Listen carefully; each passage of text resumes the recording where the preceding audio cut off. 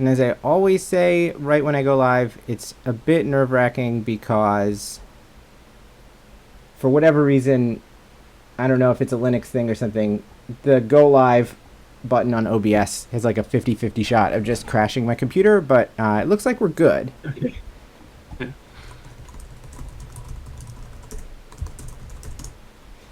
And I see Chase in chat, which means I think that we are in fact live. So good evening, everyone. I think that because we are behind live right now, my plan is just to go ahead and start watching Magic, and we will fill in some of the intros and everything as the night goes on. So if you're ready, Raoul, you can also, we might as well get this test underway before a lot of people show up. Is YouTube looking okay for you? I'm watching to see how many frames I'm dropping on Twitch. Looks completely fine to me. It's playing a Thoughtseize. Yep, so we're starting with the Thoughtseize, seeing Thoughtseize, Kroxa, Not Dead After All, and 3 lands. So this is a scam mirror. You know what land that is next to the swamp? I believe it is just a Blood Crypt. Oh, okay, right. And Kazune is going to Thoughtseize a Thoughtseize. So in these scam mirrors, to what extent, like, what axis are we playing on? Is this first Grief in play is really good? Are we trying to play a long game and grind some stuff out? Like, does it often come down to Ragavan hits or something?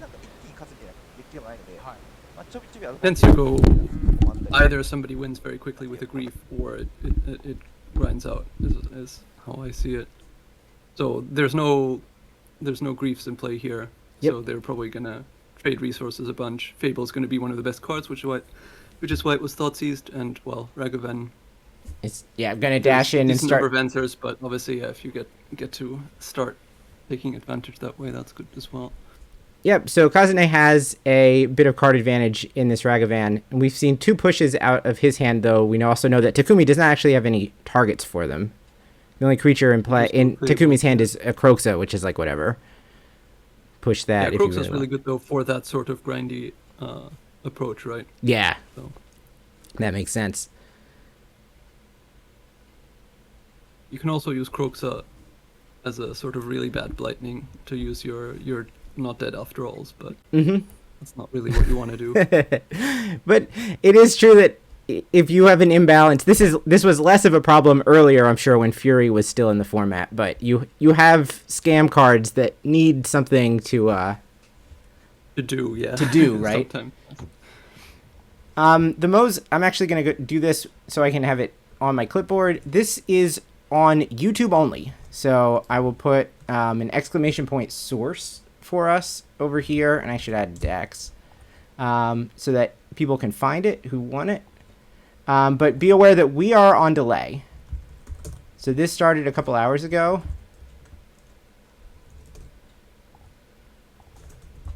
Yeah, you said earlier they're in round 11 right now. Yep. So we're starting with day 2 on round 9 here. Stealthy Voidwalker just got played. Another kind of scary source of card advantage, and one that kind of invalidates the Kroxa from Takumi's hand, right? It does, yes.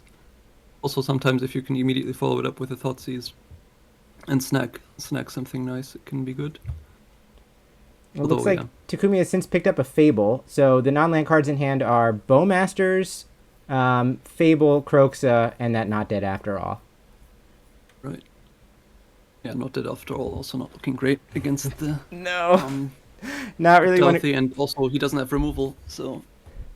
Yep, so this Voidwalker is going to get to stick around, put some counters on a lot of different cards, and threaten Takumi's life total, too. Indeed.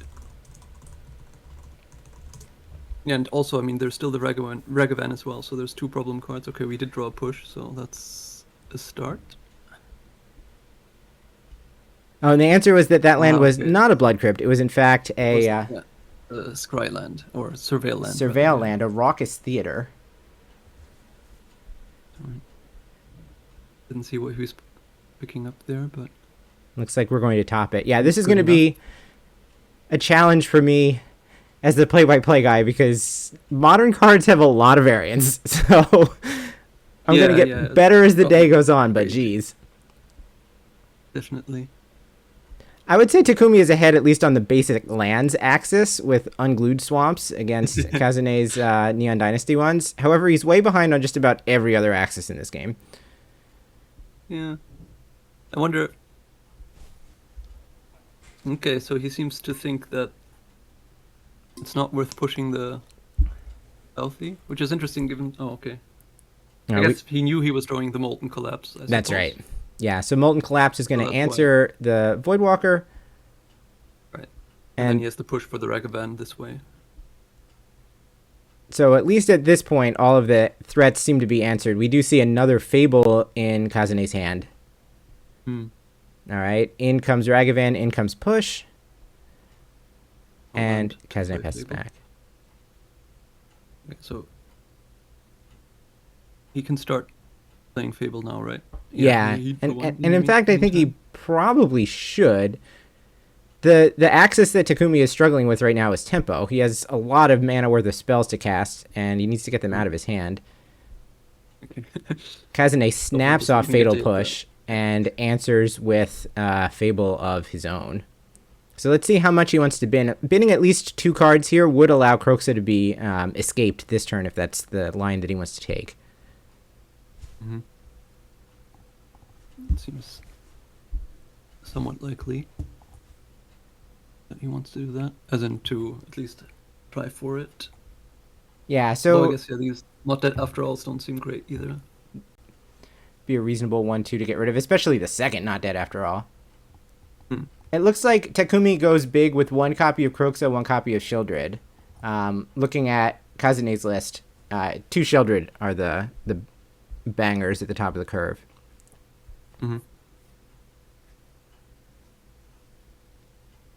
Oh, but we found a Grief, so we're going to lead on that. And we've pitched the second Not Dead After All to get it in play. So no interest in double griefing here, even though we had 2 Not Dead After Alls, but the second one is in the yard already.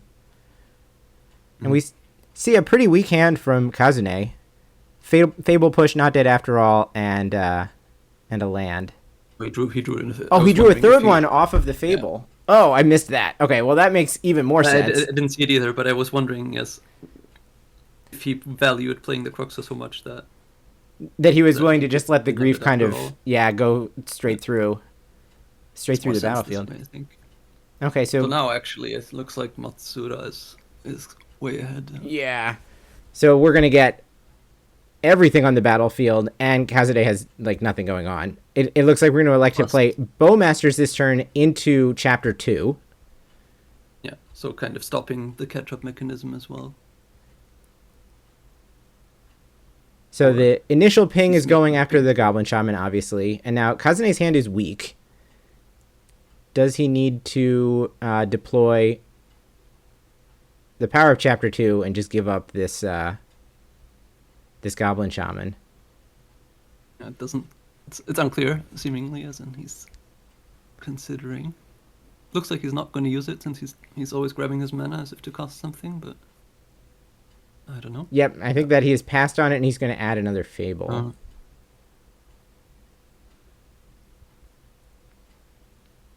I guess he can just use that one next turn if he can get rid of the Bowmaster in the meantime, or things turn even more dire. All right, now Fable flips into Reflection, and we know at the very least, a lot of cards were used up by Takumi last turn, but he will have access to Kroxa even if the hand is light. First, he doesn't have the untapped land though. Yeah. Yep. Looks like a Wicked Grief is considering getting in the red zone.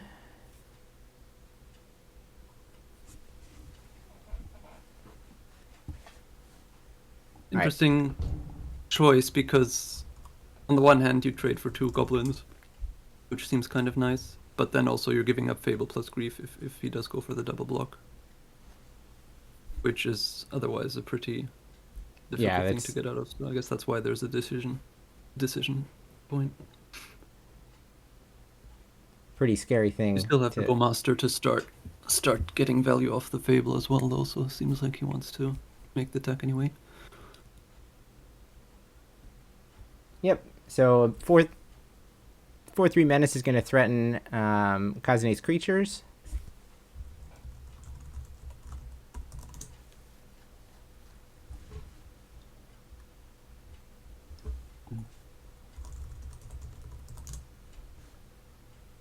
So Right. he's making the block just to prevent that happening, I suppose.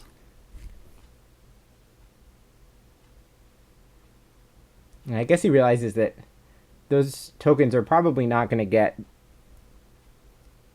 very much traction with Kroxa coming and the threat of kind of ephemeral bowmasters that can block for days. Oh, we found the Apocalypse. And that makes things more interesting, because otherwise it was not going to go much longer. But now there's at least a really big threat that Matsuura has to contend with. And I believe now Kosaka is hellbent. So it's this Shieldred against the world, but Takumi only has 5 draws to find some way to deal with it, or to get Kazune dead, potentially via this Kroxa or something.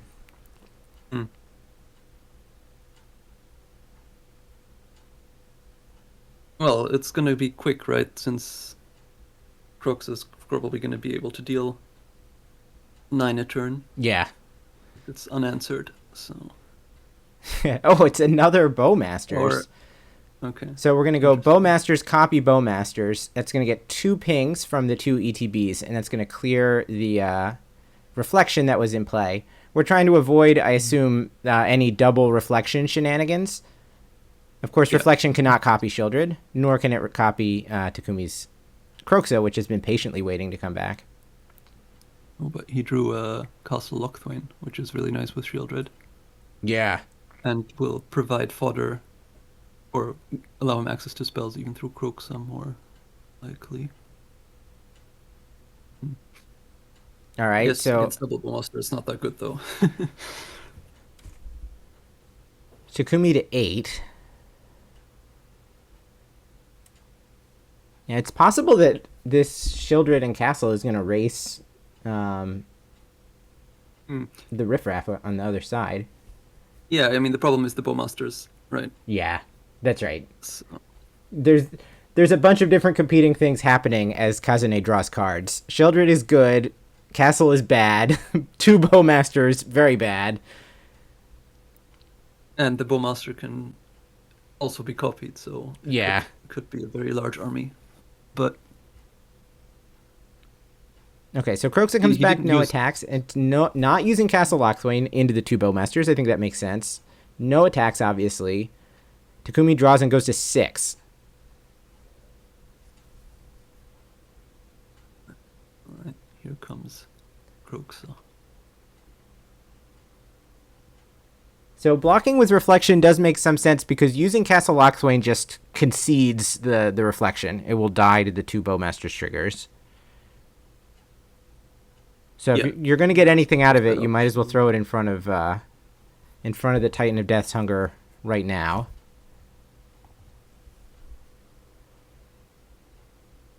It seems like it's most likely going to happen, so I guess his something that has to happen, basically.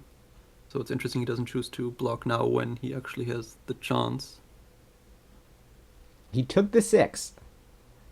Yeah. Unlike the San Francisco 49ers, Kroxa has scored 6 points. And it looked like a fatal push after... So Reflection had copied Bowmaster. That left play on end step. That was the revolt to clear Shieldred with fatal push. And the board had crumbled for Kazune. So we'll go to game 2. I think probably, like you said, you should have made the block really, because it was likely not to be available next turn, and you're going to have to make it next turn anyway to not die. I guess you could have traded your Shieldred at that point. Right, right. I don't know if it's worth it to take the extra draw step to see if you draw something nice to copy with the Fable. I don't know. Interesting. It did seem like, I mean, I'm approaching that more from a limited standpoint than a than a modern standpoint necessarily. So it's true that the decks are juicier than they would have been if we're playing sealed, but I'm always worried that if I'm going to wait until the absolute last turn to make the block, then I could easily just lose to removal. Whereas Just die that turn. Yeah, no, I agree. Yeah. I think it's an interesting spot as well, since the shield red isn't immediately lethal, but so you're drawing to something else, right? Because Matsuura was at 5, right? So he would have gone to 3. So if you draw the burn spell chump, or basically get the extra turn via the chump. Mm-hmm. I don't know how many lightning bolts are in this list / Kolaghan's commands, but it looks basically, like you're trying. Yeah, it looks like actually there are 0 burn spells main in this matchup altogether, which I find interesting. So the only direct damage would have been Bowmasters, which would have been 3-2, but obviously not 3-0. Yeah, so if you get the extra turn via jumping, and somehow there's no way that Matsuura can deal extra damage, maybe that's the best way to try and win. But I mean, in the end, it was a pretty hopeless spot anyway. All right, do you want to take a quick peek at the sideboards while these players are sideboarding? Yes. It looks like Takumi has a small pile, probably the cards that are not staying in, including all of the Ragavans.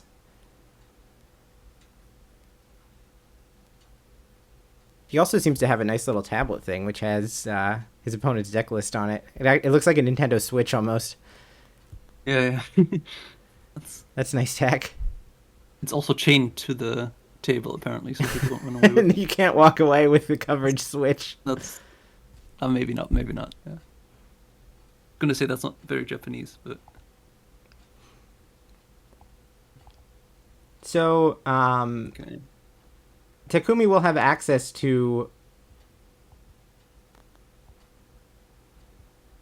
a Bone Crusher Giant, a Kolaghan's Command. I mean, the question is really what axis they think that this game is going to play out on. There are some cards in Takumi's list, like a Legion's End, which I assume is there to try to clear some Rhinos, potentially. Yeah, I think that's the main purpose, right? So that's going to have to go.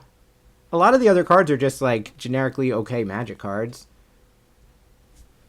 I know there's always this question of... I guess there isn't even Ley Lines of the Void in this list of Matsuura, but whether you should have that Sure. to turn off the scamming stuff and some other things, like it turns off Voidwalker. it turns off your Dalthies, so that's not fantastic. So yeah, I mean, it's not a question here since there's none in Matsuura's absolutely list. none in the one. Takumi's list. It looks like Kazune has access to 2 unlicensed hearse, and that's the only way to fight over the graveyard access.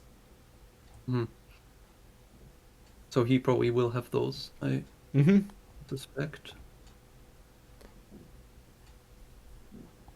Yeah, I mean, generally the point is to play more grindy cards in the matchup. Sure. Because you can't really fight the grief scam thing that much, so you kind of just have to take that on the chin if it happens. But you can set up your deck better for a longer game, and that's generally how the scam mirror, I think, is approached. So that's like you said, Bone Crusher Giant, Kolaghan's Command, these types of things which provide value while also interacting with the annoying stuff like flipped fables, Voidwalkers, Bowmasters. That's kind of the idea. All right, looks like Takumi has not kept his 7, and Kazune is okay with the 7 that he had drawn. I saw Not Dead After All. I wasn't looking closely enough at it, which you could tell that I'm not a scam pilot because I would be able to. You should be able to tell immediately. Oh, we've got turn 1 grief or we don't. Yeah, I have to admit that I have played little scam myself as well.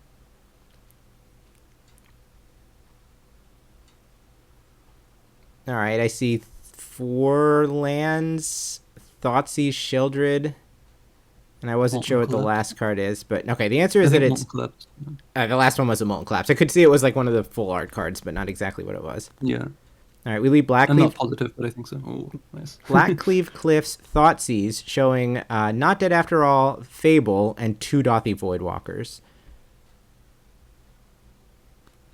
So we snap off the Fable, meaning I think the next turn is just going to be Voidwalker met by Molten Collapse. But then Takumi has nothing else. His only other spell. Oh, we're going to lead on Thoughtseize. So, correction, there's a Legion's End where I thought a land might have been. So it's Molten Collapse, Legion's End, and and Sheldred, which actually would have been insane if Yes, that's quite amusing. Yeah. if Kazune had played Dothy Voidwalker into that Legion's End, he would have lost both of them. So, wise to lead on the Thoughtseize. And we'll add tap land and pass back. Alright, so no hidden information here. Deck lists are public and now hands are public. And Legion's End still in the deck is interesting. It makes some sense, it's a removal spell. It's not that bad. It answers a lot of the same annoying cards that Yeah. Bone Crusher Giant and stuff. I mean, Bone Crusher will be in as well, but yeah, the point is that it's not a bad card per se in the matchup, so... You also have the angle if the opponent has Ragavan in play, they might be stuck with other Ragavans in their hand or something, so like you can potentially use the legend rule to your advantage, I guess.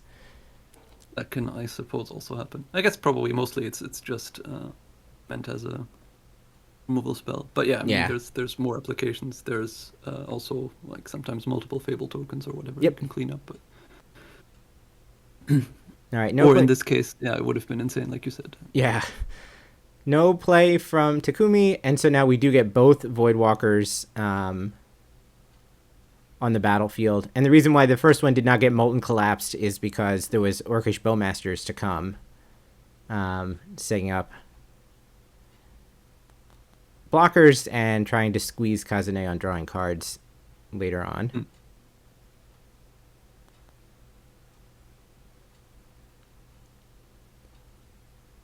Of course. Yeah, now the Sheoldred is going to try and take over the game, probably. Yep, and it's pretty naked in terms of... this is what Takumi has. On the other hand, we do know that Kazune does not really have any removal spells, or at least he didn't at the time of the Thoughtseize a couple turns ago. That's right. And it looks if he does draw removal, then he can potentially make a Sheoldred of his own by using the Douthie, though. So yeah, that could turn things around quite quickly, but... All right, with nothing better to do, Kazune fetches Raucous Theater and has surveilled into the graveyard. Both decks are playing exactly one copy. Seems to be the cool thing to do now, yes. Yeah. And in for 6. To play some amount, at least. Taking Takumi to 8. And now here's a third Dothy Voidwalker. Unfortunately, they only do 9 together, and this Sheoldred trigger is going to put Takumi to 10. There's also another... Well, there's still the Molten Collapse, no? It's the same one? Yes. All right, we're going to start by cycling Nurturing Peatland, because I guess if there is another Legion's End in the deck, it's worth looking for it. Well, if you're not doing anything else besides the Molten Collapse, for sure, then yes. It's best to do that, I suppose. Yeah. So it gains you another 2 life. Now, shadow creatures cannot block non-shadow creatures, so take 6, go to 6.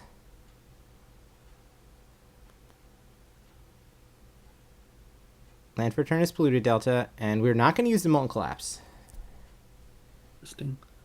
Oh, it makes sense, though, actually, because otherwise the Douthie Voidwalker goes to exile, right? So he can cast the Molten Collapse on the Sheoldred, get his own Sheoldred. That's right. Then all the Voidwalkers are gone, but then the Sheoldred is facing the Bowmaster, and that's suddenly good for you. So you actually don't want to use the removal here.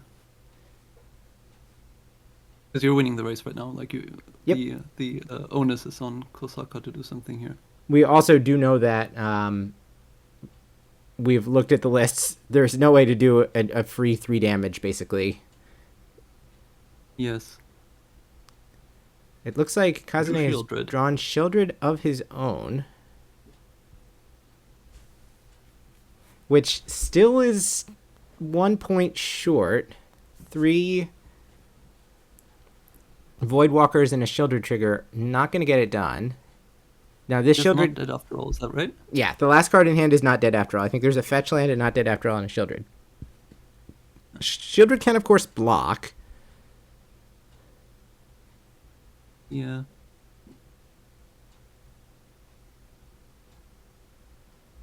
I think he was thinking if you can somehow get the last point with the not dead after all, but obviously that doesn't work since you haven't attacked them. Yeah. But, yeah, not dead after all brings the creature back tapped as well. Yeah, there's just not really any way to accomplish it. So take 9, play Shieldred, and cross your fingers. I think that is the play. Takumi cannot fetch because of how these triggers stack. oh, so there is a second Legion. Then. Oh, he drew Legion's End. That is so gross. You can just win, right? Yeah, he so kills Molten Shieldred. Collapse clears It's Shieldred, good and then enough, yeah. Shieldred clears Kazune. I guess his only concern was maybe a push off the fetch land, Yeah. which would have put his opponent to and then the Bowmaster doesn't kill. But yeah, with the Legion's End, then afterwards he would have been fine anyway. So yeah, interesting. He had both copies. Yeah, so And- he decided at least one additional one in. Yeah. Okay, thanks to the magic of Time Walk, I'm going to jump ahead. So let's go in a few seconds at a time. We do have a backup match, and the backup match involves Yuki Ichikawa, who I believe is playing some kind of Esper Reanimator deck. Yeah, I saw that he tweeted about it. Said he was going to leverage the power of Atraxa to his advantage. So Playing modern against Tron. modern all-star Philagi Archaeologist is on the battlefield, and it looks like we're playing against Tron, who has assembled a pair of Urza's Mines.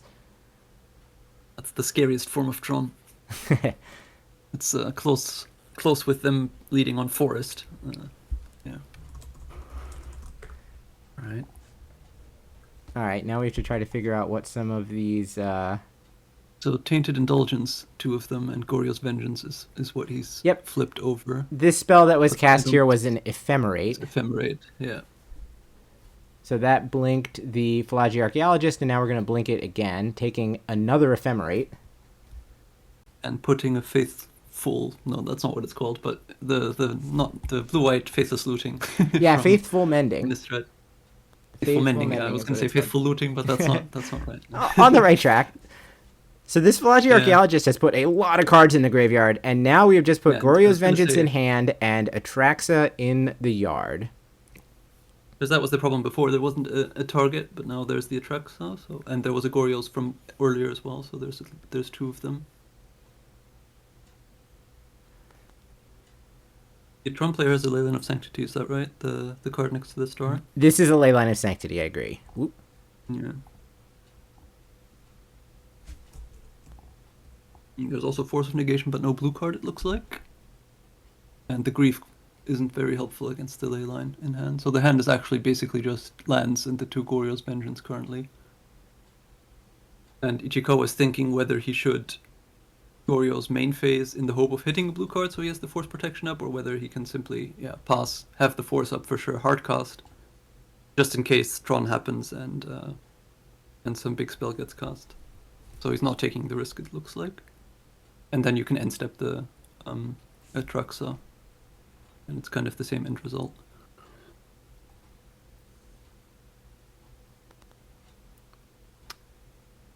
Though I'm not sure what that white card is at the very front of his hand. Is it Prismatic Ending or?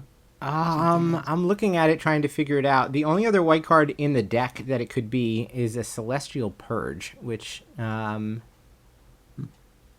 well, one other thing that we can do with this Force of Negation, I guess we have the Tainted Indulgence to fire it up, Okay. but I we didn't see that one. we could cast it. Yeah, that was- I guess. Well, this way you get to do both things. so Yeah. it's- So now let's take a look at the top 10 and separate them into piles, as you do, for different card types. So we have the option of Or Grief maybe or Atraxa. We're going to take a fetch instead of the Hallowed Fountain. The instant's going to be Force of Negation. Sorry, Faithful And the Mending. subtlety was the creature, right? Yes, and we took Subtlety as the creature. Sorry, Grief. Sorry, Atraxa. Yeah. And now the question is what between the mending and the third Gorios, is that right? Is that what he's thinking about? We took Force of Negation, I believe. So I could be wrong about that. I think the blue card was subtlety, right? I'm Oh, not sure okay. Then yes, yeah. The question is between Mending and Gorios. And it's I'm not 100% sure, but I think that was right. Yeah. Yeah. Okay. I think we only actually got Regardless. 3 cards total, but we got some good ones. Yeah. And now we get to blink the Atraxa, which is going to remove the text from Goryo's Vengeance. That's pretty sweet. That is sweet. Although it does cost you the attack, which is Unfortunate, but I mean, we do have the subtlety to back it up. It looks like I that's think also part of the getting reason 3/7/7 is decent. why Yuki is playing Touch the Spirit Realm as additional blink effects. Mhm. And it looks like this second Atraxa trigger is going to find Atraxa, Tainted Indulgence, Touch the Spirit Realm, and a land of some sort. I mean, you can't say that Yuki has not gone way up on cards here. Yeah, in fact, so much so that probably he's gonna have to ditch some of them at Yeah. the end of turn, but that's probably okay given A what good you've problem to achieved in the have. meantime. Yeah. Assume the Tainted Indulgence. I was gonna say assume it's online, but it's not even obvious it is. There was the Force of Negation from earlier, land, Tainted Indulgence, and Ephemerate, so it is online. So you can draw 2 more cards if you want. But is it actually worded in the way where you can discard if you want to? I don't believe you have a choice. Like, I think it's a, let's just make totally sure. Tainted Indulgence says draw 2 cards, then discard a card if there, then discard a card unless there are 5 or more mana values among cards in your Okay. graveyard. So the discard is either forced or completely disallowed. Right. I mean, again, at that point, probably you don't have. You're not too sad about that. But Yeah, now I do believe sometimes those it might still come up. Yeah. white cards that we were trying to figure out what they were in fact prismatic endings. I would say when you're in the position of having to pick your best 7-card hand out of a 12 to 15 card pile, you're probably doing okay. Yeah. And your Tron opponent is watching you do all these things for 5 minutes without having Tron in play. With probably no looks Tron, like, yeah, exactly. Relatively few prospects for achieving Tron. This is I do not think that And as Ichikawa, you can already that you have the next 2 Planeswalker / creature, non-creature threats covered with Force and Subtlety. So like it's plus you have backup Atraxa. I mean, you really just have everything. It looks like. Yeah. Assume Yuki- this was an Oblivion Stone. Yeah, Yuki thinks for a bit about Oblivion Stone and decides, actually, that's fine. You can have that one. I mean, by the time it could get activated, his opponent will be dead, right? Because Yeah. it's 14 plus then the Gorios kills after. Yeah, and he does still have the next 2 spells taken care of. It would have to be 2 creatures in a row that matter out of 3 colorless lands. Yep. Doesn't seem particularly And likely. we Yeah, it we also would have be these ending. prismatic endings, which are not doing anything, so...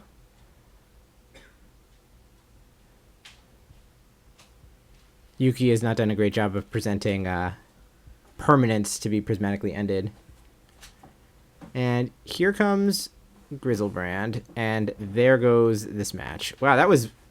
I mean, in fairness, Yuki was goldfishing, but he was doing some powerful stuff. Definitely. I mean, that deck is very sweet, especially once it starts going. Was his opponent's name it said Yuki Yamamoto? Yeah. It was a Yuki Presumably mirror. It was just the wrong way around, right? Yes. Yeah. Okay, this match is over, so again, we're going to fast forward. We'll go a few seconds at a time, and then when we discover that All right, we have a winner's interview, which I believe should mean that, yeah, they're cracking packs for fun. That was the end of round 9. So we're going to get ready for round number 10.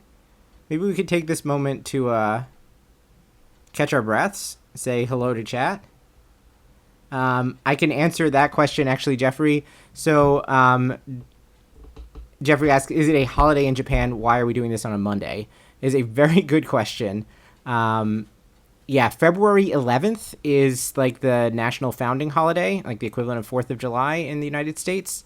And because February 11th was a Sunday, it is observed on Monday. So this is a holiday for Japan. I don't know what happens with the players who are here from Korea, but that's actually a good point. Yeah, they just have to suck it up. Yeah. Yeah, I guess. All right, so in this moment between rounds here, let me go ahead and fill in the players to watch. Our undefeated player overnight was Atsushi Nakashima, who was playing Rhinos, like kind of as old version Rhinos, and they lost. So there's no undefeated player left now after round 9.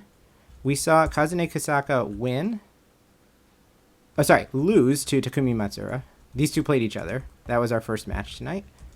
So like this. Let's find Riki. He won. Friend of the stream. Well, not stream favorite, let's say. Riki Kamo. Usually playing Stompy or Gruul decks, so not surprised that he's also rocking the Rhinos. Now 8-1. Kind of a ringer, honestly, in these regional championships. I have to keep track of Ray Sato because Andrew Elenbogen might show up, and he does really enjoy watching Ray play. He won as well to go 7-2.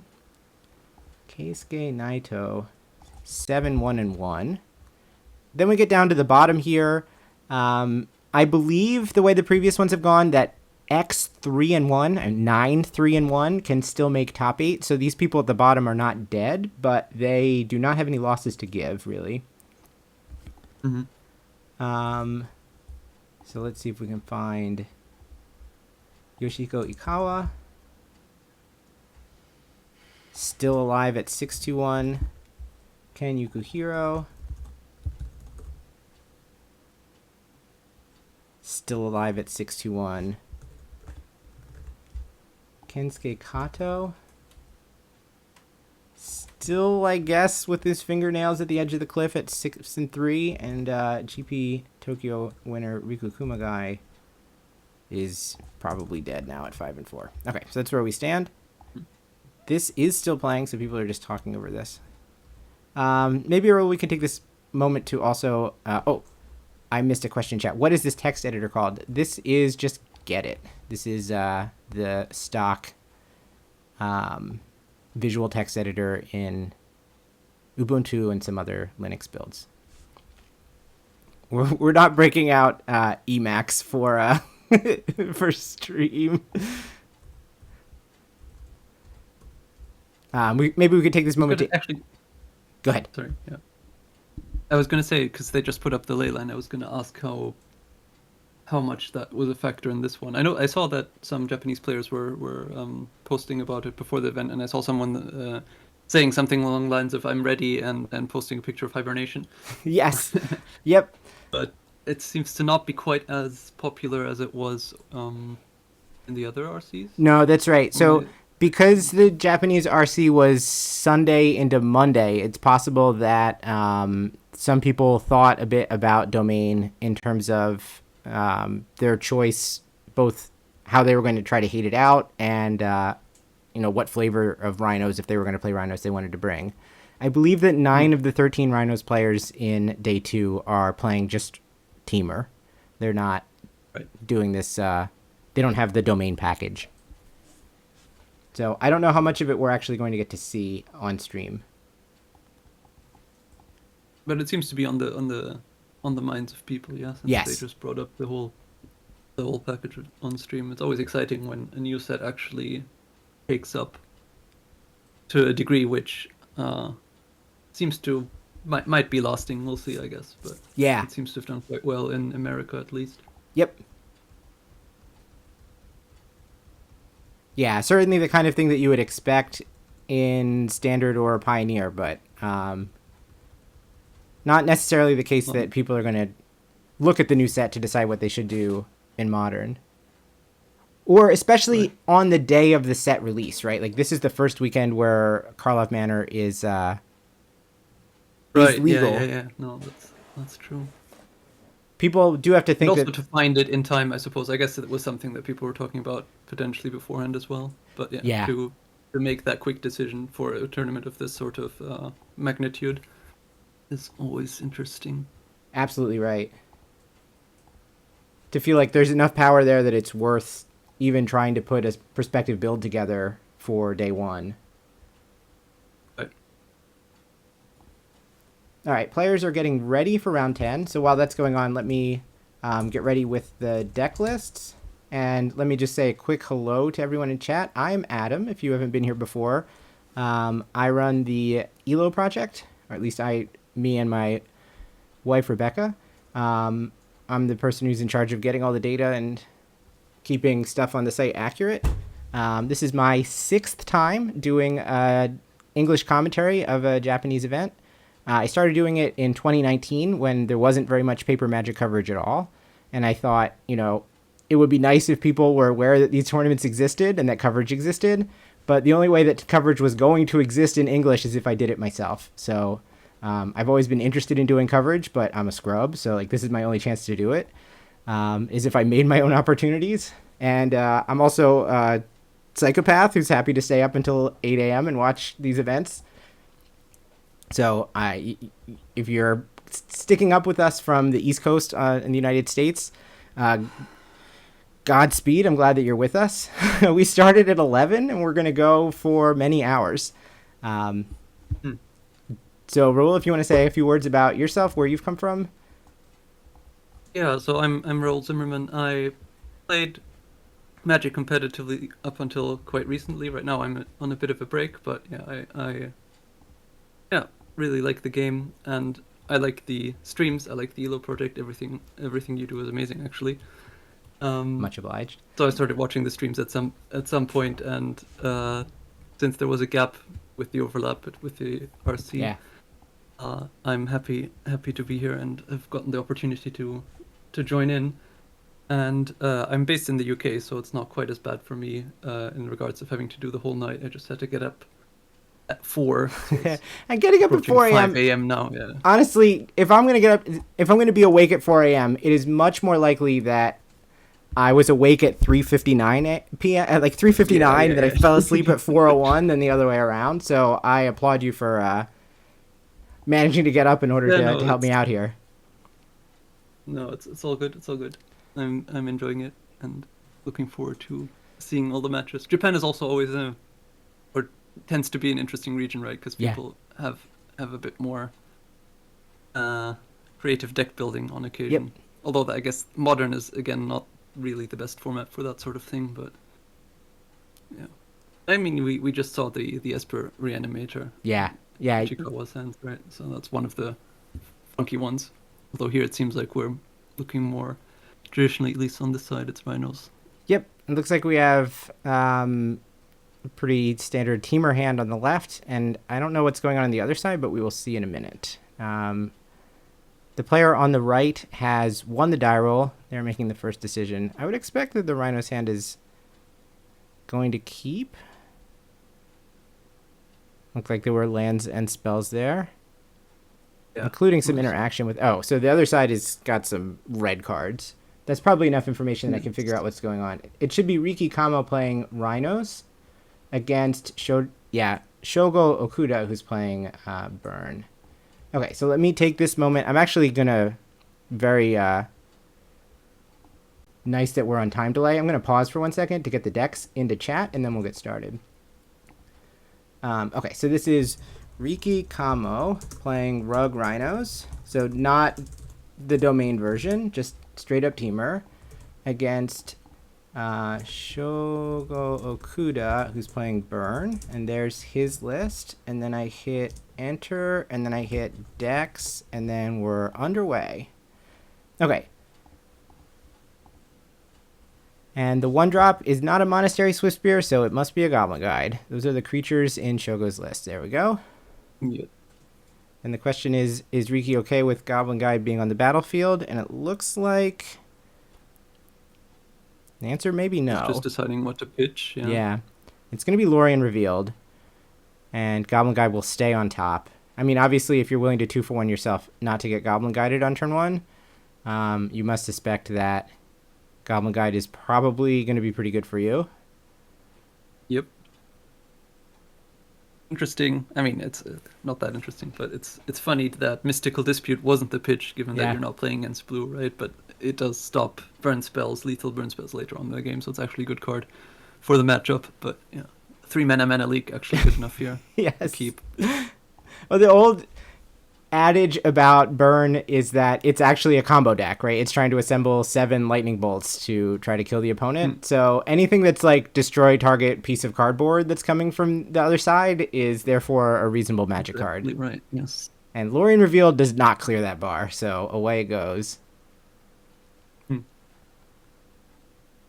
guess it would have been a more interesting decision if you only have 2 lands, right? Yeah. And then probably do pitch the mystical, but since he had the lands already. I think there was a Shardless Agent as well, right? So there is the setup simply to make the Rhinos. Yeah, and obviously the Rhinos are going to clear most of the repeating sources of damage from Shogo's deck. Like, we see a Swift Spear in hand. Like, that's not getting past a Rhino. I mean, I could trade for a Rhino and a spell, I guess, but... yeah, no. All right. We flip Fire Ice to Goblin Guide and take 3. That is not one that Riki is interested in, so we're going to fetch it away. Riki's playing with some very nice sleeves. And it looks like the land that we're getting is land, yeah. Thundering Falls. Yeah. So we'll surveil one on the other side of this. I could not tell you exactly which card it is just from looking at the sleeves, but that is definitely Rebecca Gay art. I am very jealous of the people who are at Yokohama because Rebecca is doing a signing there. I did see that as well, yeah. I also don't recognize the art, though. The Fire Ice was interesting in the sense that it might be a card he would have wanted, but probably he just had to fetch. Yeah. That turn. Well, Right. It looks like actually maybe I was wrong and he didn't have 3 lands already, so that's why there was the decision. Unless, now he was shuffling through his hand quite quickly. I only saw Boseiju as the next land, but maybe... I think there were only the 2 in the opener, though it looks like we have drawn a third one. Mutavault. In the form of Mutavault. Right.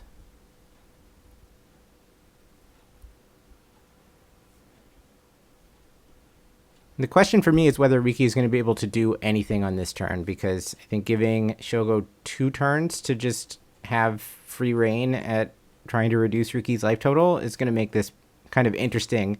Even if Rhinos come down and gum up the board, Riki might be in the tractor beam, so to speak. Yes.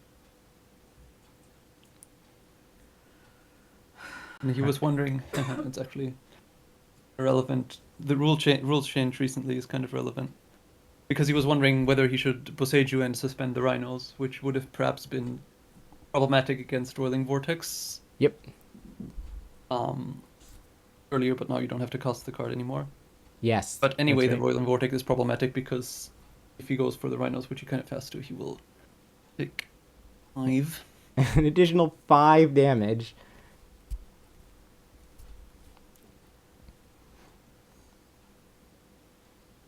So he'll basically start the game in a meaningful way at 7. Yes, that's right. Which is not fantastic for him.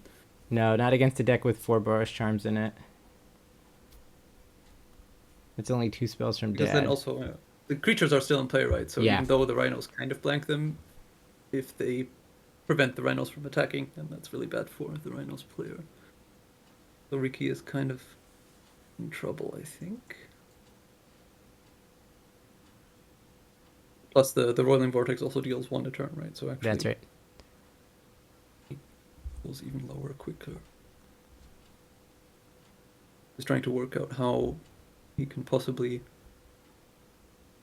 get through this. I'm not so I guess he can Boseiju away the thing, but he doesn't have the green source. Yep. He drew a tapped green land, I think, the other surveil land from the new set. A hedge mage, If I saw correctly. So he's perhaps.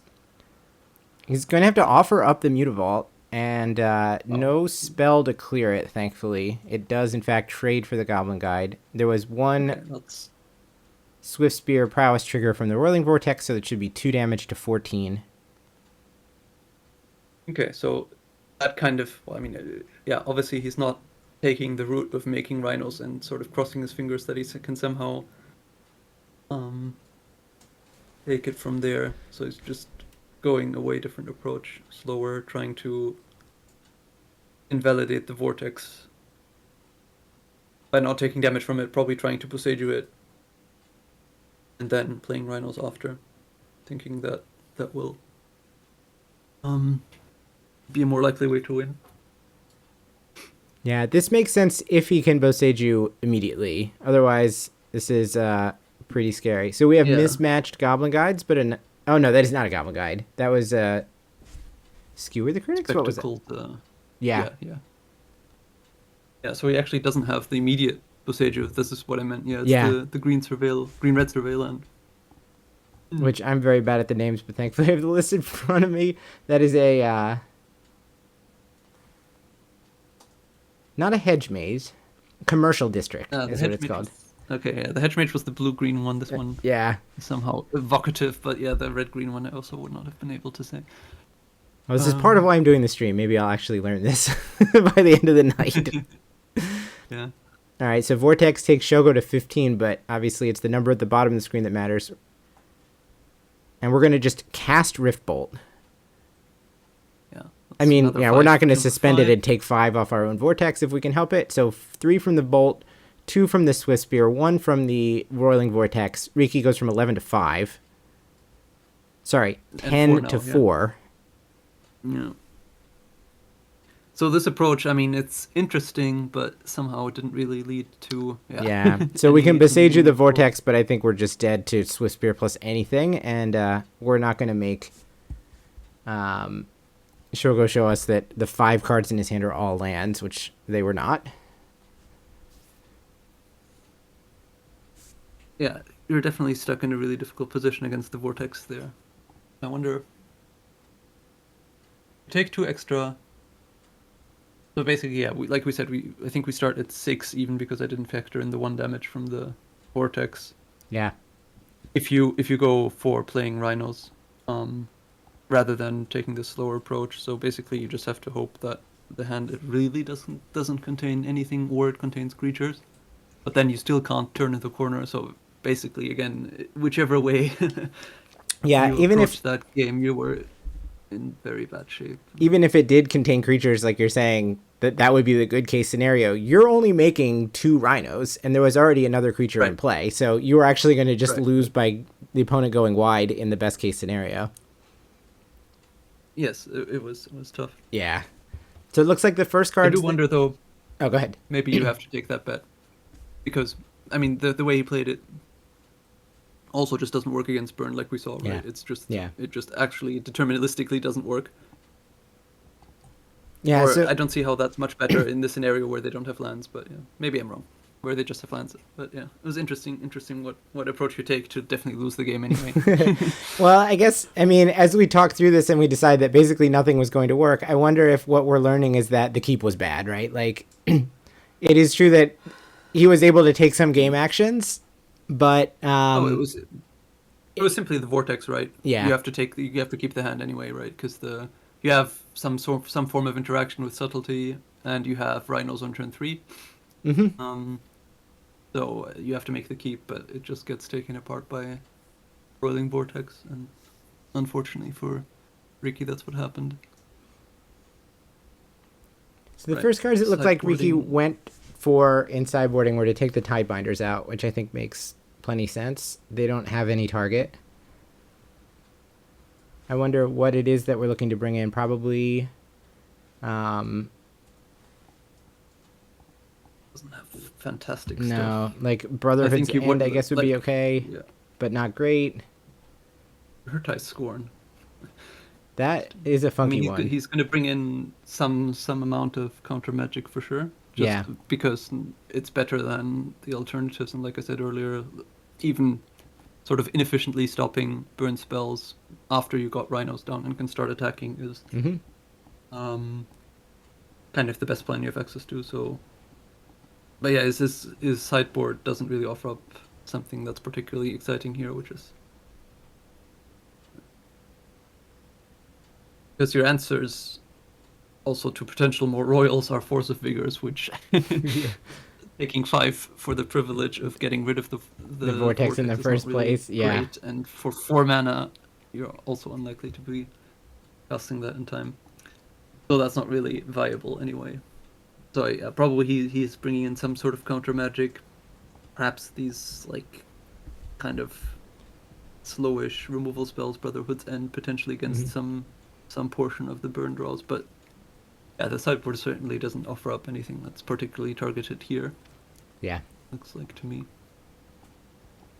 There's the burn guy. Do you think that the burn player has any interest in like Chalice? I don't know to what extent you're trying to just stop the free spells, and you assume that without them, the Rhinos player isn't going to have a fast enough clock. I would certainly expect Chalice, yes. And the extra Vortex. Yeah. So it goes up to 4 Vortex, 2 Chalice. The problem is, like you said, the Rhinos deck, like the main plan already is kind of dicey, like we saw in game 1. Yep. It can definitely just sure. Like one Vortex can completely win the game, and even without, sometimes it's hard to start winning the game depending on how much damage burn gets to do before the Rhinos come down. And now the burn player has even more ways of stopping Rhinos from happening in the first place, and then there's really not a very good plan, because the way Rhinos normally wins in those types of scenarios where people stop your Rhinos is by slowly playing these evoke elementals as a sort of weird stompy deck, tempo control deck. Yeah. But that's not going to work against somebody who keeps chucking lightning bolts at your face, right? Yeah. So it's actually kind of not the most pleasant matchup for Rhinos. On the play, it's going to be much better, and also Riki does have 2 Murktide regions, which that is a good card for the matchup, because it just kills extremely quickly.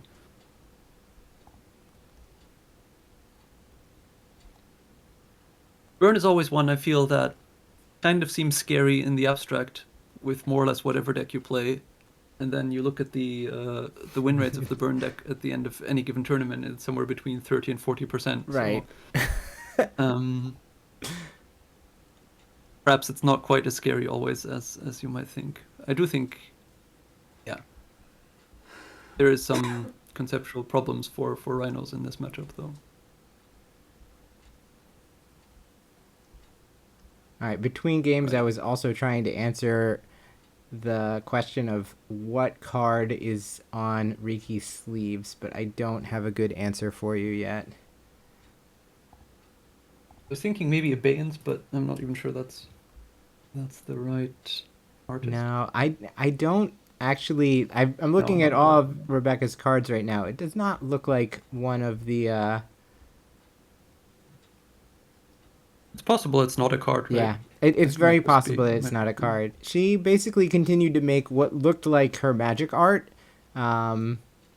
after Wizards stopped employing her as an artist. So it could be a number of more recent pieces, but I don't see anything that looks like it matches it. Anyway, back to the game where we start with the turn 1 Suspended Rift Bolt against fetching a... Thundering Falls. Thundering Falls, yeah. We're learning. I almost said Thornwood Falls, so I'm almost there. I'm not 100% there yet. Thornwood Falls would be better. It gains you life. I know. I bet he would fetch Thornwood Falls if he could, and we're going to bin Violent Outburst since we do have Shardless Agent in hand. I caught a small glimpse of Riki's hand. He did have Force of Negation, which is another amazing card for the matchup. Yep, it looks like Force of Negation, Fire Ice, Rhinos, like Crashing Footfalls itself, and then there was one other card I didn't see besides the Shardless Agent. But he does have land 2 and land 3 lined up. No, this is much better. As in, like, it wasn't even a creature from burn, so Yeah. this is the type of game where Rhinos is probably just going to run away with it, since the Rhinos are likely to come down before anything meaningful can stop them, especially since we have the force to stop Roiling Vortex and or Chalice. I suppose if he has both. But seems unlikely. And this way you stop the vortex from coming down anyway. So we're going to ice Upkeep in order to turn off 2-drop from Shogo here on turn 2. Bolt connects, taking Riki to 15.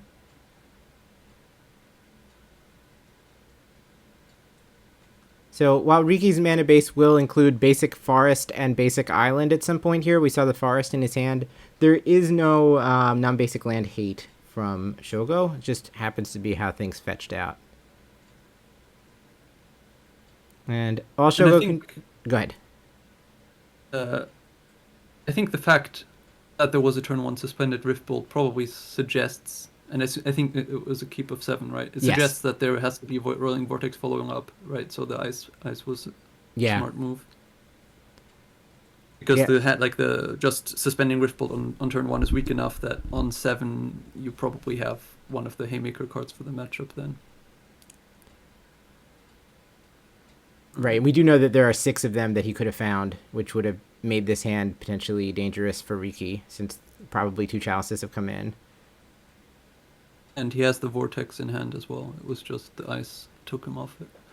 And so that gave time for Shardless Agent to come in. Riftbolt number 2 takes Riki to 12, and now Shogo's staring down 9 power. Yeah, and this is sort of the volatility of the matchup, right? Because now it seems almost hopeless for burn on the contrary. That's right.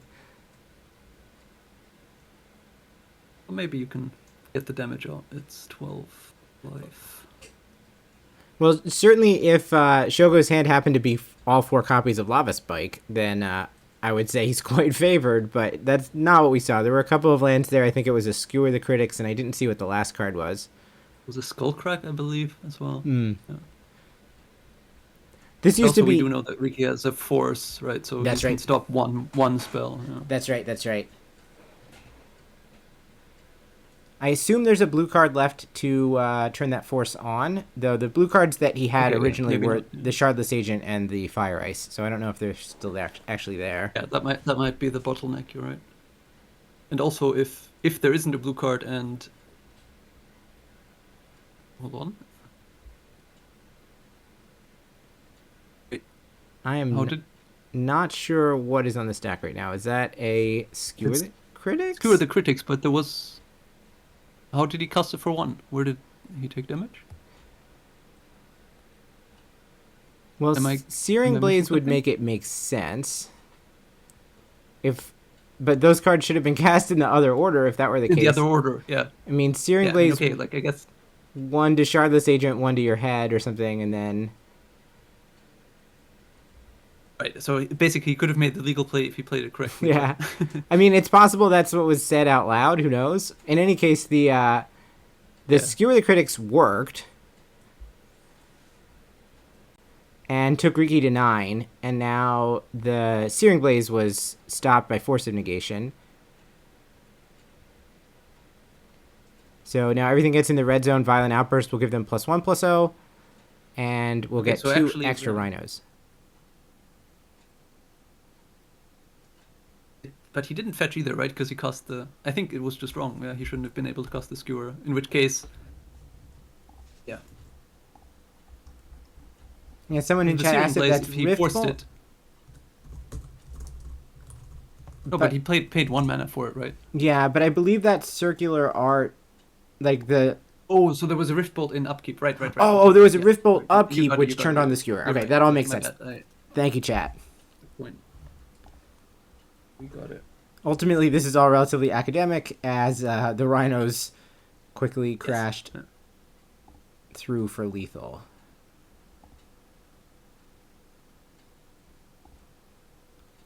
Okay, so now the hard game. We've played the game where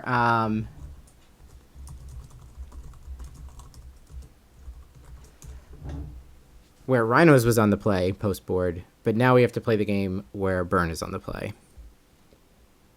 Yeah, this is the real test for Rhinos, if they can break serve.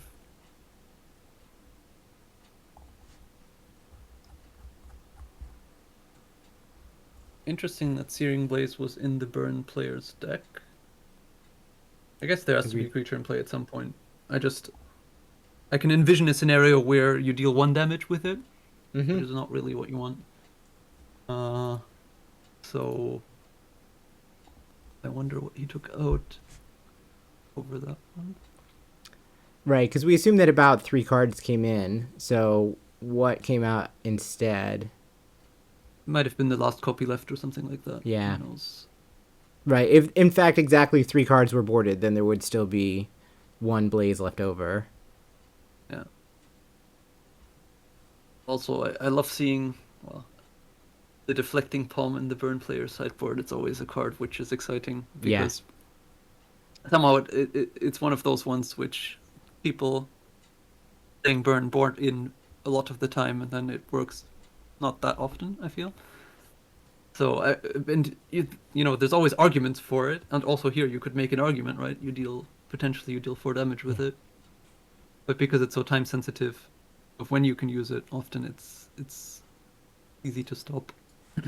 I have no idea why coverage has decided to put the card Doomsday on the on the screen, but that is for whatever reason what we are looking at. Yeah, because they think Riki's final round of the tournament might have struck. I don't know what his record is actually. Was it X1? Then Riki, let's find out before we keep going. So let me switch over to this. Riki is actually 8-1, so he has at least one loss to give here over the last 3 rounds of Swiss. It is also a thing that people, I think, put a lot of stock into when they're like looking over someone's deck list. Like, okay, I have to be aware of this deflecting palm or whatever. Though, yes. Shogo does have 2, so it seems like he's like committed to deflecting palm. Certainly, it does have its moments. It's not like it's completely useless, but it is one of the ones which can spook people. Backfire, yeah, as well. All right, both players have counted to 60. And hopefully we'll get game 3 momentarily.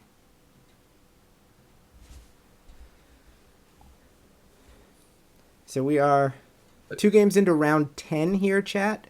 There are 4 total rounds of Swiss today, rounds 9, 10, 11, and 12. We are working our way back up to live. We are currently behind live at the moment since we started after the Super Bowl.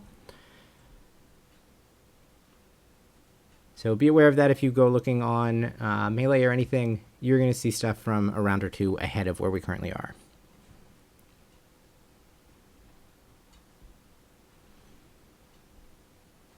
But I think we're probably catching up quite quick, right? Yeah, we're probably making up 20 to 30 minutes every round. And there's going to be a nice break after round 12. So we might actually wind up seeing the top 8 more or less live before we're done. Also, at some point, I hear that we may also have Andrew Elenbogen joining the stream. We'll see if he's equally degenerate that he decides to do that. I saw at least 4 lands in that Burn player's hand, and I'm seeing at least 3 Force of Negations on the other side. These look like kind of sketchy openers. Yeah. The Burn player is keeping. That is interesting to me. One. Riki is not.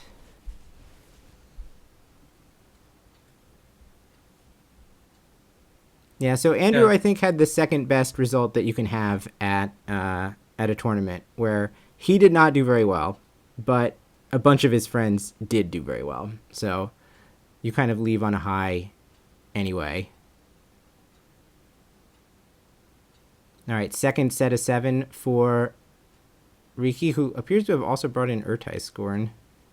Just anything Yeah, that does anything. Exactly, anything that stops damage. Vertise Scorn is not bad here, right? Because there's often double spells going on. Yeah. So it can often just be a 1-mana counter spell, right? I was wondering about whether there are canopy lands in the burn player's hand as well, but we haven't seen his hand since. Because it does seem kind of strange to be keeping a hand without any of them. Yep. There was one land I couldn't identify that might be a Sunbay Canyon, so we'll see that in a minute. The first play is Swift Spear. Yeah, it also seems kind of tough to construct a burn hand which doesn't have any of the canopy lands, though. So it's probably true. there is one. Yeah. Oh, okay. So there was Chalice. Gotcha. So it's going to be Monastery, Swift Spear, Chalice on 0, Prowess, attack for 2. I do like how Shogo uses the dice to indicate prowess triggers.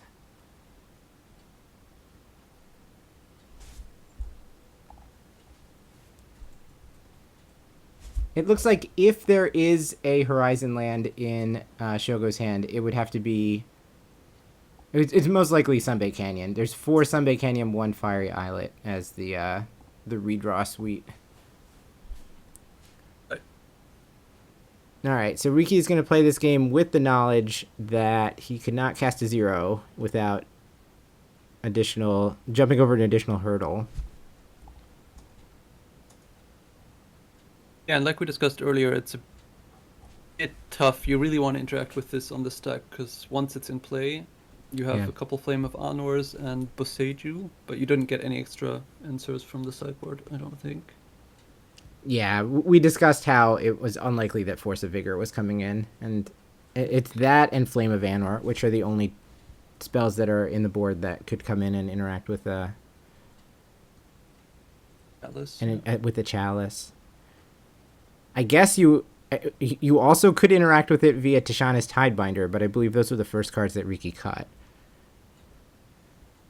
That's true, yes. It's kind of wild. Tidebinder has some very weird uses.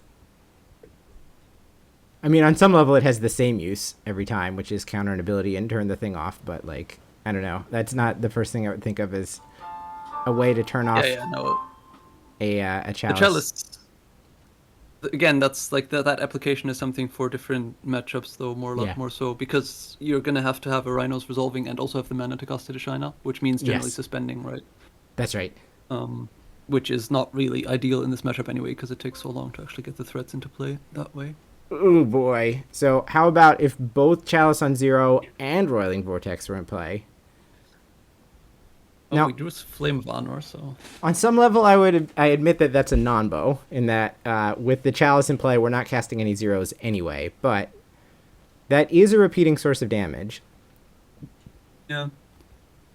Riki does have the Murktide in hand, so his plan's going to somehow have to be making that one large enough to win the game on its own. Though he seems to be short of spells to actually make that a threat that can clock quickly. Alright, looks like the hand is Lava Spike, 2 lands, and 1 other spell, which I think is a Skewer. Critics. So probably both burn spells are just going to get fired off here. Lava Spike taking Riki to 11, and now we'll fire off Skewer with Spectacle to try to take Riki to 8. Because this is the second spell this turn, this will actually turn on the Urtai Scorn that I think is in Riki's hand. That's right. So he can fetch Basic Island and only take 1 from this Skewer instead of taking 3.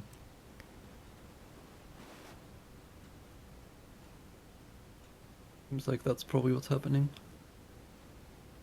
I like how dynamically Shogo indicates the target of his burn spells. 3 to you. Emphatic, like, Pachoo! Yes. That's how you have to do it, I think. I mean, okay, this sort of plays into Riki's hands in the sense it gives him an opportunity to put another spell into the graveyard now. Yeah. So he could theoretically, with another land, play a Murktide on the following turn, which would only be a 5/5 in your quotes, but probably the best you can hope for to win. All right, here's Urtai Scorn countering the Skewer the Critics. I mean, that a 5/5 may be fast enough here. Shogo does not have anything else going on at the moment. He has no other non-land cards in hand. So, Oh, and Mutavault actually helps with the damage as well. yeah.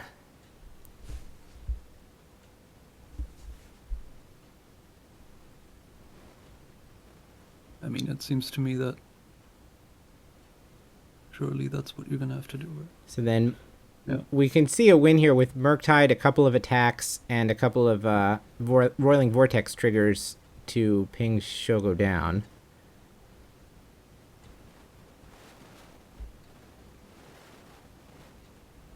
And Riki is very invested in making sure we catch those. Yes. The difference between being over 15 and under 15 is going to be pretty big here with a 5/5 in play.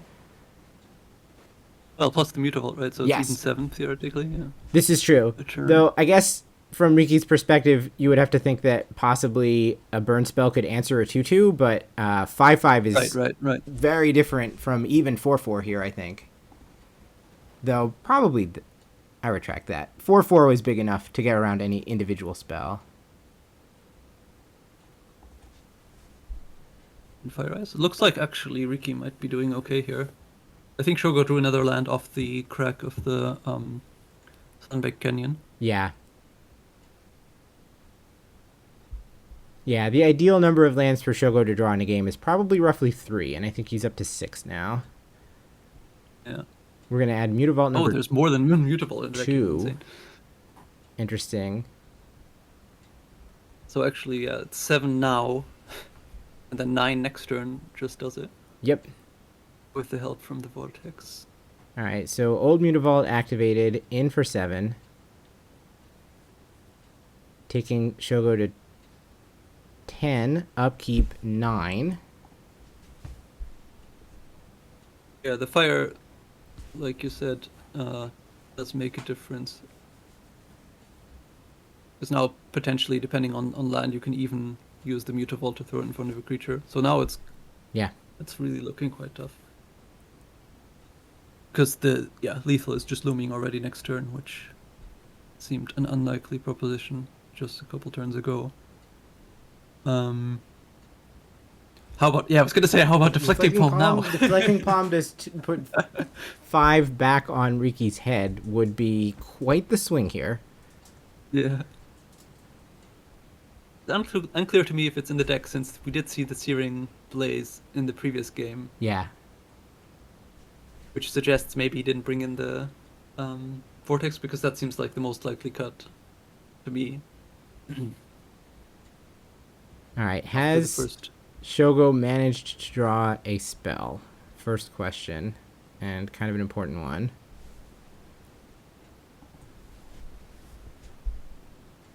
They seem to be having some sort of issue here. I don't know if they're confirming how much damage was actually taken or something. I'm not sure. Yeah, maybe the life totals don't match. I think 9 to 8 is correct. Or he's considering using ice. I'm not exactly sure what the current state is here. But it looks like they're counting some stuff up, so presumably they're confirming life totals.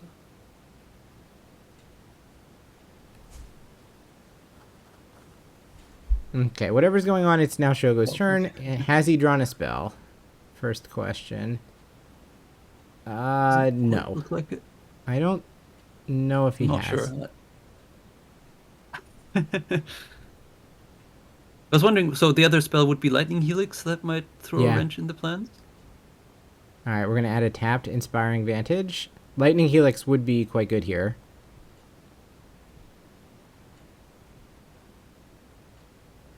Alright, end step, we're going to just fire you for 2.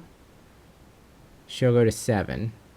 Yeah, I guess it might have been a decision about fire versus ice. Yeah, maybe. I don't know. I mean... Activate both Mutavaults and attack.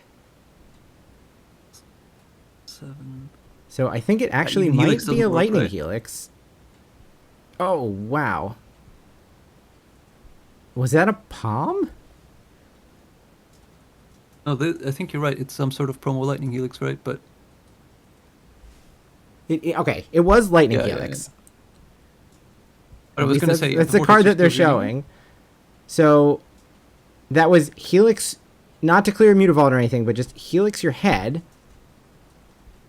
Yeah, but the problem is that you lose to your. Then you lose to your own right? 'Cause vortex, right? So You go to 10. Yeah, you had to actually shoot the Mutavault, but then you've not really gained any. Right. Then at ground. that point, Riki is still at 6 life and he's out of range of a single spell. Right. Yeah, Helix you almost worked. If the upkeep and the draw were in the other order, then we might have been onto something there. I suppose if he did have Deflecting Palm in his deck, he needed to actually kill the Mutavault because then you do survive, right? Yes. Yeah. And then the Deflecting Palm actually kills because it's one. He was at 7, so he goes. Yeah, Riki goes to 6, off the upkeep trigger. You Deflecting Palm the Murktide to face, put Riki to 1, and the Mutavault doesn't kill you. The remaining Mutavault doesn't kill you. So, again, the way the Burn player played suggests that the Deflecting Palm simply wasn't in the deck. Yeah. All right, we're going to pick up a so backup match exciting. here. And I don't know what's going on yet, but I do know that there are Rhinos suspended. So 4 turns from now, there will be some 4/4s. It looks like all that's left on the player on the top is an Otawara, possibly a Mutavault, some other land. I think it's Gemstone Caverns. Gemstone Caverns and Violent Outburst. Oh, And the Main bottom, Zone. we have Wild Nicodle in play, which suggests that this is Ray Sato who's playing Domain Zoo. Yeah, it is Okay. in fact Ray. Yeah. Imagine playing a 1-mana 1/1 on turn 1. That sounds pretty poor. Fetching, Oh, doesn't even want to kill the 1/1. Come on. fetching Breeding Pool suggests that maybe there's some kind of like Savai Triome to go with it or something. I don't know. We'll see in a second. Yeah, I mean the mana, if you don't have a ley line, is kind of awkward in the deck. Yeah. But yeah, you can generally turn on this Nicotl somehow. But yeah, the fact that we had to fetch But you have to always get some interesting combination of lands. Yeah. But he didn't even fetch. Yeah. Like. a forest plus something that didn't include Naya is kind of funny. And it looked like Ray was going to pick up the Nicodle when the Fire Ice was shown. Right. The ultimate disrespect. No, I don't care about that. I want to tap down your Breeding Pool. I'm actually kind of intrigued as to why you wouldn't fetch to deal the extra 2 damage. Yeah. I guess it means that you're committing to the decision what land you're getting at a point where you have less information than you might like. So it's But if- possible, yeah, that Ray could have had some way to interact if, like, the play here was Violent Outburst or something. I don't even know what that might look like. I mean, he's playing a zoo deck. But now that... I mean, there's definitely going to be a reason. I'm just struggling to work out what Let's it see is. if we can find Ray's list in order to try to have some idea. But after the first game action from Takahiro was Island Cycle Lorraine revealed, then I guess he felt like it was safe to go get, in fact, the Savai Triumph to complete Domain. I guess if there's some sort of... There might be something like Stubborn Denial in the deck list. Stubborn Denial is in the list. So he could have fetched that was untapped. probably the reason. Yeah, he could have fetched untapped blue mana in order to Stubborn Denial a 3-mana non-creature spell.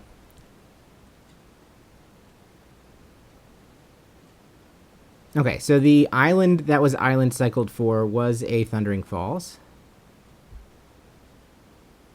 Nicodle is now a 3/3. I might count that's the most played land so far, right? Yes, yeah, we've seen so a many Thundering Falls already. Yeah. Oh, I think in every match we've seen at least one Thundering Falls for sure.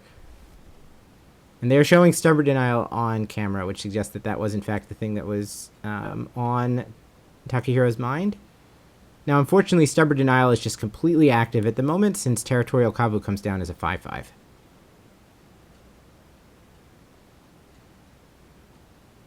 If you wondered whether or not Takahiro is on the play, now we know it, as Gemstone Caverns was not lucky this game.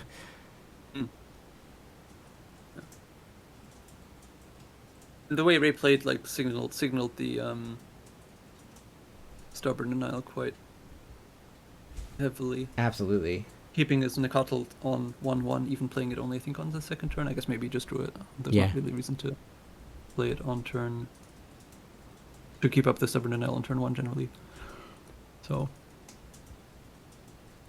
But Nice. now also the ice on the blue land makes a lot of sense, right? Rather than Yep. killing the Nekatl, he was trying to take Ray off, potentially take Ray off. Mm-hmm.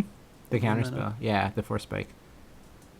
And entice him perhaps to fetch a red-white land to deal the 3 extra, to deal the 2 extra damage off the Nekatl, but Ray didn't fall for that. There was a lot of subtle posturing there in the first couple of turns. Yeah. Kind of a legacy game breaking out in this modern tournament. Yes. Meanwhile, Ray does have Rhinos, I 8 hear power. you can actually play in Legacy as well. Yeah.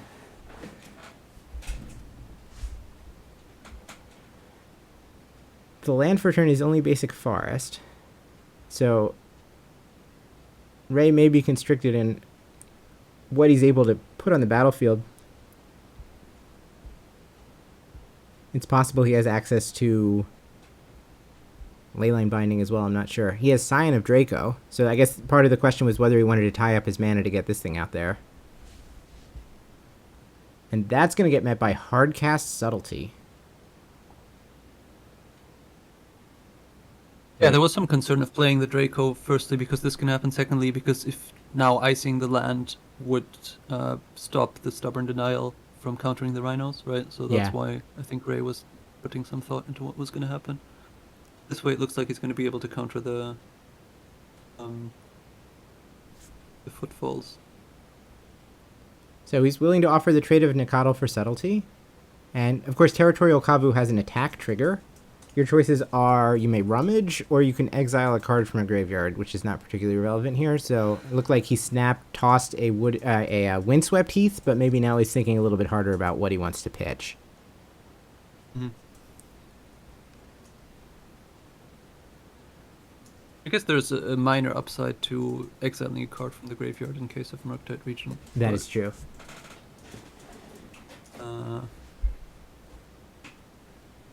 Again, not sure how many this Rhinos list has. Generally 1 or 2. So. Let's see if I can find Takahiro He pitched Fujimoto. Ragavan instead in the end, I think. If I see that correct. Yeah, that's correct. It looks like Takahiro's list has 2 Murktide Regents in it. Okay. The attack trigger... At this point, you. Oh, go ahead. Sorry, yeah. At this point, you wouldn't be stopping the Murktide from coming down. You would just shrink it. That's the only upside, right? Yeah. Okay, so here is the Stubborn Denial that we thought was coming. Worth noting, incidentally, that the attack trigger on Territorial Kavu is somewhat awkward in the face of the 4 Tishana's Tidebinders that are in Takahiro's deck. Since if you counter that ability, you just completely wipe it off the face of existence. That is definitely awkward.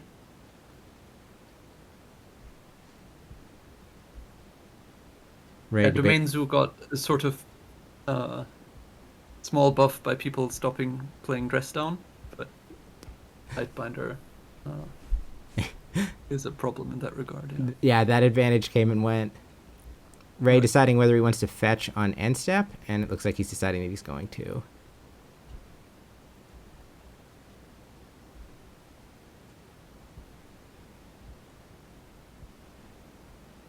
He's going to find tapped Sacred Foundry.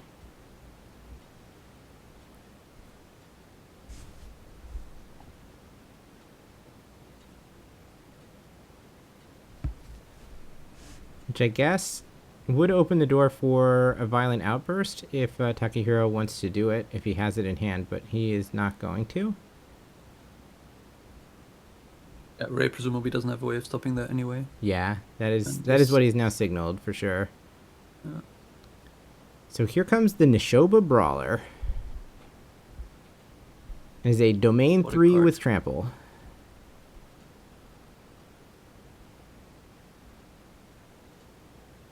And the So what response was the outburst? to that is Violent Outburst. So interesting that he's choosing to do this now after Ray is untapped rather than on his own end step. Yeah, I don't know if Ray was sort of signaling that he didn't quite agree with that play by tapping the blue mana and then untapping. I don't know. Look, I could have had. I don't know if that's what happened there. Probably not, but. looked a bit like it. All right, we have found Crashing Footfalls, and that is Oh, no, met yeah, okay, so he does have it, yeah. by and now look at also what Ray is doing. He's going through the list of cards that was just cascaded and picking out the Tishanda's Tidebinders to try to figure out how many are winding up on the bottom of the library, and the answer appears to be 2. Mm-hmm. Yeah, so actually the reason was that the footfalls hadn't actually been on the stack yet, right? So we had to wait for that to happen until he could step in. But it seems like you're right, really.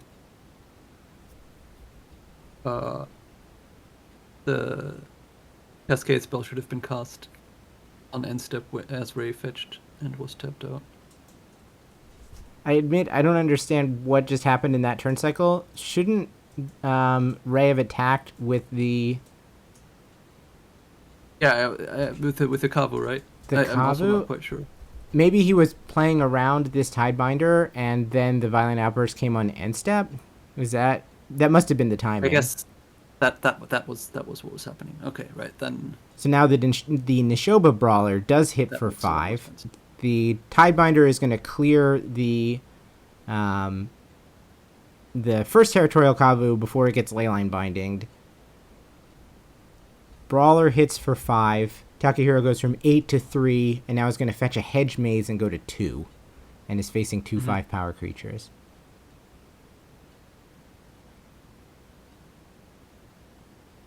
Alright, so we're going to Surveil,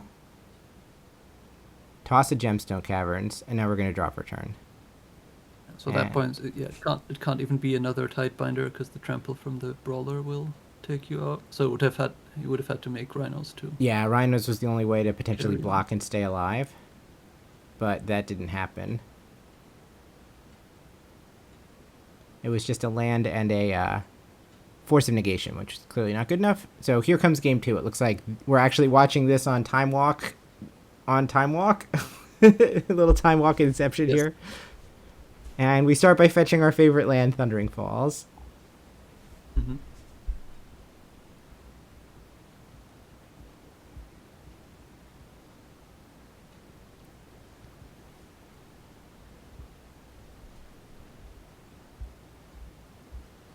No ley lines from Sato on either game so far, so that's no right. Exciting new stuff happening, because I was gonna say that's something that Zoo gained a lot in this matchup here. Yeah. Like maybe it wasn't that bad a matchup already, but Leyline plus Draco is basically impossible for Rhinos to beat, I think. Because the lifelink on any creature, well, and hexproof lifelink means you can't really ever hope to raise. Yeah, and then also just having a 4/4 first strike or bigger means that the Rhinos are just never getting through. It's quite problematic. Should be also a huge advantage that the domain Rhinos lists have in the mirror. Mm-hmm. If you get to pull that off, I guess. All right, so Ragavan has connected and found just an Otawara, and Ray has to develop with a Shock Temple Garden. So he only has 3 towards domain at the moment. And it looks like a Flame of Anwar is binned off of Hedge Maze. And Takahiro passes with no third land. It's bad news for the Rhinos player. Chalk that one up to Ragavan for exiling the Otawara, I guess. Yes, the hidden power of Ragavan. Yes. Mana screwing your opponent. There's a swamp and just a swamp. So no island. That was a Savai Triumph. So it's going to be 4 + 2 is 6, taking Takahiro to 10. And there goes another land, naturally. We'll add a 3/3 Nakatl and pass.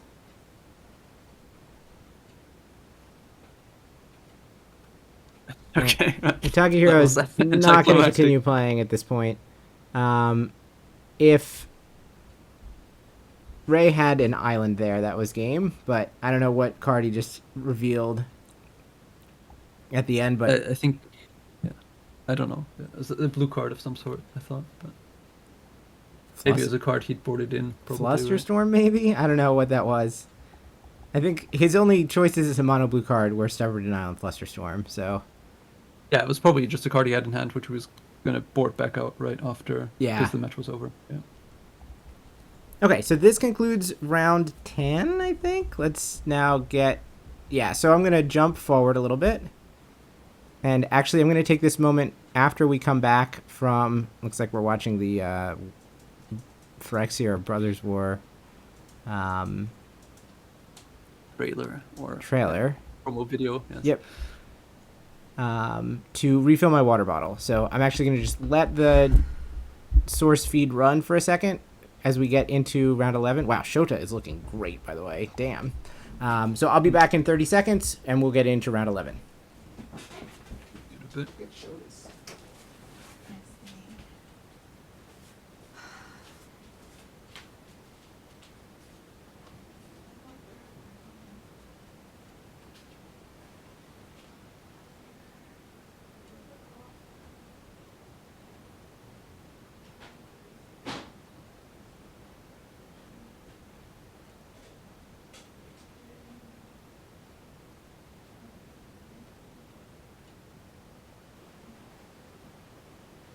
Looks like we're gonna get to see Rei Sato again.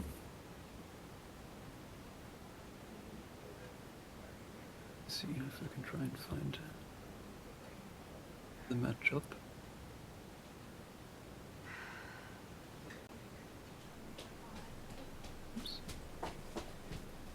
This time actually there is the ley line, so that's quite cool. Okay, so we're seeing Rei playing again, this time against Ken Yukuhiro, who is on Living End, right? I believe you're right, yes. Which must be a real problem for Rhinos players, but maybe is not as bad for a deck whose creatures are represented by actual cards that were in the main deck. Yeah, maybe. I still think it's probably good for Living End. Okay, so we need Rei Sato playing Domain Zoo versus Ken Yukuhiro playing Living End. So like that, like this, like this, like this, and we're paying better attention now. Okay, so Rei... The thing is, like, Living End should be really nice, a really nice choice for this tournament, or for this sort of weekend where everyone is hyped about this Draco stuff because it just doesn't care about all the cool abilities that creatures get, and just puts them all in the graveyard. So my initial inclination is it should probably be a decent matchup for Ken here. It was changed a lot. I didn't recognize him actually. when they showed both players, I saw that we're watching Sato again, but yeah. Yeah, it looks like Ken has picked up a couple of gray hairs over the course of this tournament. Something like that. All font. Yep, so most of the cycling creatures that were in Living End a while ago have been replaced by cards from LOTR, which I find kind of sad, to be honest with you. I enjoyed how every time there was a new set with cycling, yeah, we slowly were replacing, the monstrous Carabids and stuff that were in... Desert Ceradon. Yeah, Desert Ceradon, your grandfather's Living End lists. But now it's pretty slick. Ken is playing 4 Generous Ent, 3 Oliphant, and 4 Waker of Waves alongside the Street Wraiths and the Architects of Will, which still have some... Architect is the only charming one left, really, right? Yeah, that's right. It's the one that actually does something when it's put into play. So in that sense, it's willing to keep one. It's reasonable to keep 1 or 2 of them around. You need it for grief, right? Is the point? Also true. Yeah. So we have. It looks like Ken is playing 4 grief, 4 subtlety. So the blue-black cycling card is of extra importance. Okay, so here comes Nishoba Brawler, which is, of course, automatically a 5/3 because of the Leyland of the Guild Pact. It seems to have 2 Force of Negations. I'm not sure how much else there is. Let's see if we He's can kind get of a look. suffering from not having that impressive a graveyard, basically, right? Yeah. There's the Oliphant, there's a Subtlety, and a Shardless Agent, Yep. which, I mean, feasibly, Domain Zoo can simply take the Living End hit and just make it any creature, really, and sort of be fine with that board, especially if it's a Draco. So Ken will have to make something more impressive. Is Shardless Agent an awkward thing to have in the graveyard? Not really, right? It doesn't cascade, and you also don't have to cast because. Oh, that's true. You no longer have to just cast it. Yeah. Oh, and also Cascade is a cast trigger. Okay, Yeah, I'm caught up. It doesn't work. I'm and caught also, up. It doesn't work. Yes. Okay, it doesn't work. It didn't work a few months ago, and it doesn't work now. Right. Yeah, I mean, it's awkward only in the sense that it's just incredibly Weak. mediocre. Yeah, it is a 1/1. All right, here goes Living End number 2 into the pitched pile. We lost one of them to Ragavan, which of course Ray had no interest in casting that. And now number 2 is gone to Evoke a Grief.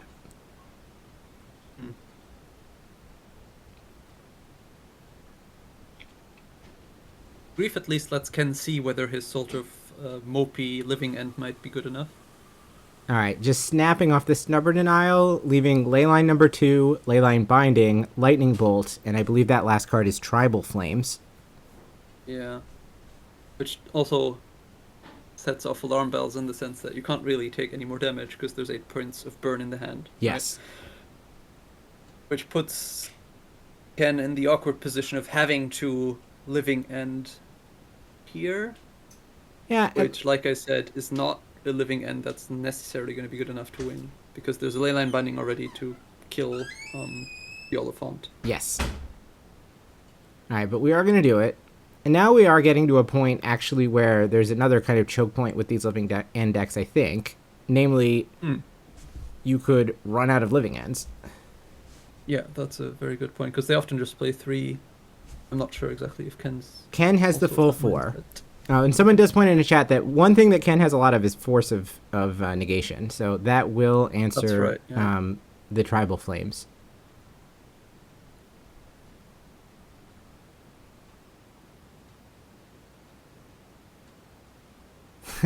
Ray picks up those cards and agrees, yep, those are cards that you cascaded through.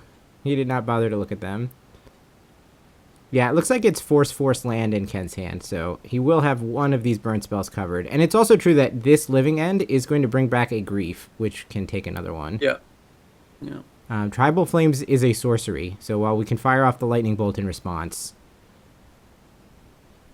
the Tribal Flames is going to get tagged. I think the fact remains that you can't really wait with the Living End. Yes. Yep. You'd prefer to put something more impressive into play than the collection that you have in your graveyard now, but yeah, I do think that it's right to go for it. So it looks like Ray is thinking about maybe just Bolt now, or Bolt own Brawler to have it live through the... Yeah, he's trying to think whether he wants to Bolt face to try and go for the burn route, or whether he wants to keep a creature around after the Living End, essentially, was the decision he had there. Okay, so the Shardless Agent is still in play because the Living End was played above it. And now all of these things come into play.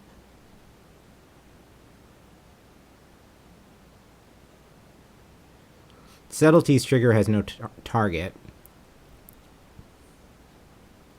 Grief will take Tribal Flames. Leyline Binding will take Oliphant. And so now Ray has 8 power in play against the Nishoba Brawler. And we know Ray has a Leyline, and that's all that's going on. And he has drawn a pretty nice one, honestly, in a Territorial Kavu. Yeah, and now we're sort of seeing that the living end happened, and we have not really a conclusive advantage. Yeah. Subtlety can attack, but the rest really can't very well. Well, Ken is only at I guess you can. 10, now 9, and it is difficult to block this Nishoba Brawler very profitably. It kind of has to trade for a 3-power creature, since it does trample. Yeah. The Shardless Agents can be used to chump block the Territorial Kabu for a little bit, but the Nishoba Brawler tramples. Yeah, so basically, I mean, it looks more like Ken has to kind of start trading off the board. Because Yeah. he can, like, trade the subtlety for the brawler and triple block the other one if he wants, or something like that. But that's also not really a winning play, right? Because you've not achieved anything. And you're... So is Ken at the point where he just wants to draw a stream of doofuses? It's interesting. Yeah, it's kind of probably the best way forward. Because if he does start a trade, which he's kind of going to be forced to, right? Otherwise you just lose to the damage, then the graveyards are set up in the way that the board just reoccurs, and that's not really helpful. And also, yeah, he has 1 living end left.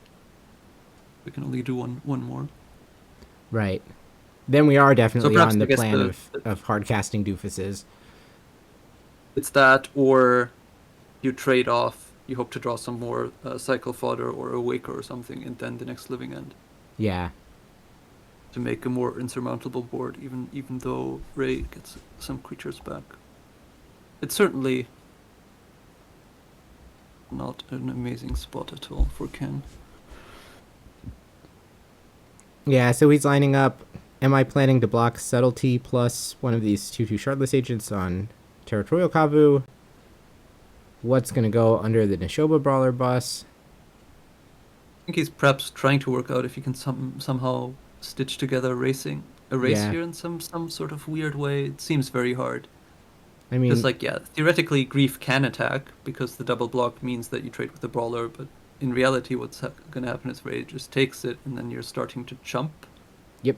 So basically, if he attacks with his both his 3-power creatures, then it'll be 6 damage. You chump the Kavu, take 5. Yeah. So he decides it's just Grief that gets in because the block there isn't very profitable, and now it looks like there's going to be a chump and a trade presumably. I guess this does signal to Ray that he isn't going to get completely blown out by like a lightning bolt off the top or something, because it seems like Ken was trying to line up some double blocks in preparation before he decided to send his Grief in.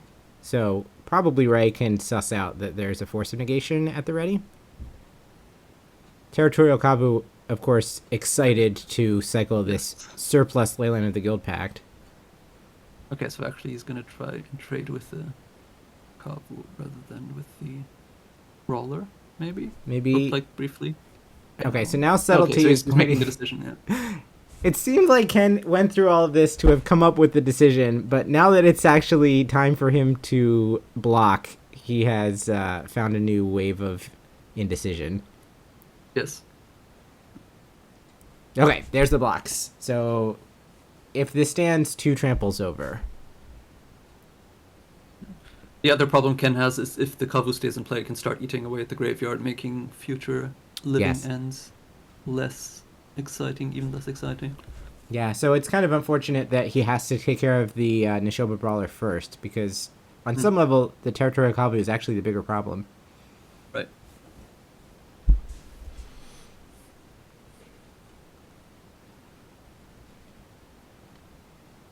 This is actually a very interesting game. Although, I mean, it seems to me that Ray is quite advantaged the way this is going. Mostly because Ken's draws are kind of hard to find good ones. Okay, he did draw a Shardless Agent in the meantime, so that does mean he has access to the next living end, which is one of the routes we outlined.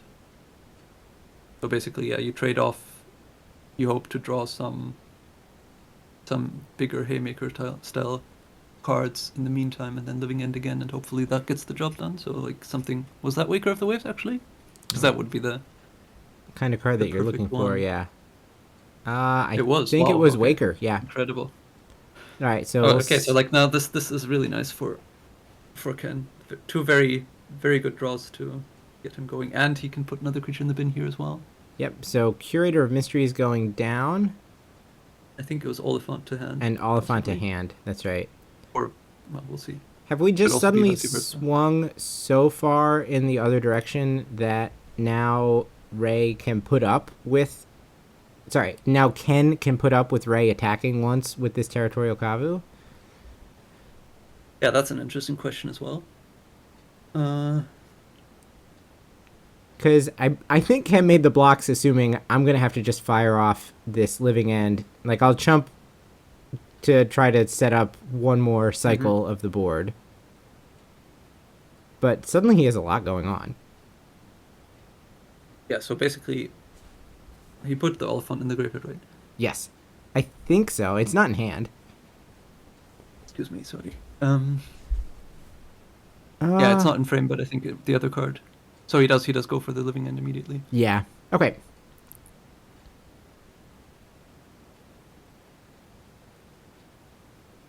Ray's asking to see what the damage is going to be off of this Shardless Agent, and I think the answer is Shardless Agent, Subtlety, Waker of Waves, and I think that card at the very bottom is Oliphant, but I'm only 75% sure about that. Yeah. I think that was the choice he had off Wakers between Curator and the... Yeah. It was some sort of red alternate art, and the only thing I could... Yeah, no, that was definitely Oliphant, because that's the same art that's under the Leyline binding in play. Right. So almost certainly it's going to be that. Okay, so this Shardless Agent's still waiting to resolve, but boom, here comes Oliphant, Waker of Waves, Subtlety, Shardless Agent. And coming back from the other side is the Neshoba Brawler, which was blocked last turn, and a second copy of Ragavan. And we'll immediately answer the Waker of great. Waves with a second Leyline Binding.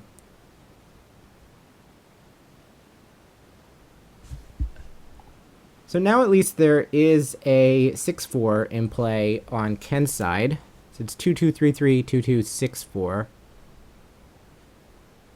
Yeah, and he has a 4/4 in hand to follow up.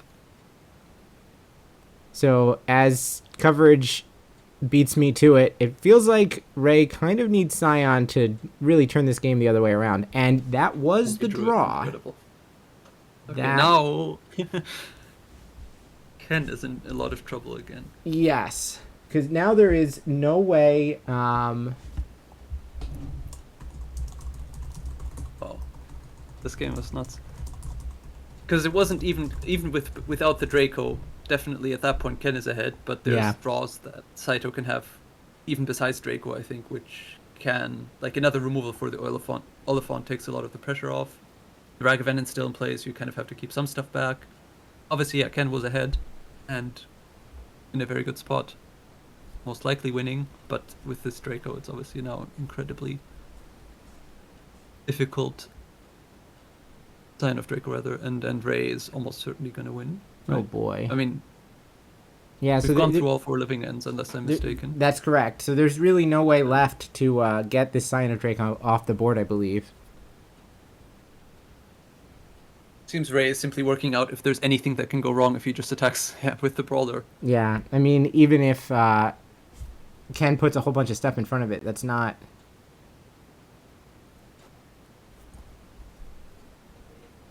going to leave a lot left over. Yeah, it will trade with it. But it doesn't really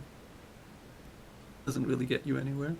Then you're going to have to make a whole bunch more material to trade with the Scion of Draco itself in future turns. Right, and Ray also doesn't have to expose it to combat. Really. That's right. Suddenly Ray's life total is fine and the board is pretty empty, with no way for Ken to really regenerate stuff on his side. Yeah. I mean, now it is, as you said before, that Ken has nothing left but to cast his weird creatures that he draws. Yeah. Like, that's literally the only plan he has left in the deck. Okay, so first strike damage takes down the Oliphant, and then the 2 Shardless agents combine to take out the Nishoba Brawler. Ray gains 5 life in that exchange and goes to 18. Scion does still have something to worry about on the other side. The triple block is good enough to clear it. It looks like we have the Curator of Mysteries, which was the card that was taken off of the card that was taken off the Waker of Waves a little bit ago. He adds a Steam Vents. Go ahead. Sorry. Scion is flying, does it not? Oh, Scion does fly. Actually, so yeah. We're just gonna have to throw the subtlety away. So the only hope is to draw another 4-power, 4-power flyer. So yep. Curator of Mysteries off the top would do it. I guess Waker of Waves would not, because that's a 7-drop, and I believe Ken only has 6 lands in play. Yeah. But Ken is at 7, so he can take 1 more hit, right? Obviously, he'd prefer not to, but... I wonder if he chumped last turn because he was afraid of getting burned out, though that isn't actually a concern at the moment because of the pair of Force of Wills. It looks like Ray used one of his treasures last turn to put Gigantha in hand, which is, like, I would say, ambitious. Ah, this guy, yeah, I forgot about him. So Generous the Ant is another way. Ant has landed. So that can block Reiko because it has reach. Yes. As you would expect of any self-respecting Ant. 5/7 reach when it enters the battlefield. Make a food token. Okay, so Ken actually managed to stabilize. The problem he's facing is how does he ever actually break through, right? Yeah. Because there's a wall of first strikers that really pair up very well on defense. So even if Ray can't attack, Ken's gonna have to amass a humongous board in order to get through. Now Ray's it blocker. is true, I guess, for whatever it's worth, that eventually Ray will draw enough burn spells to get past the Force of Negations that are still in Ken's hand, but it's going to take several of them before we reach that point, since he can hardcast these Force of Negations. Yeah, the problem for Ken is that any creature Ray draws is also a reasonable, or any bigger creature that Ray draws is also a reasonable draw for him, whereas Ken is really quite thin on draws at this point. Yeah. More Ents, Curator, and I guess Waker at some point. We found Otawara. Okay, Otawara is interesting because that turns off or can put the ley line back into hand. Yeah, which would stop the Sign of Draco from having any colors. Okay, so that is an avenue that we hadn't really discussed before, because now Ken does also have a pair of Basejus that could have done this. Right, yeah. Though, of course, Ray is not incentivized to put the Sign of Draco into combat anymore because the Generous Ant showed up first. So we've just kind of entered this very long holding pattern where both players are going to try to amass some kind of resources that will get them past whatever is going on the other side of the table. Yeah. So here comes the Wellspring. Actually, while all this is going on, it's worth noting that the Curator of Mysteries is letting Ken scry one on every upkeep. This is the most interesting game of Limited ever played in a Modern tournament. Yeah. Oh, that's not right. It's whenever you cycle or discard another card, scry one. So all of the crappy draws that Ken comes up with will come with a scry as well. Amusingly, that does also trigger off of Otawara. I don't expect this to matter that much, but it is true. Yes. So the thing with Otawara is obviously that the ley line goes to hand, but at this point Ray can actually recast it. So it is a temporary measure. Yeah. So Ken really needs to make it count on the turn he does do it. It seems like he's going for it anyway. I guess he can counter it on the way back down. This is his idea, right? It looks like he's actually potentially going for the Leyline Binding, which is holding back the Waker of Waves. Which does also make sense. That's a thing that then he can counter on the way back down. Right. And this should unlock attacks with the Curator of Mysteries if that's what he wants to do. Alright, so we have to scry off of the Curator first. Though, of course, this is going to be the long road to get there because the Curator is attacking in units of 4, and Ray has a lot of lifelink and 22 life. Yeah. That was also like a very interesting decision, because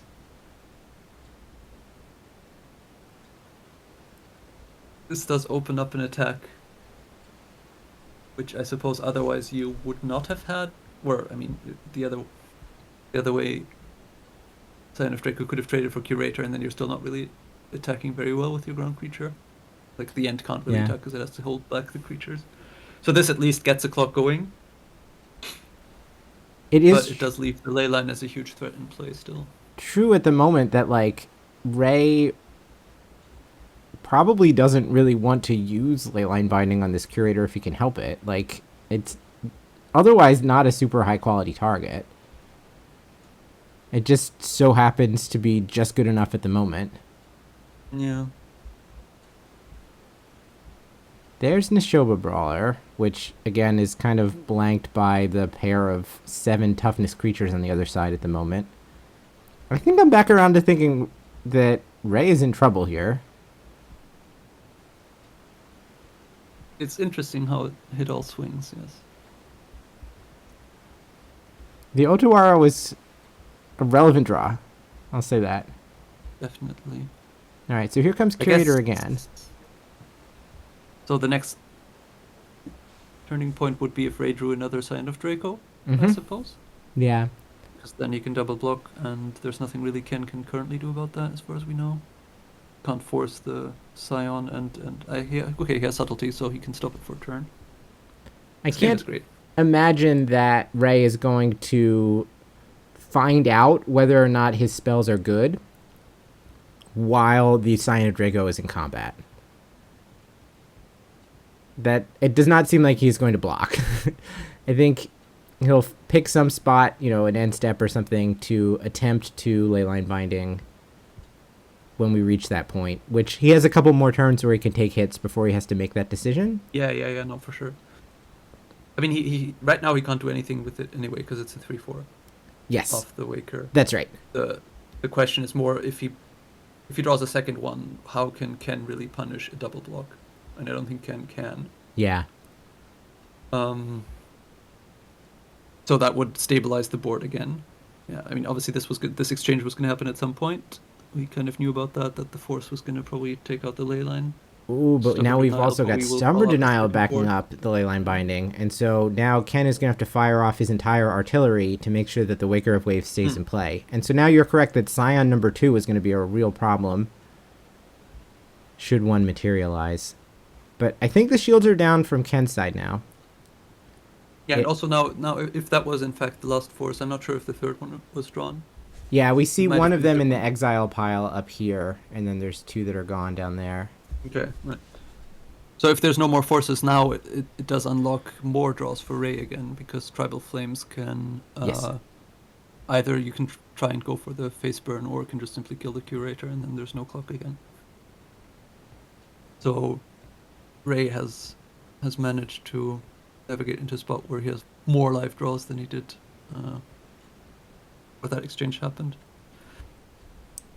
And there are going to be several turns, even if Ray bricks. If both players just draw lands and it's Curator attacking for a few more turns, Ray can just start throwing the Neshoba Brawlers away for 5 life if he wants to do that. So he has some effective redraws. Yeah.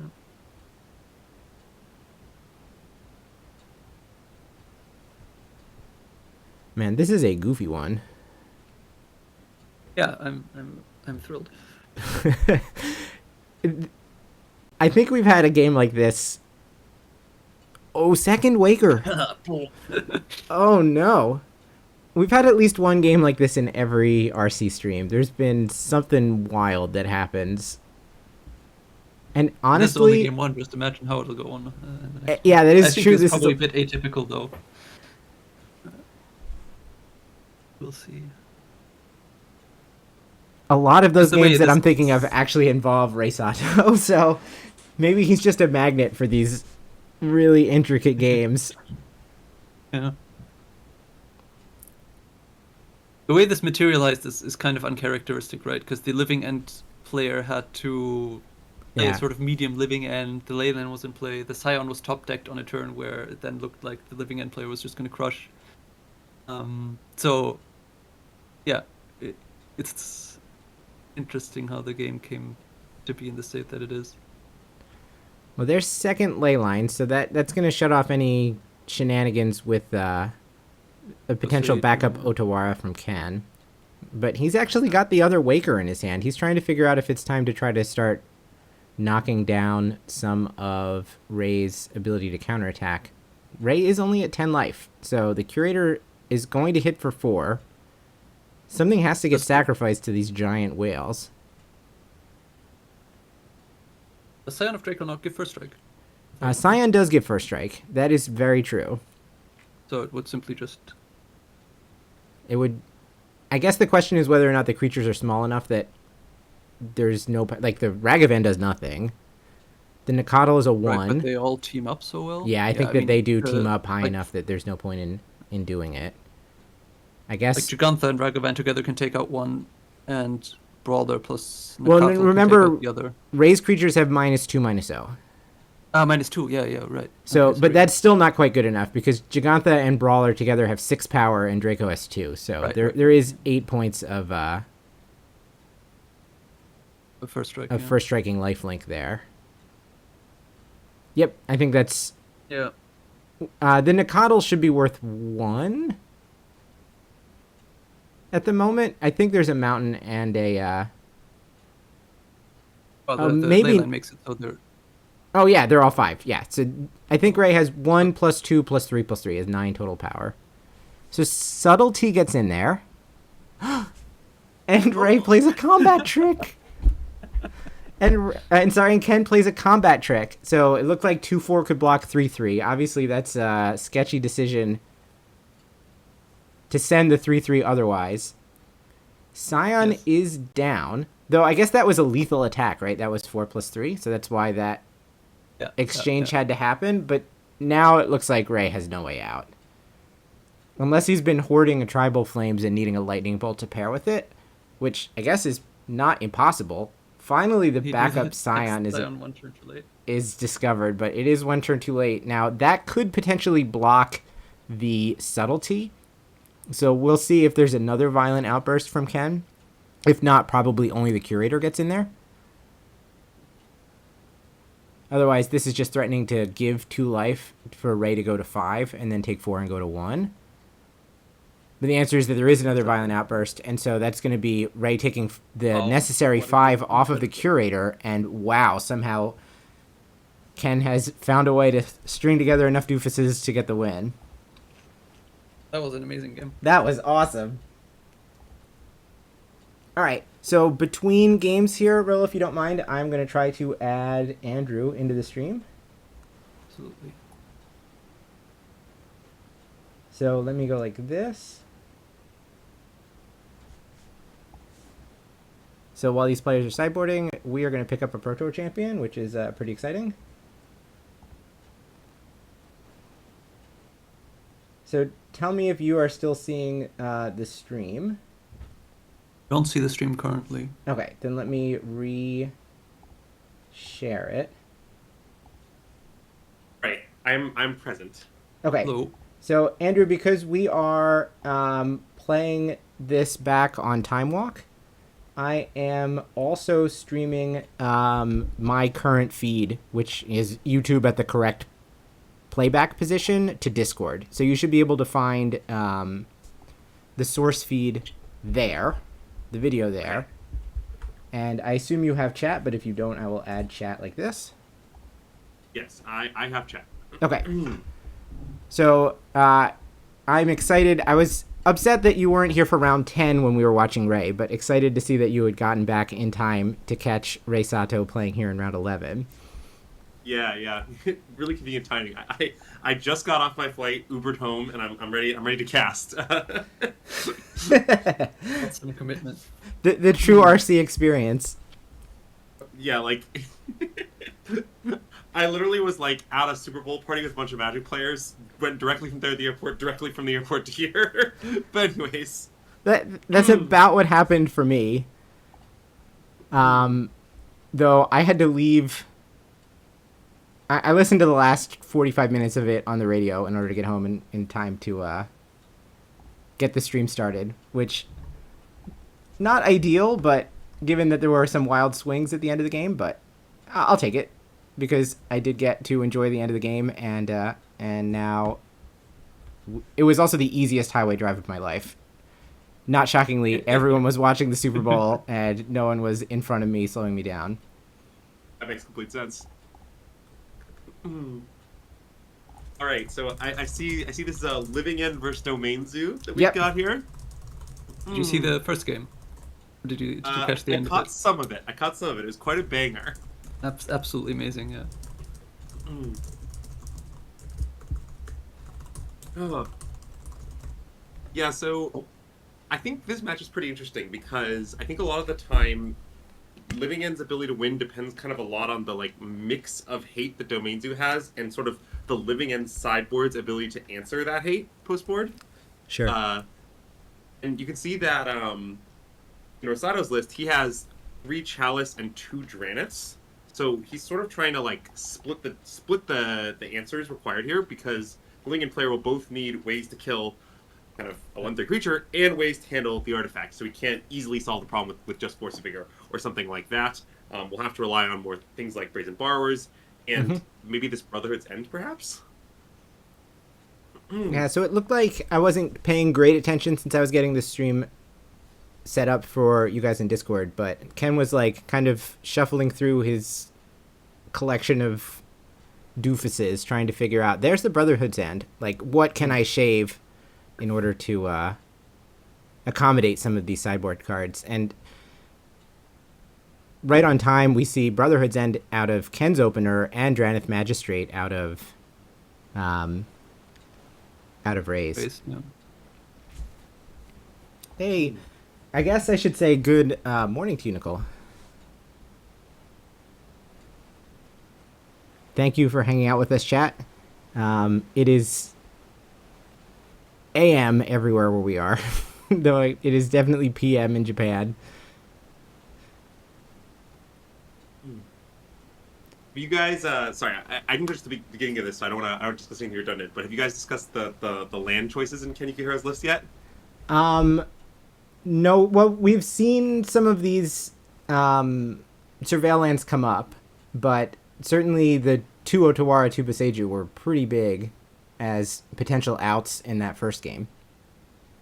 Yeah, like Ken's list is pretty unusual in that regard. That is to say, both that most people have at most 2 Scrylands in Living End, sometimes 0, and in that most people have at most 1 of both the utility lands in Living End, at least in the main.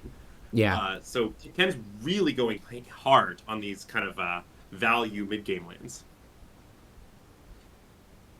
It was important in the game previously because he was able to unlock Waker to stabilize the board and eventually turn the corner that way. Yeah, I think that makes a lot of sense. Yeah. And post-board with these Chalice and Dranits, I imagine they're only going to get more important. It's true. Yeah, having access to the extra Boseiju in particular is going to unlock ways to deal with A, this Chalice that was just played, and B, any potential ley lines down the line. All right, so Grief, Pitch, and Grief, and we see Tribal Flames, Leyline Binding, and Savai Triome. So this is kind of what Ray has access to. Can you beat this? I'm going to be beating you down with a 3/3 for the next couple of turns, and your first play is going to get eaten up by Leyline Binding. And honestly, a pretty inauspicious draw, I think.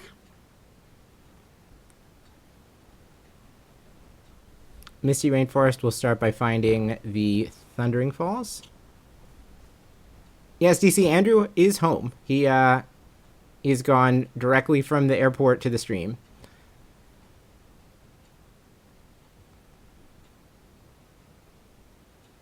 Ken debating the shock on the breeding pool, and he's going to do it. It's like in Magic Online when your opponent plays a breeding pool and it like hovers with that green outline for a second while you wait to see whether or not they tap it.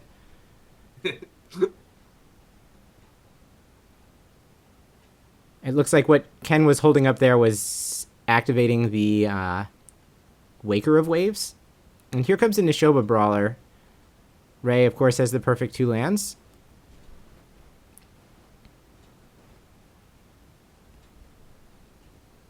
That looks like a Brazen Bar, if I'm not mistaken. So that will answer this chalice. Yep. Now the question is whether or not Ken has the 3rd mana source at the moment, and it doesn't look like it, he no. does. He has a 3rd mana source that costs mana, maybe? No, I don't even think he has that. Architect of Will is the cycle card. Yeah, it's not a land cycler. So it's Force of Negation, 2 Violent Outbursts, a Shardless Agent, the Brazen Borrower, and the Brotherhood's End. So he's just going to have to pass. He might need to use this Brazen Borrower defensively to bounce the Nishoba Brawler to stay alive here. It's kind of unfortunate for Ken, right? Because he actually has the answers to Ray's not particularly impressive draw, but he just doesn't have the mana to get them out. Hey, is this future PT participant Greg in the chat? So Greg, the answer is that we are behind live at the moment, but working on catching our way up. GG's this weekend, Greg. Congratulations. Ragavan reveals Grief. That one's not getting cast this turn. And I think Ken has correctly deduced that his only way out of this is Brazen Borrower to bounce the Chalice and then draw an untapped mana source in order to Living End away these creatures. So yes, but you can also see an untapped mana source that doesn't cause him to pay life. I think he has like 3 outs total. Yeah, like Otawara. Oh, he's drawn a Seam Vents. He needed to find Otawara, Beseju, Island Forest. There were 6 outs in the deck. And he has missed. Yeah, that must be somewhat disappointing for Ken. Yeah. He sees a hand which really seemed very beatable, and then he loses 2 turns later, more or less. Okay, so I want to bring up something interesting that I noticed in that game, which is that it appears that Rei Sato has left in Leyline Binding. Yeah. And I think this is a pretty non-obvious choice, because he doesn't need necessarily to answer anything in particular. That is to say, if Living End resolves, often will be so large as to make us killing a single creature irrelevant, and often, you know, it's not like there's anything particularly scary being hard cast by Ken. So maybe that's just some willingness to try to win a post-Living End game, or maybe some willingness to try to win some sort of scrappier game, in which maybe a small Living End resolves and he rebuilds. I'm not sure. I think it's pretty interesting, though. Maybe he was envisioning a similar game to Game 1, where he can force Ken to sort of just go for a Living End just because he has to stabilize the board, and there's not much going on, right? Like you said, a smaller one. Yeah. So maybe he thinks that the game goes that sort of way more often than one might expect. That's definitely fair, and or maybe he thinks that because of the combo specifically, that like tends to lead towards those sort of games where you have Scion plus Leyline. Yeah, where you can just play after the Living End, and the Living End player can't really attack into some sort of rebuilt wall of first strike. Yeah. I'm just not sure because, okay, it's not totally obvious that you would leave in the ley lines here, right? No, I agree with your point. Yeah. Or, sorry, what I mean is it's not clear to me that you would leave in either Leyline Binding or Leyline of the Guild Pact. Yeah. Oh, okay, right. Well, we sure didn't see Leyline of the Guild Pact, though. That's not necessarily enough information to say one way or the other what's going on. Yeah, I know he's bringing in Chalice, Drannith, Magistrate, 5 cards. He's cutting 4 Lightning Bolts, presumably. Yeah, I would guess that maybe it's just a number of cuts. That's very possible. Yeah, I mean, if you're going to take out Leyline, then certainly you're also taking out Scion, so that's some number of cards that you need to find some way to adjust, I assume. Well, maybe. I mean, Scion is still a 2-mana 4/4 flyer at its worst, right? That is true. You are allowed to just leave inside and take cut land of the Guild Pact. I know with Rainbow Rhinos that was a common approach in many matchups, but obviously Domain Zoo is a somewhat different beast. Yeah, Zoo would keep it probably. Yeah. I guess the choice is whether you think you're more likely going to win by like chucking some extra burn on at the face with Lightning Bolt, or whether, the value of Leyline binding in the games we described is higher, and it seems. Well, also it's possible it was the only lane left. We Yeah, don't really know. That's true. yeah. Or There could just be one one or two in if there. any, Yeah.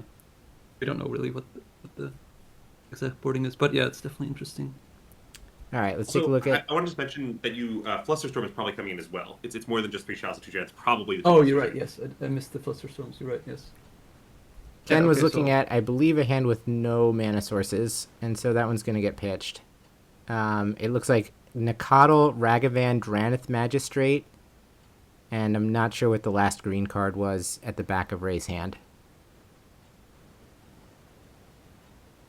But clearly a It was key. a wild Nakatl. I'm not sure if you mentioned, but Yeah, I think it was. I saw Nakatl, Magistrate, Yeah. Ragavan, and then there was another card at the back of his hand which was green that I could not yeah, didn't parse catch it. quickly enough.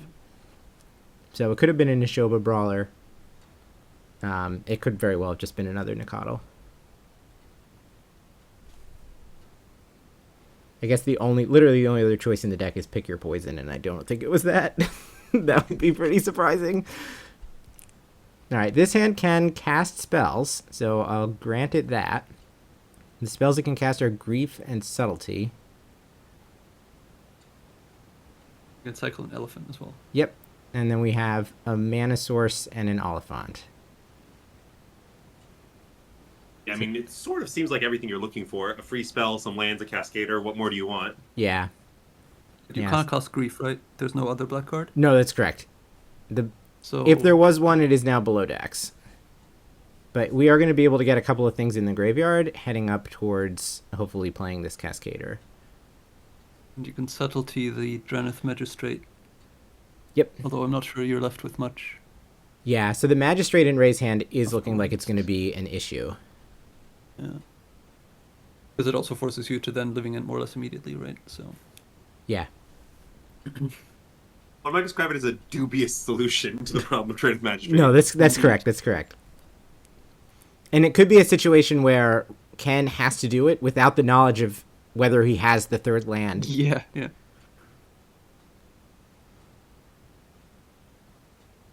Because Oliphant is going to create land drop number 2, which could be Thundering Falls here. He does not seem to have any use for mana next turn. Oh, he has the Waker, right? He wants to. Oh, probably he has use the Waker. You're correct. You're correct. So he's probably getting something like Steam Vents. And by something like Steam Vents, I mean Steam Vents. Yeah. That is something like Steam Vents, to be fair.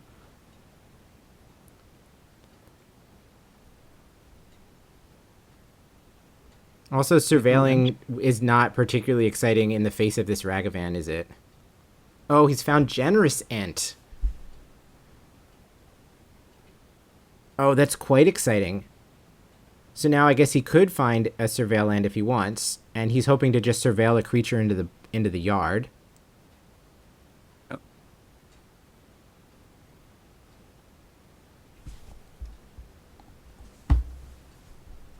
Or land on top, I suppose. Well, a land on top is going to get eaten by this Ragavan. Yeah, that's what I mean. Yeah. I mean, not like there's many spells that Right. would be useful for Ray. Okay, like Grief, fair enough. Same thing. And so now Ray should try to play Magistrate, and that's going to get met by Subtlety pitching Waker. Is the Waker was also the only blue card, perhaps? I'm not. Yeah, it must have 100% sure. been.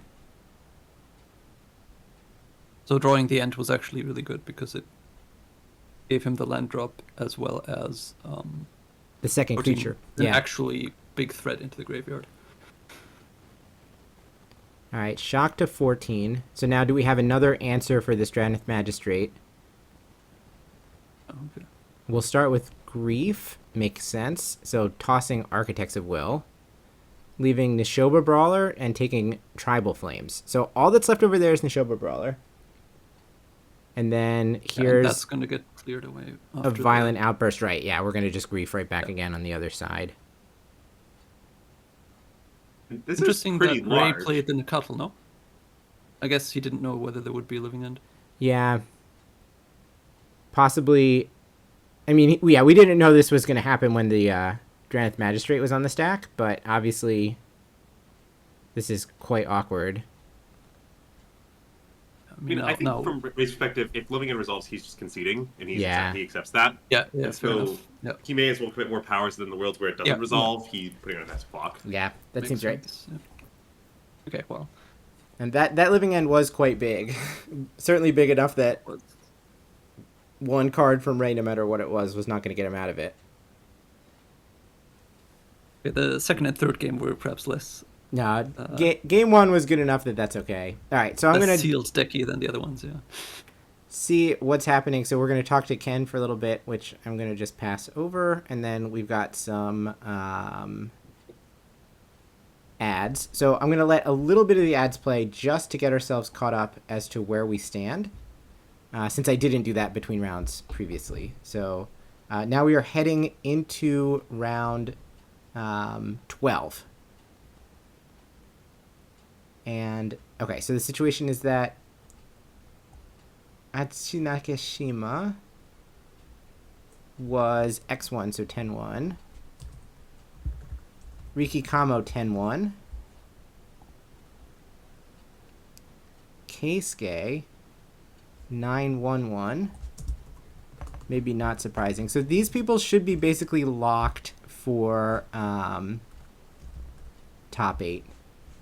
I think 28 match points is usually the cutoff. So then let's see. Yuki Ichikawa wins and goes to 9-1 himself. Oh, sorry, 9-2.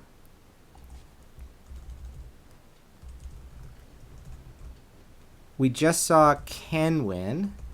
So Ken should be 8-1. Ray is 8-3. Some people are dead off the bottom that we don't have to look at. Where is Takumi?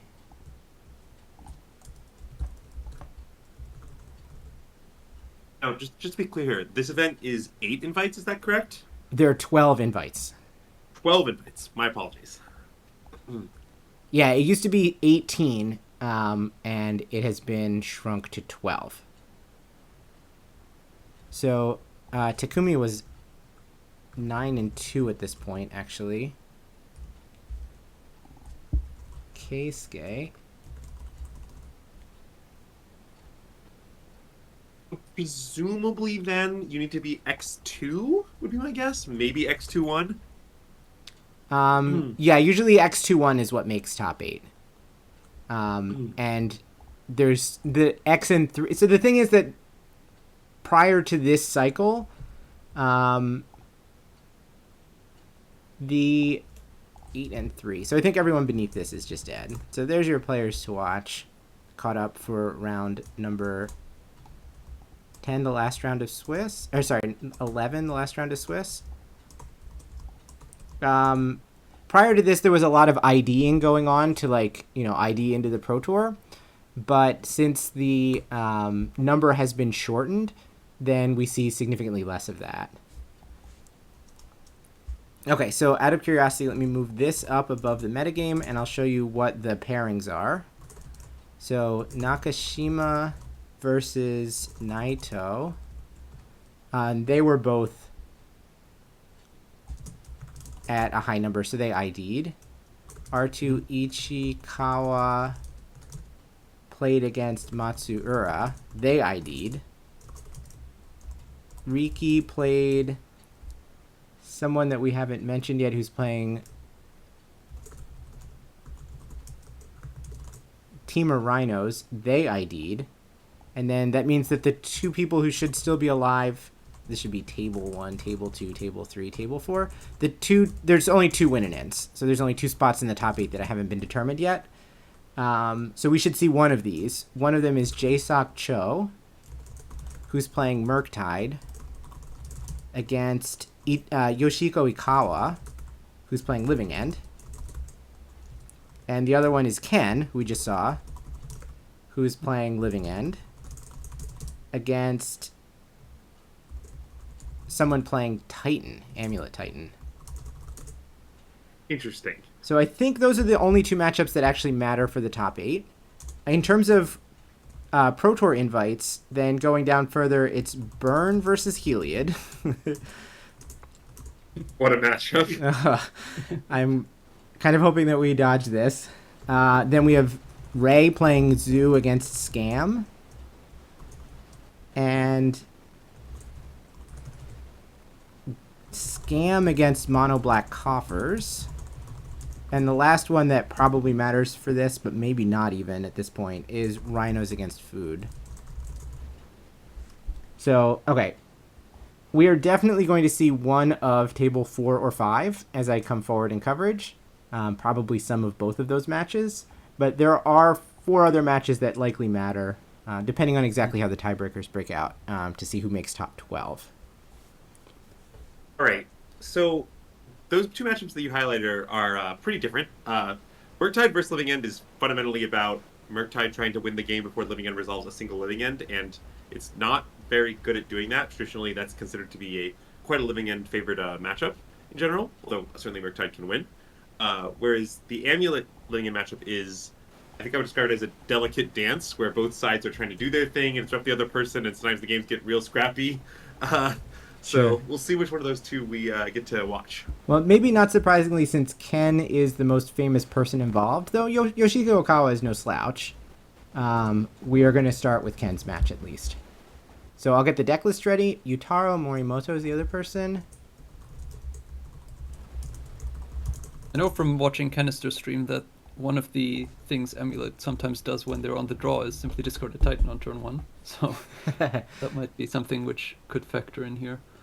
Oh, absolutely. That's a pretty important part of the matchup, I think. And then the game gets really strange. Sometimes the Living End player starts hard casting stuff, or sometimes they use Living End at instant speed as almost like a weird combat trick to like fog a Titan and give them a different Titan. The game gets very bizarre in some of these games.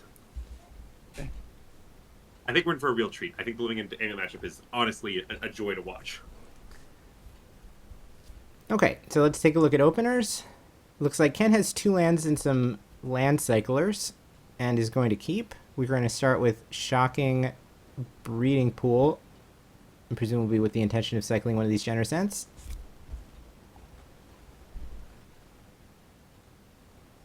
And Yutaro starts with turn 1 Amulet, but that's met by Force of Negation pitching Subtlety. Then the Ent is cycled, and he picks up a, have I learned? Commercial District, right? Very good, yes. That's correct. I'm slowly learning the names of these surveil lands by doing this. It's not shocking, Nicole, that people are not dodging Living End here, because I think Living End was 10 of the 64 players that made day 2. Or something like that. We can check the matchup breakdown in a minute. Alright, so Commercial District, then Bins and Oliphant. Alright, out of curiosity, let's find out if what I said was correct or not. Yeah, it was 10 of the 64 players. Loving End. I do not disagree with that, Mason. I'm never really sure what can explain kind of the regional shifts in the metagame, but it does appear that over on the other side of the world, they really like randoming their creatures and do not like ramp strategies as much as we do here in the United States.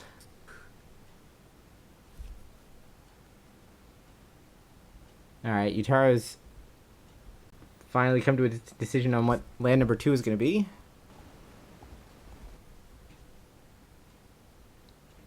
I mean, Yutaro's setting up here for some pretty explosive turns, since he has the potential to find Amulet, immediately copy Amulet, and basically go to town. So, we'll see, but next turn could be a pretty scary one if you're Ken Yukuhiro. So it's going to be Mycosynth Gardens into Expedition Map, and that's all we've got. So Ken now fetches off of Misty Rainforest. And we're going to get Basic Island.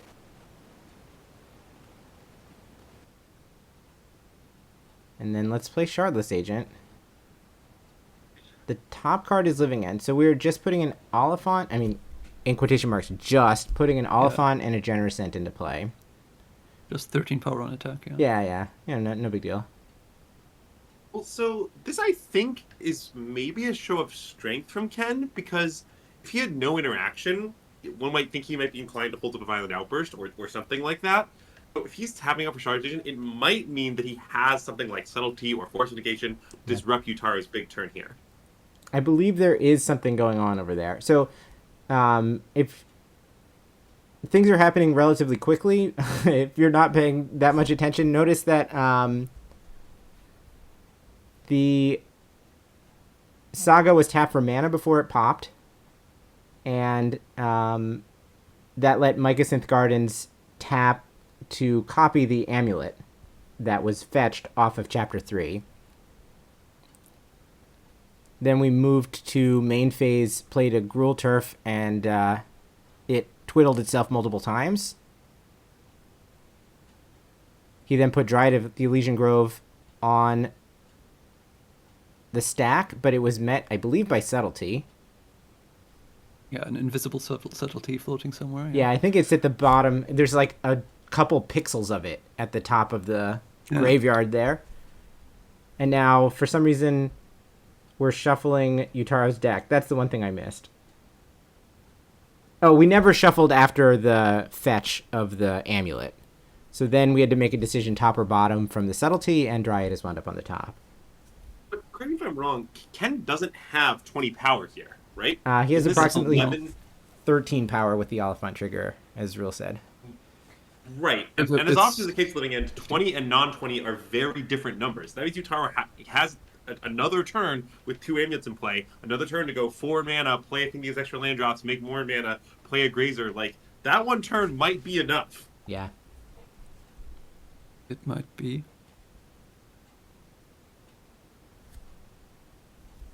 I wonder what Ken's thinking about. Is he thinking about keeping something back to block the Titan on attack? I suppose that must be what he's thinking about, right? Yeah, I think Ken taking is sort of an extreme show of weakness, actually, for that reason. Yeah. I mean, clearly, yeah, he's... Well, if your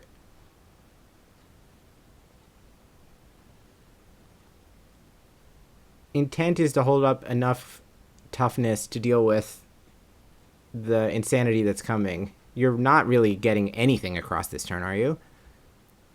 Yeah, I think he just has to swing out. I mean, I'm not going to do any of the exact math or go over any of the exact lines, but with 2 amulets in play, it just sort of seems to me that it's just going to be enough. If Titan hits the battlefield, somehow, some way, Ken's life total is going to hit 0. Yeah.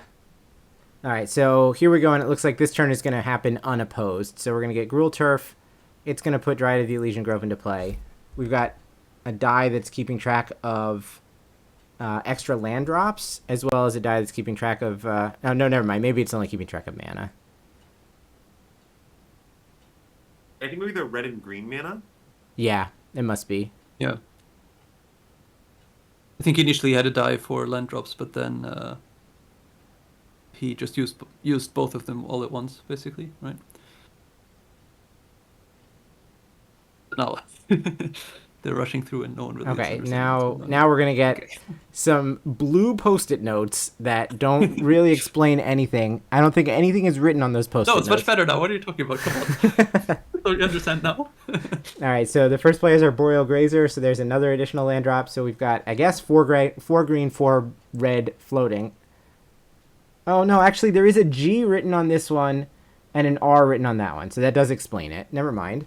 Okay, I can't see that. The left one is green, the right one is red. So, sure. In any case, Summoner's Pact is put on the stack, and that's met by Force of Negation. So Ken using mana to cast that. I believe Ken is now Hellbent. So if Yutaro can use his 8 mana to accomplish anything, then it will all happen.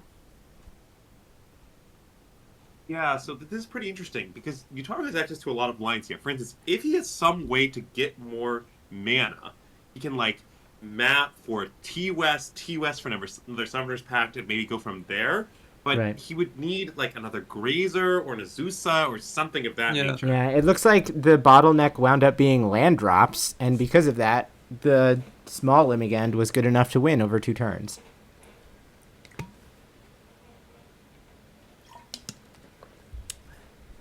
Ken had just enough interaction there, huh? Yeah, 2 forces and a subtlety. That's quite a lot of interaction, really, right? Yes, but as it turned out, it was like literally Yeah, no, anything short of that was not going to get it done. Yes, exactly, yeah, right. So I agree with I agree with both of us. It was a lot of interaction, but it was also just enough. Only just enough, yeah, exactly. Yeah. All right, but now the game is, I think, going to tilt somewhat in Amulet's favor post-sideboard, just because the Living In deck, I think, is not going to improve as much as the Amulet deck is, which is to say, the Amulet deck is going to bring in the all-important, very tutorable Bajuka Bog. Yeah. They're going to have access to 3 Generous Ent, here valuable for their ability to enter the graveyard for 1 mana. Yeah, we can kind of play Living End's game without having to put Living End in our deck, and meanwhile having something really explosive going on. Yes, and then also, of course, they can access Defense Grid, which can prevent both Living Ends on your turn, subtleties, fawns. I imagine all of that will be coming in, although I'm not 100% sure, definitely not an Amulet scientist. On the Living End side, I think it's supposed to... I'm sorry, go ahead. Yeah, it can get Force of Vigor, right? Which is always quite powerful. Yeah. Yes. I imagine Living End will be boarding Force of Vigor. What I think is more interesting is what Elves Ken is going to board in. Yeah. For Well, instance, if anything. does he want Endurance to stop these Generous Ents, to stop this go-to-hand size shenanigans? Does he want Brazen Bars to kind of slow down Titans, disrupt Amulets, that kind of thing?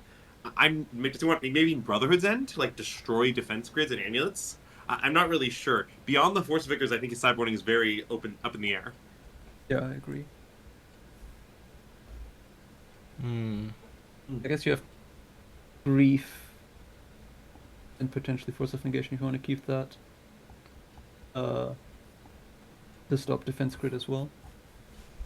Yes, So you already although have some stuff. I think Grief is a controversial one. I think at least some Living End players cut Grief in this matchup, but not all. Mostly just because it's kind of awkward to take their creatures a lot of the time. Right, that But makes obviously sense, it is yeah. bad against non-creatures. I don't know if there's like a Living End consensus about what is supposed to get shaved, although I would guess one of the interaction spells and then probably a few cyclers. Interested to see what Ken thinks, as obviously he would know better than we would. Okay, let's see if we can figure out what has reached this short pile of cards that are not staying in Yutaro's Yutaro's deck. Was he taking out sagas? Did I see that right? Or Well, the sagas have been set aside, yes. So we'll see if that pile that's on the table winds up in the deck box. Then yeah, sagas are at least some number of sagas are out.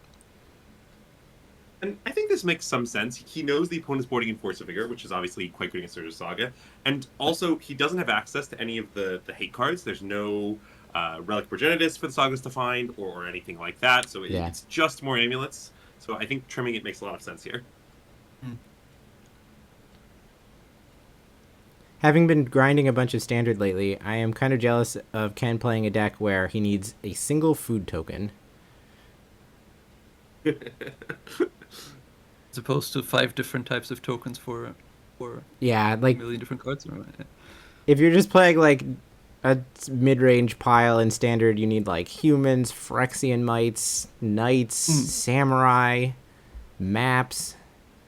It's a mess. no goblin shamans anymore. No, just keep those for the modern tournaments now, I guess. Yeah. Okay, I believe that the Urza Sagas have been shelved for this game too.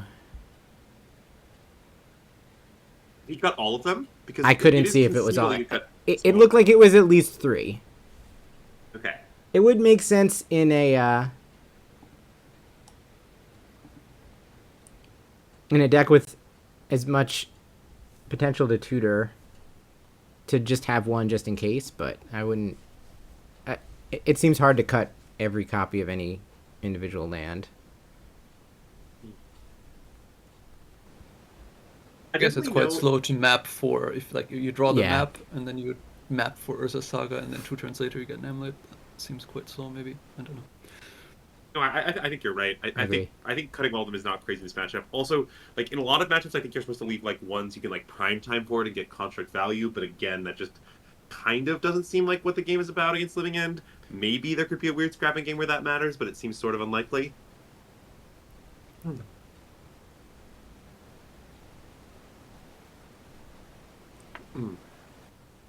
Cutting them does limit your access to Bujuka Bog, though, right?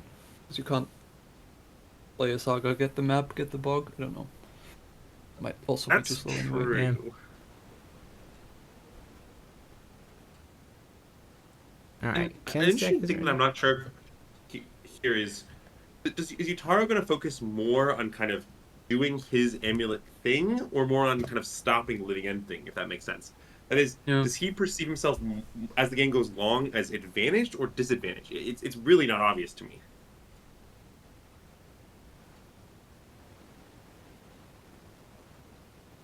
All right. Ken has 2 lands and some cyclers as well as cascade enablers. I couldn't see exactly how much interaction he had, if anything.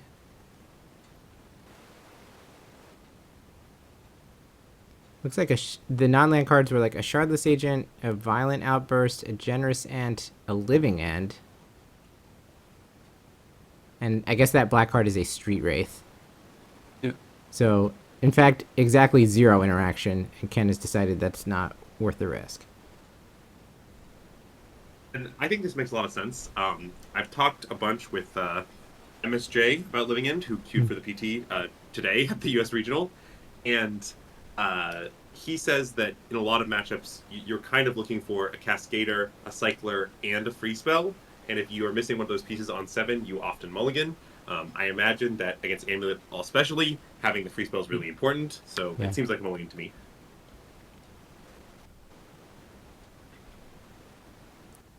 All right, we're going to go 6 on 6.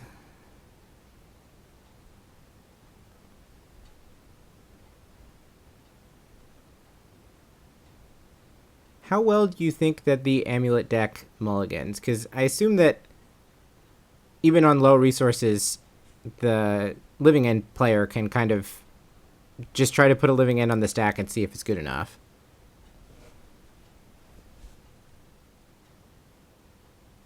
That's a tricky question. I'm not really sure. Definitely, it's possible to construct like 5-card sequences, or like hands of 5 that are really really strong with Amulet, but I'm not really sure how probable they are. Or do you have any thoughts? Yeah, well, the bounce there's lots of lands in the deck, right? So like you have a ton of redundancy, so often there's spare bounce lands in hands with like more cards basically. So yeah, you have a critical small set of cards that you need, right? You need Amulet, a bounce land, and then some sort of payoff really, and some extra lands, I guess. So yeah, the problem is more whether you can find the Amulet, because that's also like it's being said in the chat, right? You don't have Saga now, so you have fewer Amulets in your deck altogether. So yeah. I mean, fewer Amulets, I assume, would lead you to want to mulligan more to try to have Amulet versus having like more raw resources. Right, but then if you don't hit, you don't have anything at all going on. Well, So like you certainly, still yeah. you still need a certain number of cards still, basically. But yeah, I think probably you can mulligan reasonably well for the first time at least, would be my It looks like intuition. Yutaro is keeping a hand with Amulet, Summoner's Pact. I saw Generous Ent in there. There was at least a Simic Growth Chamber. And over here, Grief, Shardless Agent, and 4 lands. Is that what? Oh, no, that's a Force in the back. Okay, never mind. Grief, Shardless Agent, Force of Vigor, and 3 lands is what Ken is holding on to. That's not really very good, right? Because you can't grief, you can't force without pitching your living end, Yeah. and also you don't have any living end to speak of either with that hand. So, I mean, I guess. I mean, it's definitely not good. Although I don't know, it kind of has the potential to work out. Yeah. Like all you need to do is draw find some some random cycling. sticklers. Yeah. Yeah. I can definitely imagine that being a keep, especially on 6. Although maybe it would be a mull on 7. I'm not sure. Yeah, I think you're right that it's a hand where you just keep for having so many life draws. I think we're held up here waiting to see what Yutaro wants to bottom. Which, this is a serious decision, right? Like, the top 8 is on the line in this match. And Yutaro is down a game. Though it is also possible that right now what we are agonizing over is whether or not Ken wants to go to 5.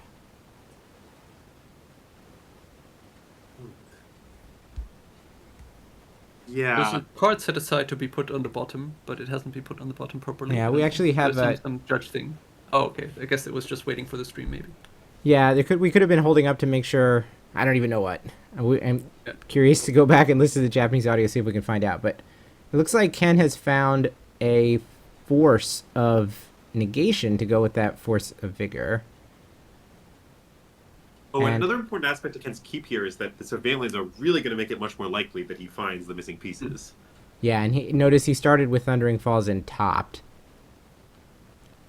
Okay, so Yutaro does start Forest Amulet, and now let's see if turn 2 is explosive. Do we have any way to get extra lands into play? So we'll start Growth Chamber, trigger, bounce Forest, 3 total mana, play Dryad, add Forest, and that's as far as we get.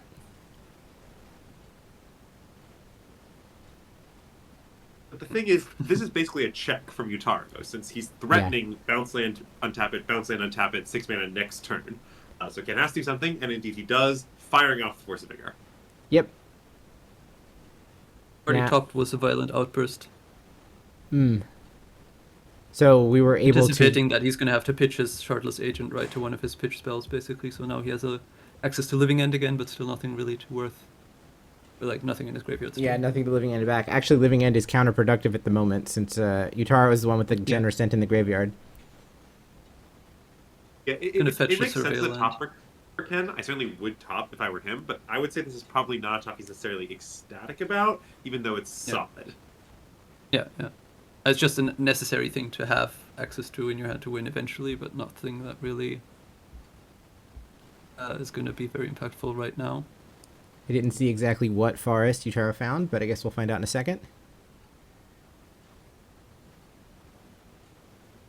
It reminds me of a line that I heard watching curling coverage over the weekend. The land is Valakut the Molten Pinnacle. Well, now I think Living End is extremely dicey, since that would also bring back the Dryad. But there was a shot in the curling, and the announcer said, "I'm not sure which team that helps." Which is like kind of a diplomatic way to say that was really bad. Yeah. But I would say right now, Living End is... I'm not sure which team that helps is not even generous enough. It is 100% Yutaro who would love to put Living End on the stack. Would you say it's not even generous ent enough? No, it is not generous ent enough, I agree. Alright, so Ken has found an ent, so there's that. Unfortunately, he has already played out his Hedge Mage. I guess he still has a commercial district to find, if he wants to continue surveilling. And he has been forced to put Otawara into play. So this means he's now holding up Hardcast Force of Negation.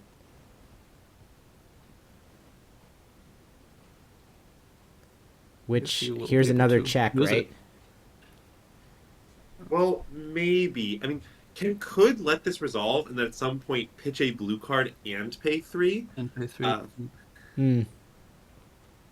It's not totally obvious he should force negation it. In fact, the fact that he chose to might suggest he's found some other piece in speed interaction, because at that point, you sort of might as well force negation it, and then you don't have to pitch to the other one, kind of. But It was also short on blue cards, no? As in, like, or cards in general, so, yeah. Yeah, he might Because have I been think doing it as... partly also perhaps the other reason to, or another factor for the Violent Outburst top was that he was rather hoping to pitch that one to the Force of Vigor, because the Shardless Agent was the only blue card he had, if I remember correctly. No, that makes a lot of sense. Yeah, he didn't. He was hoping to fade having Force Vigor for one turn. Yeah. All right. Summoner's Pact on the stack. There is another Force of Negation. Actually, that's kind of all that's left in Ken's hand. It looks like Force of Negation, Beseiju, and that Violent Outburst. But that does confirm what Andrew said, right? That he probably had the second force, so he was like, okay, I guess I'm just going to force the defense grid so I can force whatever comes after as well. It is true that Yutaro is playing these nice Rebecca Gay forests. Unfortunately, it does not look like he has found a time to get them signed this weekend. Time's running out. Yeah, Better time not is top running it. out. No. Though apparently all of the signings at Yokohama were done via kind of a lottery that gave you a specific time slot to show up, so you didn't have to wait in line. Which I see the benefit. It's also kind of I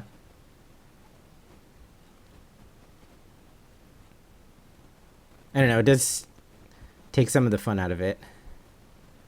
I'm guessing that what just happened was that Curator of Mysteries was cycled, because something was cycled for 1 mana, and it wasn't land cycled. It was Curator or Architect, I guess. Yeah, it could have been Architects of Will as well. But Alright, then Oliphant is the draw. So now I think in the game as it stands, Ken sort of has all the time in the world, because even if Yutaro draws, say, Primeval Titan off the top, it doesn't necessarily do anything instantly. There's obviously no amulet. He can Violent Outburst after it resolves, just remove it from the battlefield. Even if it finds a bog, they can just run on the trigger. Like, I'm not sure what forces Ken to pull the trigger anytime soon. on the other hand, he needs a bit of time as well, because there's like he needs to make something that gets past an end relatively quickly, right? So, but yeah, That's you're true. right that he's, Well, there's definitely in. certainly also the issue that a living end at this moment will put a Dryad into play, which will make Activates the double Valakut. double Valakut come online. So But now the Dryad, top deck Dryad just played regularly, yeah, already Kind of. accomplishes that. forces the issue in some way as well, yeah. It is true Wait, that this could following be Beseju'd if he wants to take that approach. Does he have that? Actually, do not think so. I retract. It's card- It's Grief, right? Yeah, the card that I thought Violent might be Outburst full and art something. Beseju is actually just Grief. What I think is funny about this Dryad draw is I think it's actually substantially better than Primeval Titan here. Because Yutaro with the Primeval Titan at least has a little more time, build up the grid a little more. Here he's going to start taking 6 a turn immediately. Actually, and if he doesn't answer in some way, it's actually going to be 12 a turn off 2 land drops, which is going to add up to Ken being dead extremely fast. Yeah, definitely. But the problem is also that he can't really get rid of it because there's one in the graveyard, right? So it's like you can living end, but there's still going to be the Dryad problem. Plus an end. So it really puts him in a very awkward situation. Yes, I think this is one of Yutaro's best draws here. Yeah. Agreed. So what does Ken have to do? He has to... I don't even understand, like... Alright, we're just gonna do it. Because the problem is basically with one in play, one in the graveyard, right? There's always going to be one in play somehow. Yeah. So we need some So- way to break this parity. I guess you do this, and then you hope to draw a removal spell simply for, as in like a Boseiju or whatever, for the Dryad that got brought back now, and hope to then punch through with your living end. Okay, so we're gonna Architects of Will ourselves. And we're gonna see Waker, I think Shardless Agent, and Random Land. Yeah, Misty Rainforest looks like, Yeah. which would be better than most random lands, because at least you can get rid of the cards if you don't want them. I guess we do have the option to get rid of these cards if we don't want them via the Waker as well. Though we Yeah, do the know Waker, that yeah. there are 2 cards that we're gonna have to anticipate away that are bricks. I mean, Ken is dead next turn to the Dryad, and I don't see how he sees the card kind of below these 3, regardless of what he does. Like, if he cycles the Waker, he will get Trail Cliff at top, but where does that get him? If he missed these, okay, that's fine, but then he still can't get a card deeper. So he doesn't get another draw step, yeah. I think Ken is dead. I mean, I might be missing something, but I don't see how he gets out of this. Yeah. His card in hand was Grief and Brotherhood's End, right? So Yes. they don't do anything. Yeah, they don't stop at 2/4 very well. So his hope is that Yutaro blocks Dryad on Architects of Will, and then he gets to Brotherhood's End. Does he even have double red? I guess he must do. But yeah, like he I think you're right that he's simply. Does that mean he just has to top the Misty? I mean, the Architects of Will is not like a scry or whatever. You have to put the 3 cards back on top. Yeah. Well, essentially, it means it doesn't matter. So he has to think what is best if somehow Yutaro sacrifices his Dryad for no reason. Yeah. Well, I mean, to be fair, Yutaro in his mind could be thinking something like, "Oh, Brother's End is there to answer artifacts," and sort of forget the fact it can be a weird pyroclasm because Right. really Yeah. of this matchup. So that's why also So you see Ken actually giving the bonus not to the Architects, which would otherwise be kind of, I guess, the intuitive way to split the damage, right? He needs the block to happen on the 2/4 versus the 3/3. But yeah, Yutaro doesn't oblige. And I mean, I like this from Ken. I mean, he's playing to his outs. He's making it look as enticing as possible. He's doing his best to walk Yutaro into a punt and play out an unwinnable situation. I think Yutaro is too smart for that, but yeah, tight play from Ken nonetheless. Definitely. Okay. And Ken has decided that, in fact, that is all his deck can do. So we're going to go to a game 3. And I'm actually just going to let the video run and run to the bathroom at this very moment. So I will be back in 35 seconds, hopefully before game 3 starts. Certainly. All right. We can helm the ship until then. We can take over. Definitely. But yeah. I mean, that was sort of a different way of making it awkward for Living End. Not because there was a Titan in the graveyard, just because of this Dryad bind that Ken found himself in. So it went from Ken kind of being in a great spot to just completely dead just by that one draw. Absolutely. And I mean, from Ken's perspective, what was he supposed to do? Not let the Dryad and the Amulet live? I mean, he sort of has to fob there. I don't really think he has a choice. It just it was just completely. It was basically a lock. Yeah, he couldn't do anything, which was unfortunate for him. But I do think this kind of starts to highlight some of the awkwardness of Living End's interaction in this matchup. That is, like, Bob, when it kills creatures, is awkward. Grief can be awkward if you take creatures. It's just sort of difficult to navigate the game in such a way that your Living End is a clean victory. Yeah. I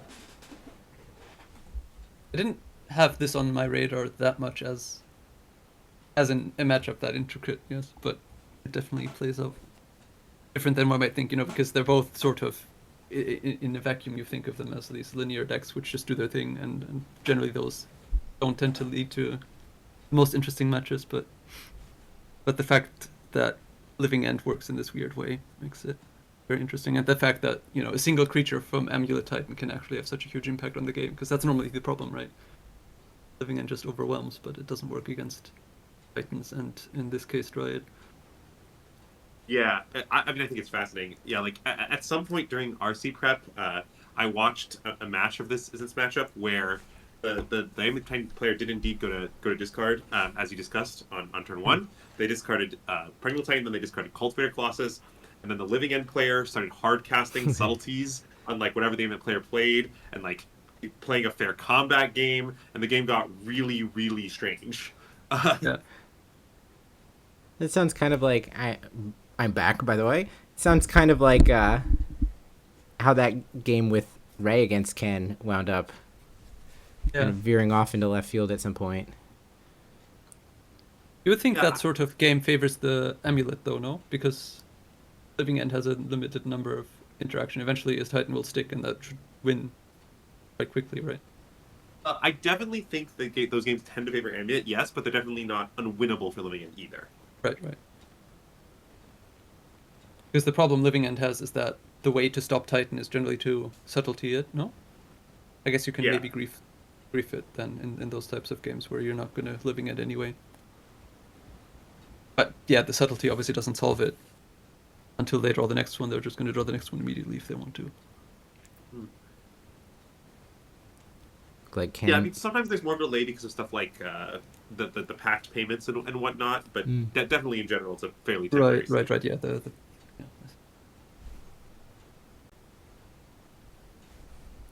was They nice both that mulligan? yeah. Or... Oh, I don't think we're ready yet. I think Ken had an issue with one of his sleeves, so we were waiting to okay, ultimately present. Okay. It was tricky. Usually I have like 15-minute breaks between rounds, but since we're watching this back slightly before live, now Ken snapped mulligan, so we didn't even get to see what it was. I have to plan out my bathroom breaks a little bit better. But on the other hand, I'm very grateful that you're both with me. It's the first time I'm doing this with two co-hosts, but I know so little about Modern that the more help I can have here, the better. And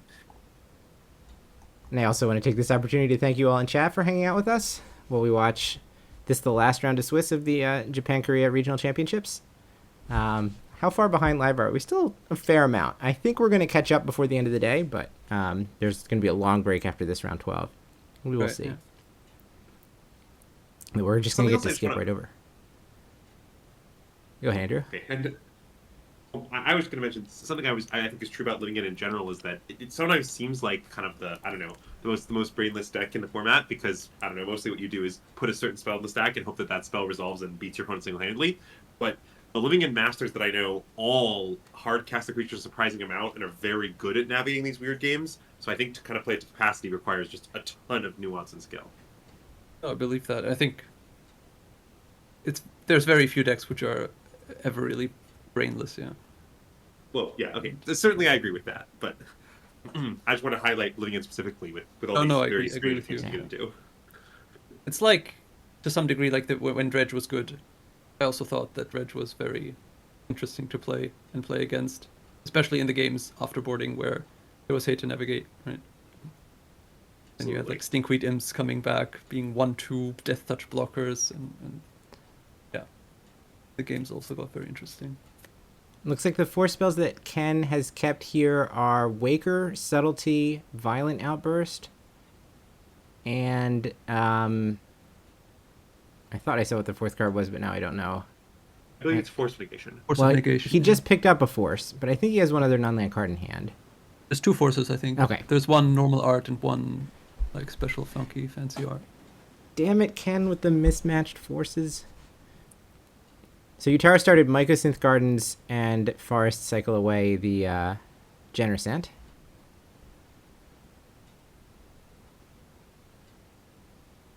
I think in this matchup, Ken's hand is kind of exactly what you're looking for. He's a ton of interaction. He's Waker, which is the best single cycler and kind of filling the yard since it goes to the yard and enough to put another card there at once.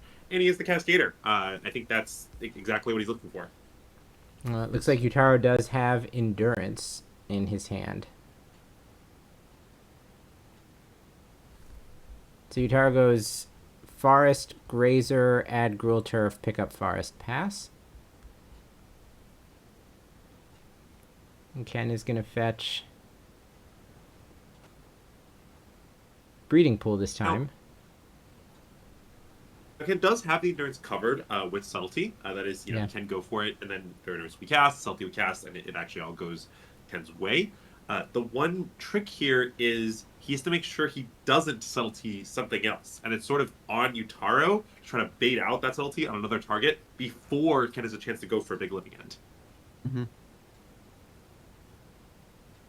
Okay, so Waker saw Grief. And whatever he kept.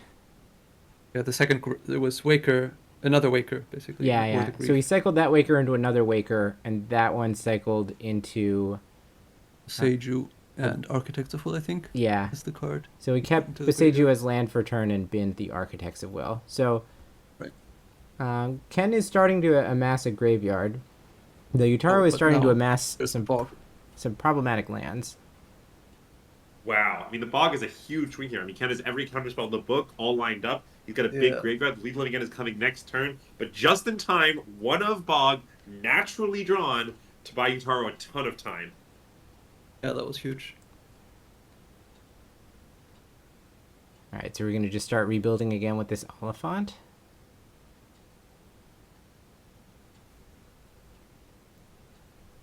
Oh, it's really annoying, right? Because there's a Bride in play, so every bounce line in hand, means that there's just a bog every turn. Right. There's the part of the game before bog is found, and now we're in the part of the game after bog is found, and that's not the only bog trigger that Yutaro is probably going to wind up using this game. Yeah, I mean, Ken is really incentivized to go for kind of a living in quickly here to get this dried off the board so this kind of stops happening. Since then, at least it takes Yutaro 2 turns to do the bounce the bog, pay the bog cycle. It's also unfortunate for Ken to some degree that he had to use Boseiju as a land drop because he didn't have a different one, right? Because then he could also get rid of the bog. Yeah. And stop the recursion at least.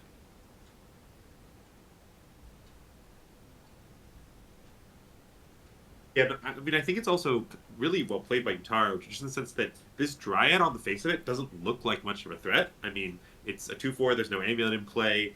It makes total sense from Ken's perspective, I think, to save the subtlety for an Endurance or a Titan or what have you. Yeah, but with the Bog, it ends up being incredibly impactful. Right, actually just the MVP in both games 2 and 3 here so far. Someone asks in chat, what does winning even look like from this point for Ken? I mean, I'm not exactly sure. You have to get rid of Boseiju number 2 would certainly help a lot, wouldn't it? Well, it's all very slow, right? You basically either have to get rid of have to get rid of the Dryad and then try to use that window where there's not a bog for a turn to make a big enough living end, also while stopping whatever Yutaro tries in regards of like making Titan or whatever, right? Well, the other thing is getting Boseiju. Yutaro might not have more bounce lands. Like, Amulet is not made of bounce lands. That's true, yeah. And Ken might be in a bad enough spot that he kind of has to be like, hey, like, I'm just going to hope that Yutaro doesn't drop bounce land for a while, pretend this bog doesn't exist, and hope I can beat the rest. It's not a great plan since we know that Yutaro also has Endurance in hand, but yeah, I think that might be where Ken's at. Well, as far as finding future bounce lands, obviously this Primeval Titan was going to do it, so we had to use Force of Negation pitched to turn Subtlety into Memory Lapse. But now it's coming next turn. Yeah, and as far as we know, Ken can't do anything about that, right? He would have had to draw another Subtlety, but only again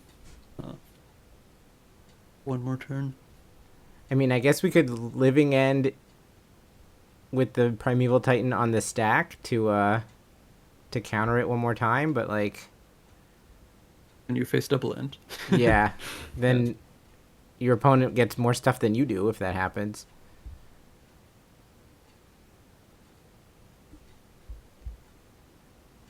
So it's going to be Valakut for sure.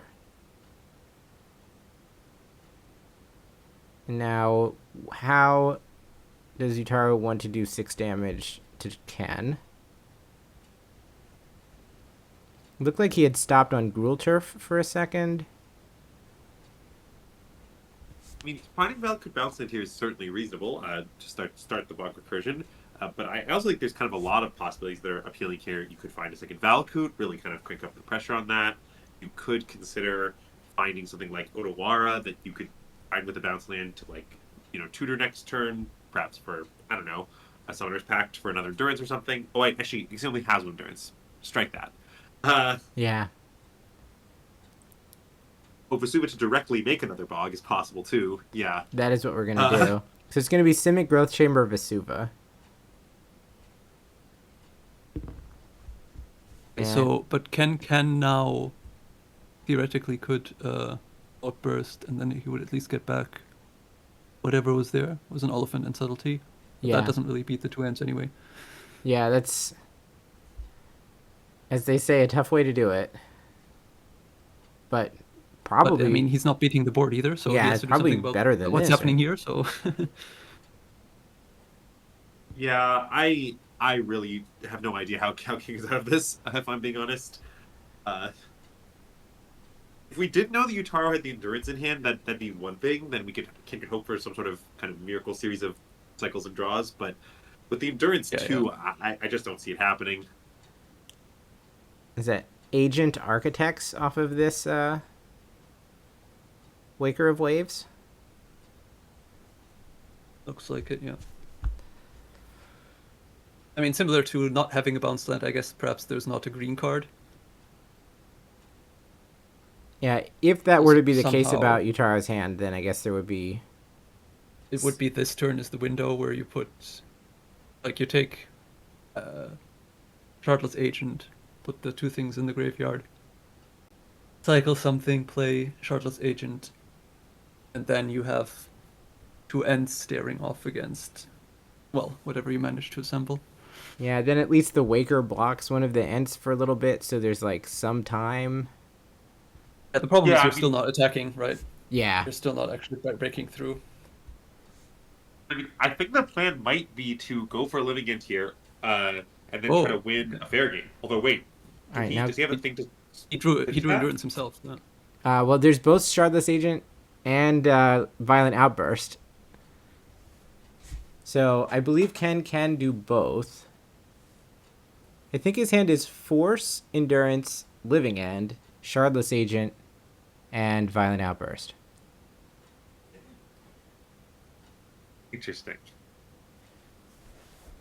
Well, this, from Ken's perspective, looks really nice, in the sense that you can get through a living end without your opponent having getting anything from it, really. Well, what I think Ken might be thinking about is whether he can also afford to like cycle something first, because he has another Waker, is it right? No, Or was that no. the- It's Endurance, Living Force End, of right? Negation, Literal Living End, and then Violent Outburst and Shardless Agent. You're right. You're right. So we're going to just go Endurance, pitching the Shardless Agent. And so now we'll try to cast the Violent Outburst. That's going to find Living End. Should we call this Living End number 2? Living End number 1 is in Ken's hand. Sure. I don't believe we've seen any other Living Ends at this point. I mean, if Yutaro doesn't have a green card, I Then it's think this huge. wins. Yeah.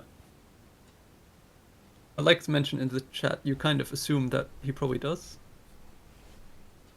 Oh, Since- yeah. I mean, I Yeah. think he probably Cast does. Green stuff, yeah, he does too. Okay, so it's going to be a Summoner's Pact to get the Endurance out there.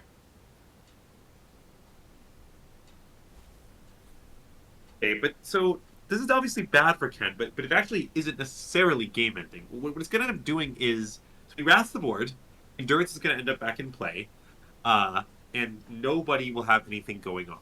Now, certainly Yeah. it's bad for Ken, but it isn't impossible for him to win the game. It Yeah. might mean he has to do something weird, like build up a massive graveyard for huge living end, or maybe even just like start hard casting Curator and hope that Yutaro doesn't find much. I'm not really sure. But Ken is at It's not 12 game now, over. so Yeah, we've only got 3 turns. if he ever living ends, then Dryad comes back, double Valakut just kills him, right? So he can't really living end without clearing the graveyard first. Well, he might be a living end, like... Oh, I guess you're right. Yeah, it's just immediately 12 damage if that I happens. mean, basically, you need another way to interact than with the Dryad once you living end. Speaking of hard Yeah. casting Living End creatures, it looks like Yutaro's Only just going to 5/7. slam a Generous End.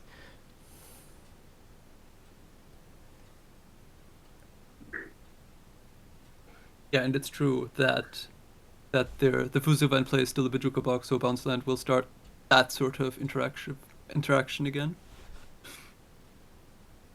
Which means building up a big graveyard is also going to be difficult. I mean, there's just very many problems for Ken, and doesn't And seem to be honestly- capable even of dealing with the board right now. All right, so let's try Kill You, and Subtlety will come in to block. It's Ken kind goes of to- huge, honestly, that the Titan gets to get the lands to trigger the Dryad, even if the living end is an EOT or whatnot. You can't, like, dodge the land drop. Yeah. Yeah. I don't think there's enough mountains for this Primeval Titan to win the game immediately, but Yeah, I think there might be a grand total of 1 in the deck. I don't yeah, know. there's not many There's a mountains. Stomping Ground in play. I'm not sure there's going to be any ones beyond that. That is the only mountain that the deck plays nowadays. You're correct. So Unlucky. we're not even going to bother getting Valakut without Dryad at the moment. It's just going to be Teleria West and a way to pick up the Teleria West. Just gonna have to rely on the 6/6, the 5/7, and the 3/4. Yeah, Right. and Bog comes back down and finishes Ken's Graveyard. And then Ken's tournament. I wonder if Ken is qualified. Like, did this matter to him? So, okay, Ken is in the Hall of Fame, right? I- So, He was in the MPL. I do not believe he was in the Hall of Fame. oh, was he not? Okay, He is actually then I not. don't know. He had like MPL benefits and attended a bunch of set championships at that era of Magic during the pandemic. It looks like he has participated in the last few regional championships, but has not been in a Pro Tour since they started up again. So I don't know if he's still top 12 anyway, but Yeah, I was gonna say maybe he drops down to not. to all right, still well, qualify. here's where I can take advantage of the fact that we're ahead of Actually, yes, live, and I exactly. can refresh this and find out. Ken finished 16th. Ouch. That feels bad. Especially since that would have been good enough a couple months ago. Yeah. That's right. Yeah, top 18 was good enough at the first 3, but this is number 5. All right, so let's see if we have the other match on Time Walk. The answer is that Yes, but it's about to be over because the guy on the left has a million things. yeah, I think that's right. We come in to see okay. Omnath.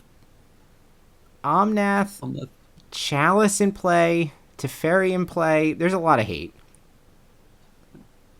Ren is ticking up. I can't imagine this seems over. that there's What's the anything. top card in the Rhinos graveyard? Some Phyrexian card? Is it Dismember? Or what? Yeah, I think that's right. Okay. Yeah, Okay, we were. someone who's played a lot of 4-color, your deck spends a huge amount of your like in-game minutes in just deep in garbage time, where none of your decisions matter at all. And, Yes.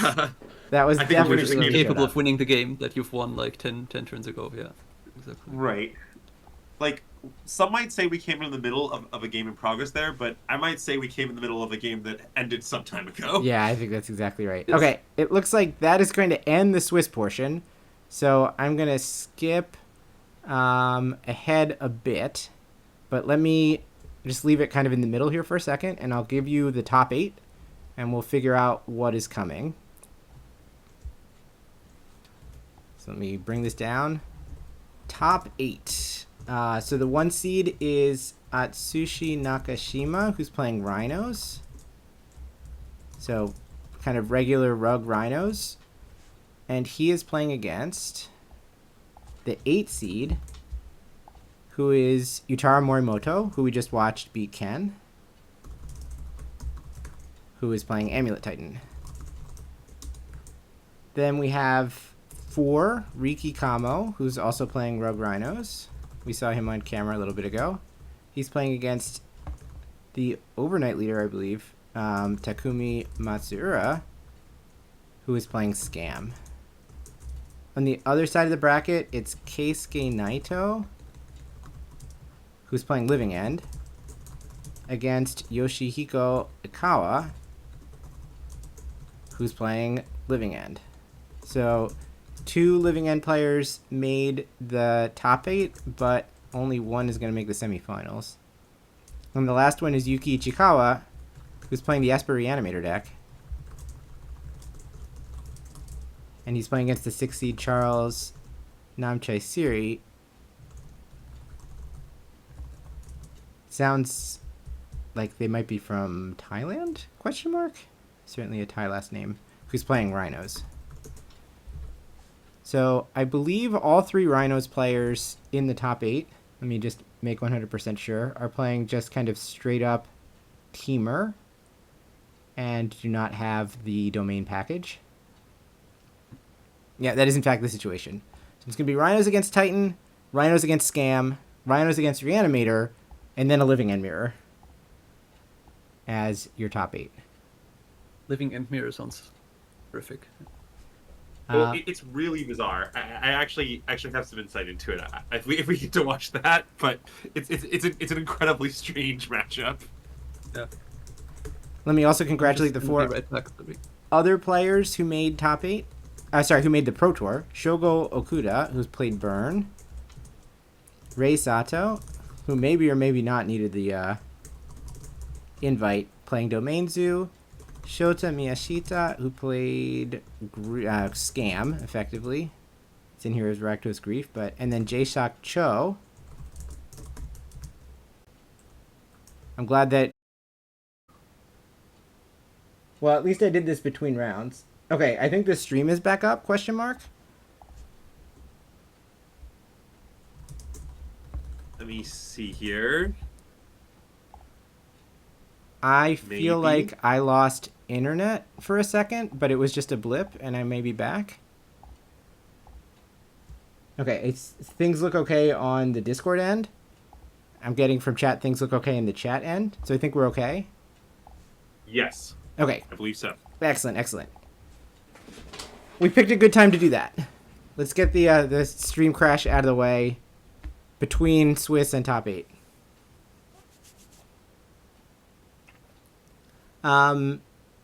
So real quick, let me congratulate the other 4 people who made it to the Pro Tour. Shogo, Rei, Shota, and Jae-Shock. And I'm actually going to check to see whether 13th place did. So did Rei need this?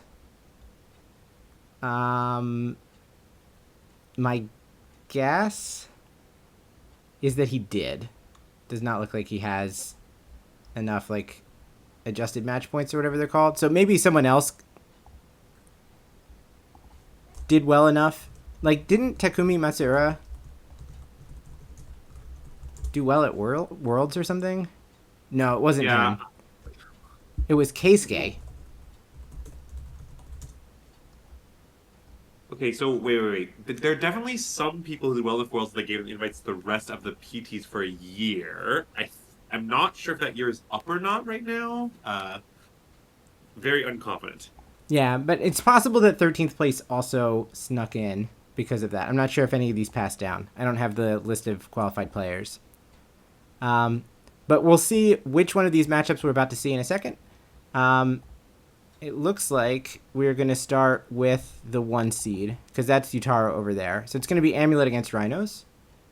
So let me get myself set up over here, and then we'll get down to the quarterfinals. Andrew, there's a question in chat for you about where Rhinos is relative to 4C. I mean, look, like, what I would say is I would play 4-color until something changes. It is not totally unexploitable. It is possible the metagame will adapt and reach a point where 4-color isn't better anymore. If I had to play a monitor tomorrow, I would play 4-color. I think it's better against most matchups that are important right now. That is to say, I think it is, for the most part, better against all Cascade mirrors, Living and Orbed Mirror. I think it is better against Scam. I think it is about the same against Yawgmoth, and I think it is worse against Titan. So unless there's some massive Titan upswing, I would keep playing 4-color. Okay, we have our quarterfinal decks. We're going to watch Atsushi Nakashima play against Yutaro Morimoto. So it's going to be Temur Rhinos against the Amulet Titan deck that we just saw.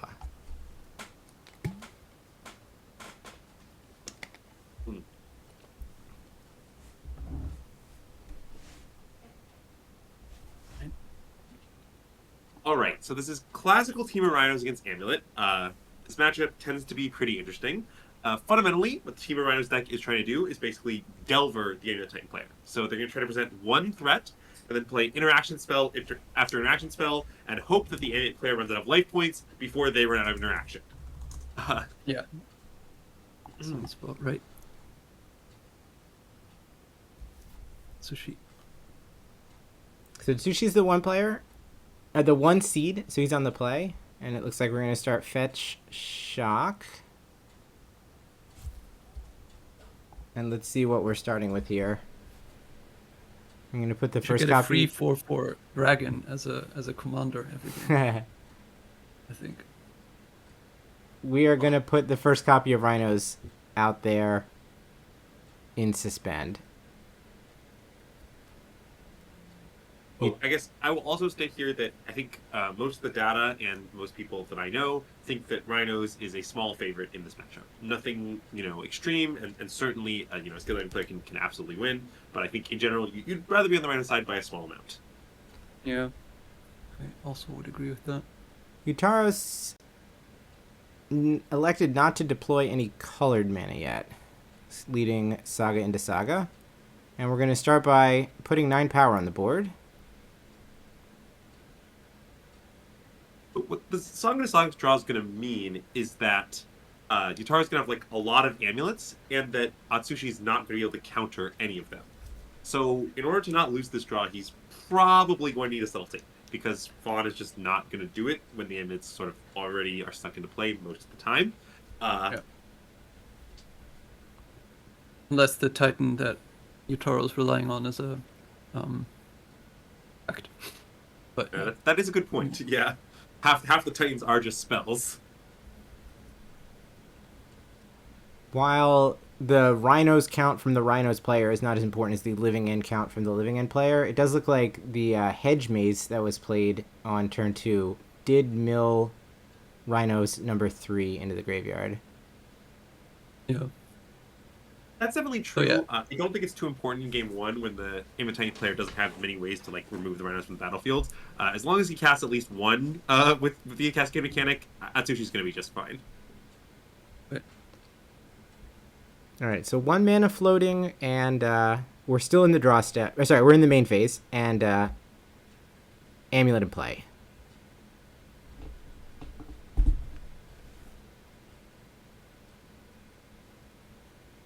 So is it time for Yutaro to put a spell in the stack? he has basically 2 turns, right? He needs to win. I mean, if he can win this turn, obviously that's great, but he needs to set up in a way that he can beat as many things as possible by next turn. Oh, okay. The ring Okay, so kind of that's going to changes. buy an extra turn.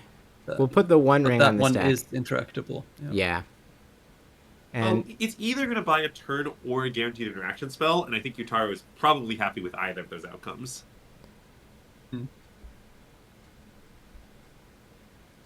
so that was force pitching Tidebinder to exile the one ring. And it looks like what's left on the other side there is Violent Outburst and Dead Gone. The pickup is a Wooded Foothills, and Yutaro goes from 20 to 11. Sorry, to 10. Yeah, so it is possible for Dead Gone to save Atsushi, bounce a Perennial Titan at a key moment or something of that nature, but it also might be possible for Yutaro to just do enough stuff through it that he can, replay the Titan or similar. It's really going to come down to exactly what Yutaro has here. He does need some way of accelerating, no? As in, he needs a Grazer or a Dryad to even get off the ground. Oh, certain, yes. All right, so Simic Growth Chamber that we saw last turn, this time represents 6 mana.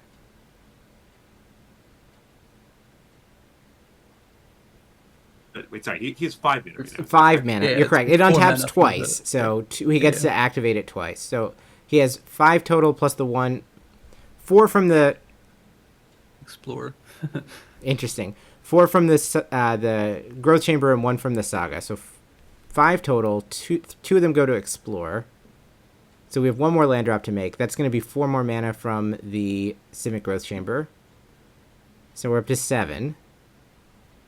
These are better post-its than the post-its in round 12, by the way. Yes. Big improvement on the post-its. Great effort. You think they hurt you? Yeah.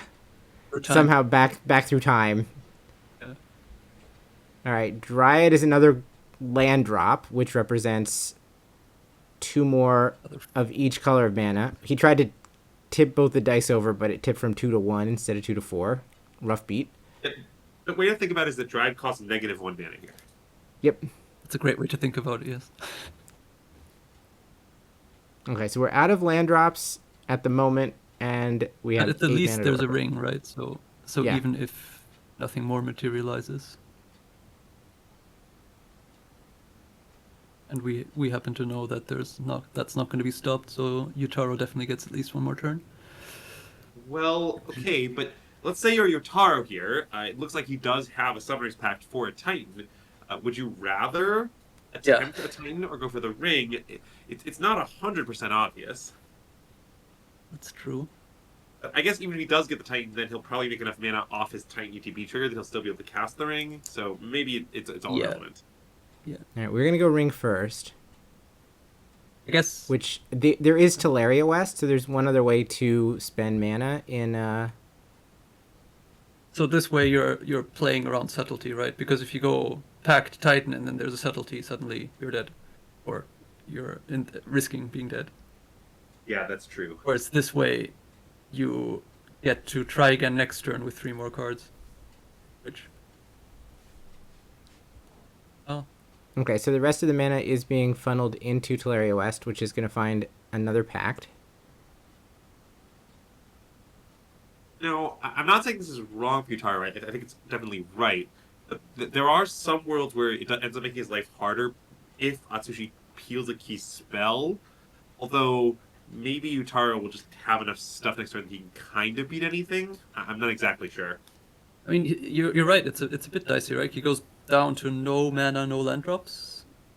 As in, like, the Dryad might disappear. And then... Yes. Yeah. There's a chance... Like, you basically have to build from actual nothing. Back again. And last turn he had to use Explore and the Dry to get going properly. So...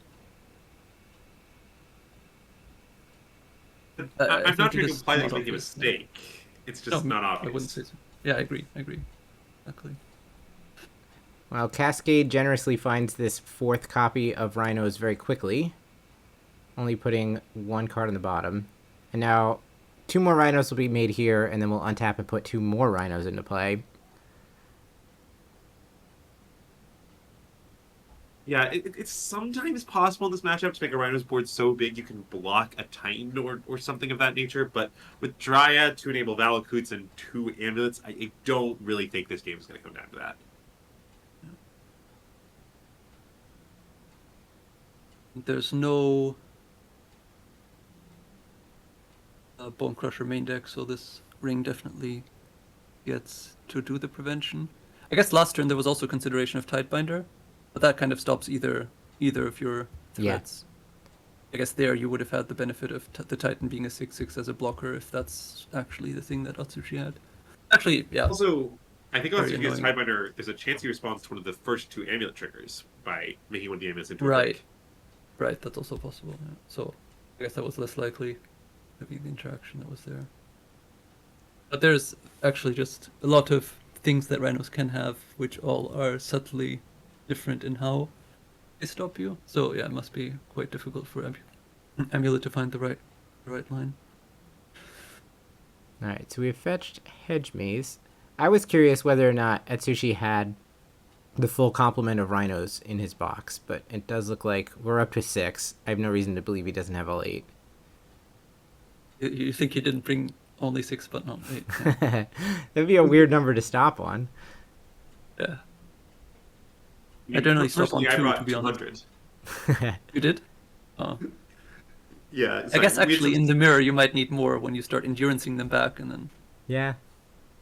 although they normally Well, trade it off. was more that as a promotional thing, we made a bunch of Systemagic branded Rhinos tokens. Ah, that makes more sense. Fair enough.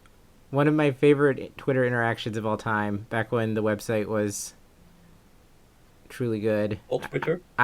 Old Twitter, I asked Yuta Takahashi how many Bitter Blossom tokens he brought with him to a modern tournament when he was playing Bitter Blossom. And he said 7, which is exactly the number you need to kill someone for 20. Oh, that's great. Right, so the Dryad sticks around. Alright, so we've drawn 2 cards off the ring. First land drop makes 4 mana. Just going to fire off the second land drop here, or we're going to do some stuff first. We'll fire off the second land drop here, make 4 more mana. Interesting. So why does the Dryad stick around? What does that mean? Would Atsushi let it stick around if he drew nothing, or does it mean he found a force negation or something of that nature? Yeah, I was wondering the same. Alright, so we'll try Pact 1 that resolves. I don't think Pathfinder, perhaps? Atsushi knows that there is Pact 2. We saw Pact 1 get transmuted from Teleria West, but in fact there is a Pact 2. It looks like Atsushi's hand is Dead Gone and Tidebinder. Is that right? Yeah, so he drew Tidebinder, and that's why he didn't. Yeah. And so Interesting. well sussed out there, Raoul. Well, okay, but so wait, let's talk about this. So he could have Tidebindered one of the amulets right at the beginning of all this, right? Yeah, yeah. Yeah. That's what is the question, right? Whether he, I guess he's hoping that Yutaro goes for something, which he Tidebites, and then somehow the pack kills him. As the bet, like I don't know. But then he didn't know there would be a pact. No, he did know there would be a pact. Okay, so Yeah, maybe that's that the line that he's came supposed to take. via the Teleria West. So, I mean, I guess we're gonna spend 6 mana on this Primeval Titan, and then we're gonna Tidebind that trigger. Which I guess, if it works, does completely stop Yutaro, right? Yeah. Now he's got 2 mana left to try to figure out how to stop getting Yeah. Rhinoed to death. And Pact And it plus the pact will kill him. Yeah, exactly. Yeah, there's a variety of problems. He has no lands in play and no way to generate mana. Well, okay. He does have another Pact, which at the very worst can get an Arboreal Grazer, which is +3 mana. That's right. Which probably is what we're gonna have to do here.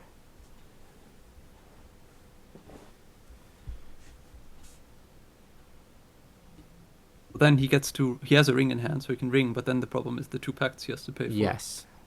So there's still a problem to solve after this. Someone needs to get 8 mana into play.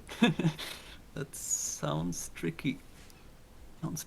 So yeah, like the Tidebinder, I suppose, rather than trying to stop the, because then if you take out one amulet, the pack can still get Grazer, and maybe there's and the mana keeps coming. Right. So Well, this it's is just you sort just of a wanted more to sink the mana into decisive- something. Yeah. Yeah, this is a more decisive approach, I suppose. At the risk of it not doing anything at all, potentially.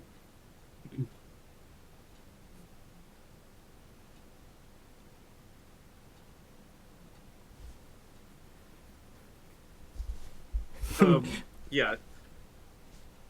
So, I mean, I think Yutaro's going to need a pretty elaborate sequence here, like this Grazer into some other land drop generator, into a Titan, and then like maybe he can end the game this turn or something. I don't know. Yeah, I mean, this Tidebender definitely threw a wrench in the works. He has another pact in hand, if I saw correctly. There's actually pack number 3. I'm not 100% sure, but that also doesn't really help that much, because while it gives you more mana this turn, You really need the will mana just next turn. amplify the problem next turn, where you then have to pay 12. Yeah, and it turns out that the Tidebinder on the Titan does take it down in this way. Wow. GG. I think we saw that really tight play by Tsushi, holding the Dead Gone, being patient with the Tidebinder. I think we saw it really pay off. He beat a massive hand of cards.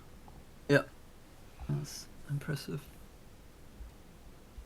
All right, so now we're going to go to sideboarding, and generally what's going to happen in the sideboard here is the Riders deck is going to board in a bunch of cards that tend to slow down Amulet, make their life difficult.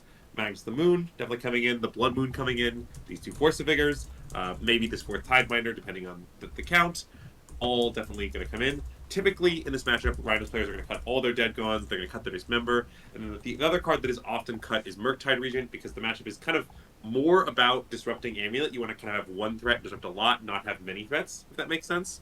That's usually how Rhino players tend to sideboard. On the Amulet side, these defense grids are going to be their plan A. Defense grid stops all of the weird interaction. You can't subtlety, even though it's not a counterspell. You can't Tidebinder, even though it's not a counterspell.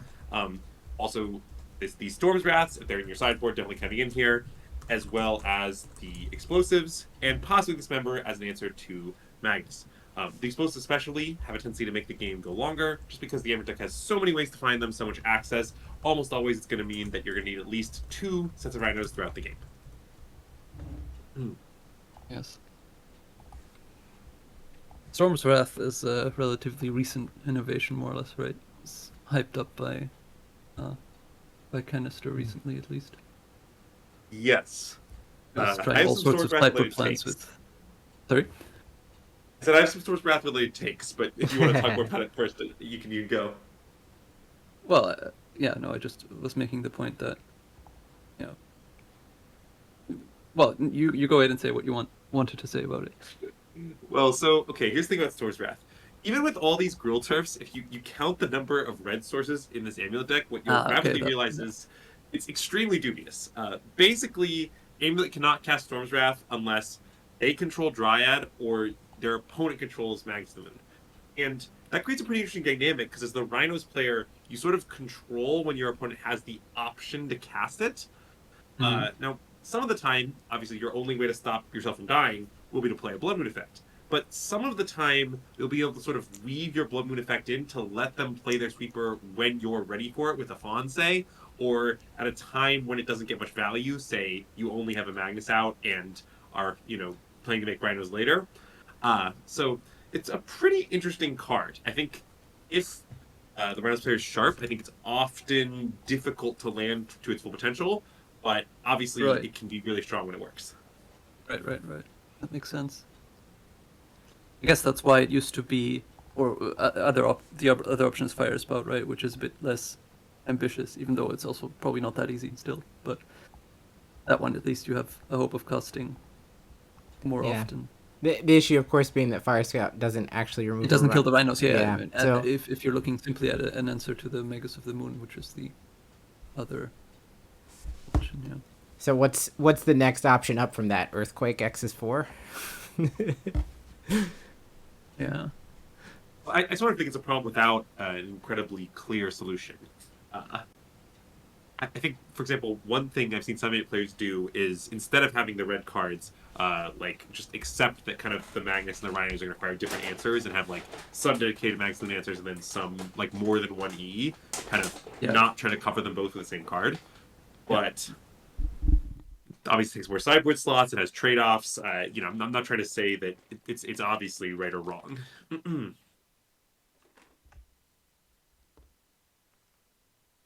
Does he have extra red sources in the sideboard? He doesn't, right? No. I guess the generous end, sort of. Sort of, yeah. I mean, to be clear, they usually don't. Any players who are playing the Stories of Technology, and in my experience, don't tend to board in sort of obvious red sources, is I guess what I would say. Yeah. So it's simply as you say, it becomes a sort of, they have a moon, and then I get to cast it. All right. Well, there is Magus of the Moon. Yep, look like 2 lands in Magus. Both players have capped. Defense grid on Amulet side. Yep. Yeah, and Defense Grid is another card that's, I think, pretty interesting to navigate in this matchup. Often the best answer to Defense Grid from Rhinos is going to be the Force of Vigor, because you can play it for 3 mana on their turn 3 and get the Defense Grid plus another permanent. However, you don't always have that card. Hiratsushi doesn't, so he chooses just to fire off Force Negation on Defense Grid, which seems pretty reasonable. He forced the Amulet, actually. Oh, I'm sorry. Forced the Amulet. Yeah. I apologize. Interesting to me that Yutaro leads on Radiant Fountain, which came in out of the sideboard. Is the intention there that there are a couple of utility lands that aren't particularly useful, and getting yourself off of a multiple of 10 is potentially relevant against the Rhinos deck? That's a good question. I don't have an immediate answer. I mean, gaining some life is useful because you're going to be able to do it multiple times as well throughout the course of the game. So probably you can get yourself out of some range of. You can get an extra turn with it, and seemingly he seems to value it high enough to bring it in. I don't see a land in the land slots, at least, where I would immediately say this one that it's not very useful. Maybe Crumbling Vestige, I don't know. Yeah.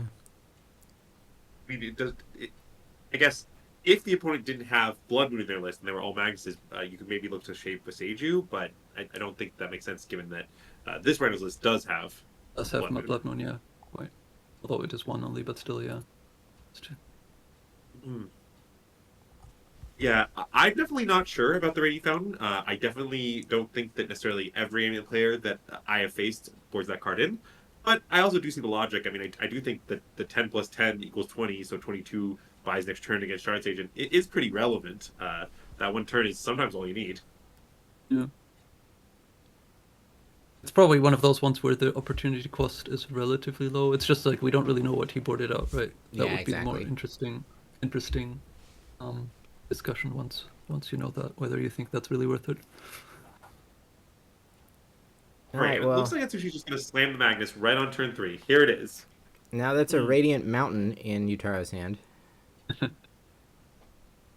Yes. And I mean, I think Atsushi has to feel the pressure to play the Magnus here, just because he knows that with defense grid in play, it's hard for him to interact. He doesn't have an immediate way to answer defense grid, so prefers to just make the opponent's deck not function and hope that kind of gets the job done for the time being. Yeah. Also, crucially, Max Moon is a wizard. And as we saw, there is a Flame of Anor in the Rhinos player's hand here. I'm not too sure what modes he plans to select, though. That is, I assume he wants to blow up one of the artifacts and draw some cards, but maybe he'd rather just make Rhinos. Sort of unclear. If he does make Rhinos, that plays right into the Storm's Wrath, and Atsushi knows that. So I think kind of how he plays it out is very interesting. Agreed. Looks like recycling. No. I guess maybe suspend another Rhinos as well.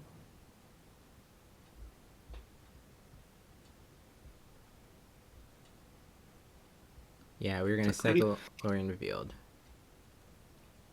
And the Rhinos being on suspend here, I'm not really sure which direction that pushes. Because on the one hand, it means that if you make Rhinos, your opponent kind of wait a turn on their Storm's Wrath and then kind of get everything, which is unfortunate. Yeah. But on the other hand, maybe it just means that, well, the Storm's Wrath's going to be good regardless. You should just hope they don't have it. I'm not really sure which of those factors kind of dominates. All right, well, here is Agent finding Rhinos. I mean, playing this way does put like basically everything you have into one basket, no?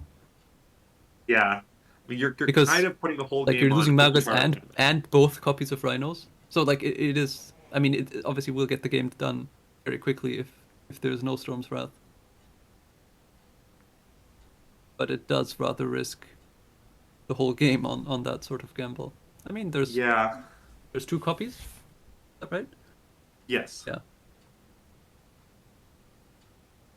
I think you might be right. I think I might have preferred to blow up one of the artifacts and draw 2 cards, just to have more looks at like a Celtic or Force Negation. Maybe take the defense card off the table so that if you draw those cards, they're live. But I don't think this line is crazy. No, it's not. It's not crazy. I agree. Chad is saying that Atsushi does have Force of Negation at the ready, so this is going to be hard to break out of. How about the defense grid is in play, right? Oh, yeah, you're right. Oh. Well, now the One Ring is in play. So that's going to buy 1 turn worth of beatdown. Right, but now Atsushi can just pass with 3 mana, and then as long as he can pitch, he's actually safe from the Storm's Wrath. Yeah. And there's not that much else that scares him right now. Yeah. He has 20 power on the table, which is lethal. Like, I think he can just chill. Yeah, provided he does actually have another force. He did use one on the first turn. I don't know. I've not seen it the looks like since. He doesn't to me. I think maybe chat got confused about. Yeah, so there wasn't force in the opener, but it's been spent. So we're gonna go for the Flame of Anor. Drawing 2 cards because the Magus is a wizard and blowing up the defense grid. All right, so Briefly considered attacking, but yeah. You could try to send a message. So Yutaro gets to see 3 cards between the One Ring and the draw step. There are multiple more copies of the One Ring that he could find, but it does not look like he's done that. Otherwise, I think he kind of missed. The only cards that make colored mana are 2 copies of Forest. Presumably Generous Ent came in, yes, as a hedge against Blood Moon effects. So, alright, we now do have access to green mana. Can we use it to any effect? you can play a Dryad. Great look at his hand, but the only play I saw was the Dryad. Like, I didn't see any other business. The Dryad is enough to keep Yutaro alive. I mean, you can let 4 Rhinos through, and the 2/2s can't attack, so there's only 16 damage there. The ring is only going to do 2 to him in his own upkeep next turn. Sorry, what if she just alphas? Isn't it lethal? With the ring trigger? Well, You can, the Dryad is going to get subtletyed. Yeah, I guess you're right. We could... You can you have to chump a Rhino, no? You can chump a Rhino, and you can chump a Rhino, it was yes, 16 that's right. damage. Yeah. So you survive on one, and then... But the problem is then you're going to have to get rid of your ring and also clean up the board, which you also can't do in one court, generally speaking, I think. I guess you have to play another ring and then somehow... basically, even if the Dryad sticks around, it was going to be very difficult to find a way, I think. Well, I mean, I really think what happened is, look, Atsushi said, if you don't have Storm's Wrath right now, I basically win, and this one didn't have it. Like, that's how I would characterize the game. All right, we're going to jump into one of the other quarterfinals. I believe that's Riki Kamo on the right, now on the top, playing Temur Rhinos against Scam at the bottom.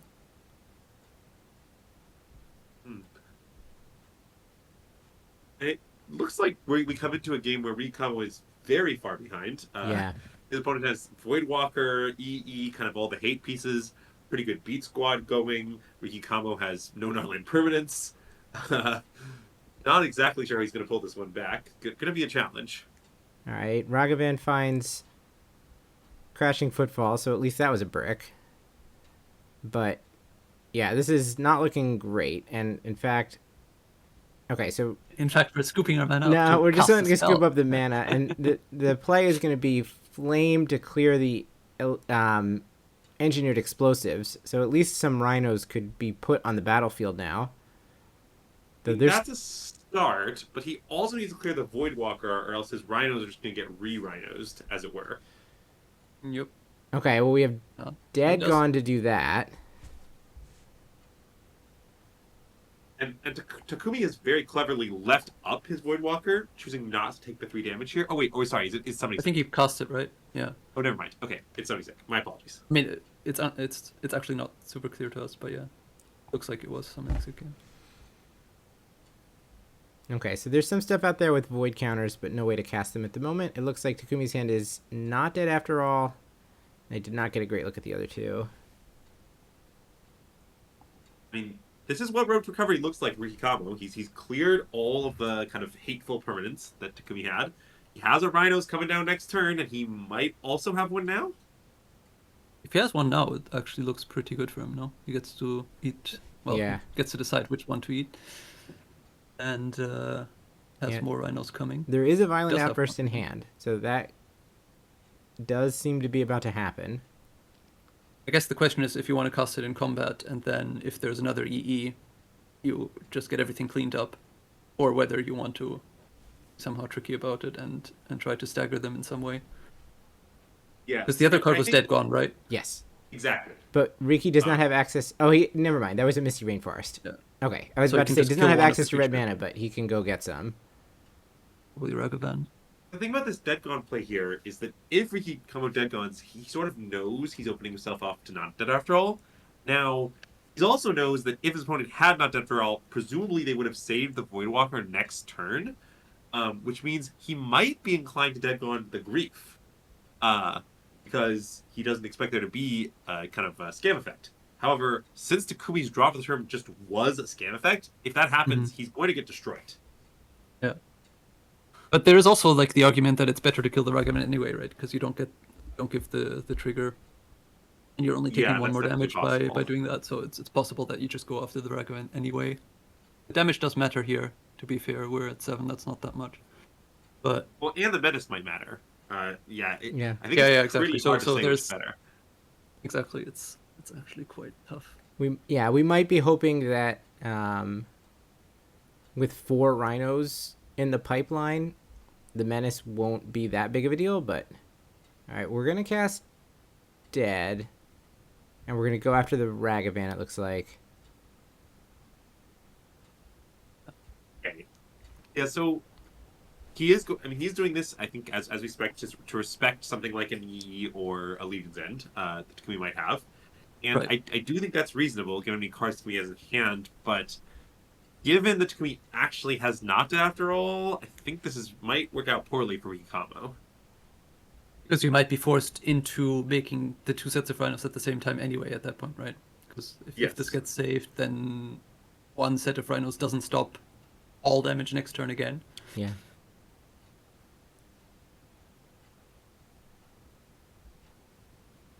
Although it seems like he's not actually interested in that. This is just going to happen. Grief will take Riki from 7 down to 4. So let's see what the follow-up is. We're just going to play Not Dead After All and then Fatal Push our own Grief. Whoa. Okay. Okay. That takes the Violent Outburst. So Grief is now lethal as a 4-power menace creature.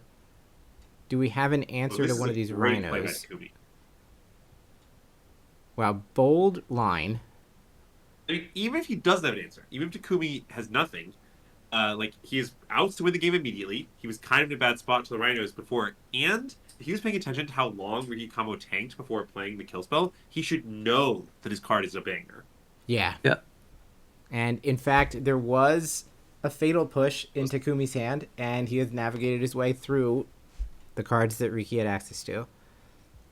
You see that look on his face? He knows he stole that one. Wow. Yeah, that was great. That was great. Well scammed. I mean, the deck isn't called Win a Normal and Legitimate Game of Magic.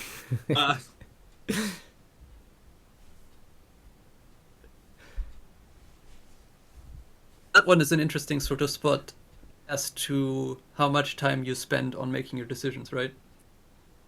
To say the Dead Gone just happened, does he play the same way? I don't know. I think that's very unclear. The line is so aggressive. It is okay, given, well, I mean, obviously you can always fake thinking, like, you can spend a lot of time there even without the violent outbursts if you want to. But that's one of those spots where there's a game beyond the cards to be played. Absolutely. And I think relatively few kind of top level players would tank for a long time there if their card is like a land. Yeah. Definitely that I think some people do that. Yeah, it's one of the, like, I think really difficult spots in Magic where you have to be aware of cards that are not in your hand that you could conceivably have in your hand, and that would put you in a spot where you would have to think a long time and then simulate it. You know, like that's a lot of steps to take. Well, but also, right, it's one thing to kind of make it when there's a specific play you're trying to induce in the opponent, when there's like kind of a specific thing you want them to do. But I think relatively few people would be like, okay, I'm going to induce my opponent to like play a scam element on their grief and then fatal push their own grief, especially when you know they'd have a scam element last turn. Like, that would be really bizarre. Yeah, you would have to then also be able to anticipate exactly the choices that your opponent would be facing there. Yeah, I mean, it's not really to be done necessarily, but it is still fascinating. Yeah, actually, on that note, I watched friend of the stream Greg win his match for the PT at the RC, where he was playing a Rhino's Mirror, and his opponent passed on a certain turn. And Greg flashed into Shana's Hidebinder, hitting nothing to kind of threaten immediate lethal. And I thought the play was kind of wrong on the merits of the game state, because it theoretically allows Violent Outburst. But, like, the way Greg's opponent looked, like how, like, kind of, you know, resigned he looked, it seemed just very clear he didn't have the outburst. So I sort of thought that, like, even though it was the wrong play on the board, it was the right play in the actual game. Yeah. I feel like that kind of thing can definitely be amplified in a game with stakes, like with the Pro Tour on the line. That it's pretty hard to swallow the disappointment if you brick several turns in a row or whatever. It's certainly something that you can struggle with, yeah. That's sort of on the other hand, discussion always. Yeah, go ahead. Just as the player who, not that I'm often in this position, but there are some times where, you know, it's not even necessarily conscious, but you like kind of sit up in your chair and like you can smell the blood in the water or whatever. That's not something that you could that I feel like I was ever taught while I was learning how to play, but like that's something that I subconsciously have access to. Yeah, it's more a feeling than anything else. Yeah, exactly. Like it's. Okay, so I'm getting slightly better at reading these hands. I would say this one is dubious. It looked like 2 Ragavan and 3 scam cards, and nothing else going on. Yeah, I would be surprised if this game player kept this. They have Yeah, it not. looks like it's very Yeah. Did not. Whereas, okay, to speak slightly about how I think it's correct to mulligan and scam, you can see that the Rhinos player has drawn any 7 cards, so therefore he should keep. Yes. Hmm.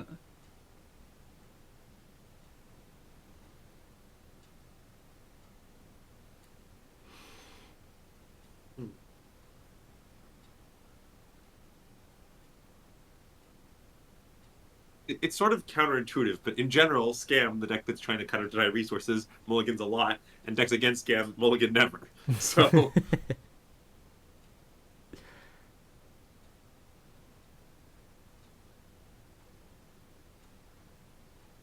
Riki's making sure the top 40 cards in Takumi's deck are very well shuffled before he worries about what's going on with the bottom 20, it looks like. that does appear to be his approach, yes. All right, let's take a look. Trying to keep 6. A list. I see Fable, Chalice, and 2 Scam cards. One Not Dead After All is going to go snap under the bottom, and I think that suggests that Takumi's going to keep this. Yeah, I mean, Takumi can't be excited about this hand. It's not what he'd like to see. Would love a Ragavan or Void Watch, something of that nature, but there's no way he can mulligan. All right, we have drawn Ragavan right on time. So now is the question whether or not we lead on... It might have been a question of what land he wanted to put into play. No, he was considering not playing the Rog, because if he waits a turn, he can protect it with a Scam element. Sure. It eventually decides that's too conservative, and I think he's right, that probably just wastes too much time, because Rhinos will often eventually kind of blink the Ragavan, so you got to get the kind of work done while you can. But I think Takumi was thinking about playing land go, and the next turn play Ragavan with Scam element up, or possibly just dash it if for some reason Riki Kamo taps out. Yeah, you also had the option of whether he wanted to cast Chalice or not, right? That's Yeah, and perhaps also something he was considering. It looks like because- he's elected to decline. Yeah, Right. so like the reason to decline is that you might want to Thoughtseize first to see if it's actually going to survive, or like just take the counterspell away. The reason Sure. to play it immediately is to stop, or to give your opponent as few chances to draw a Force of Negation as possible, right? So Well, actually, there's another factor here, which is that, okay, by playing it later, he denies Riki Kamo information. Like, Riki Kamo might Information, make yeah. different plays, depending on if he knows Right, there's that Chalice is also play or not. true. Yeah. And with regards to the Force Negation thing, so I don't know how Riki Kamo specifically sideboarded, but what I will say is it is common for Rhinos players to cut some, or actually often Yes. all, of the Force Negations Yes. post-board. that's true. So I actually think if I were playing Scam here, I would have been inclined to wait on my Chalice, wait to cast it until turn 2. But it's definitely not obvious, and Takumi might figure, there might be a Force or 2 still in, not worth the risk. I'm a little surprised at the timing there. Maybe Takumi announced Chalice and Riki fetched in response, but I would have expected if he was going to fetch, it was going to be end step. Oh wow, we've got a spicy one here. Yep, here We've comes got- Kellen. Ellen, trail the suspect rather, yeah. Yes, that's right. So first we're going to trail the suspect, but if Kellen lands and then starts to attack, Kellen is very good at blowing up Chalices of the Void. Yeah, so So- this is a really spicy piece of tech. I've seen it in a few Rhinos lists, but I've never really seen it catch on until kind of this moment. All right, so Ragavan connects and hits Subtlety. What was the Chalice played on turn 1 after all, then? Yes. Or what's happened? Yeah. So I don't totally understand the timing of that because it seemed like Riki was fetching and we were saying, wow, it seems like it was Takumi's weird. not going to play it, and then Takumi threw the Chalice down.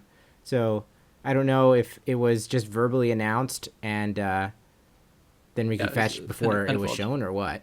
But we're going to use the treasure off Ragavan to play the Fable. And now it's time turn for one Riki Rog to True fetch. to Fable is a very strong Scam start in general. I mean, this pretty weak keep by Takumi has been really tied together by the turn 1 Ragavan that happened to stick Yeah. around. And yet it might get stopped by a 3-4. 3/4 Well, flying concentrate- vigilance security. seems quite good. Yeah. Man, I've never thought for a single moment about this card prior to this match, but geez, it does just seem incredibly effective. removing the hate pieces, getting some value on the front side, and if they kill it, they can't fatal push unless they have revolt, which isn't always trivial. Just, I don't know, lines up pretty nicely in a lot of different ways. All right, so here comes Thundering Falls, and now Takumi's going to read the bad news over here. Right, it doesn't have to connect. All Kellen has to do is attack, and that will destroy an artifact. Well, the good news is, though, Takumi does get a bunch of loots to try to find an answer to it. True. Oh, that's also possible, Shifley. Maybe what actually happened was that the surveil was in response to Ragavan, and we were held up at that point, like with Ragavan on the stack. And so that's why the chalice didn't show up until later. Yeah. Oh, can I? Card we're discussing is Kellen from the new set. I don't actually know his Prodigy. last name. Inquisitive Prodigy? Yeah, okay. There you go. Yeah. I got it in chat for you. I do happen to know the name of the card. And you trailed the suspect at least. Yeah, Well, to be fair, I didn't know that part, so...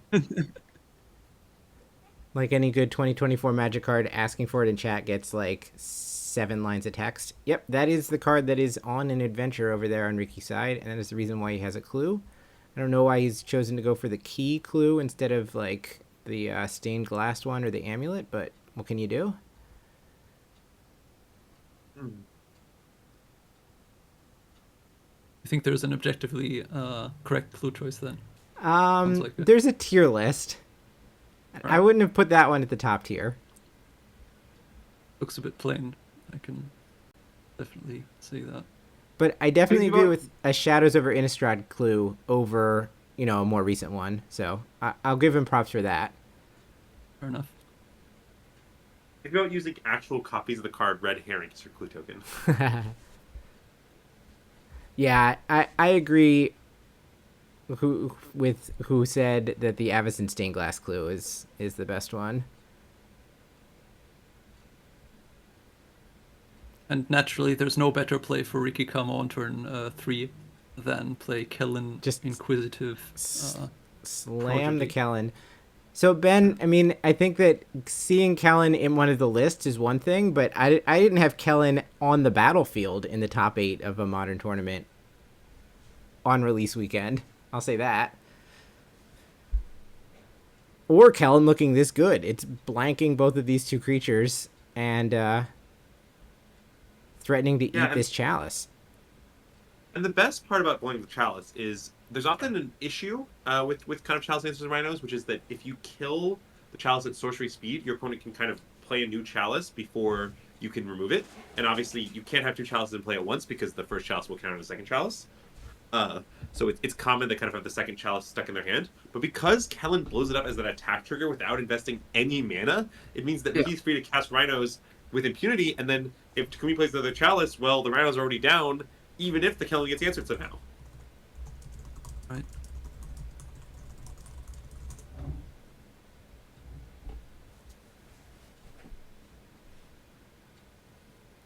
So it's possible the we might vigilance see the is different. chump attack out of the Goblin Shaman just to turn on the Revolt, right? If he wants to revolt, he could use the treasure theoretically, right? So he wouldn't have to jump. Yeah, he could attack before block sack the trigger for a fatal push. I think he's just attacking to let him cast the Greaves. Yeah, Yeah, just to get the mana, all right. that is right.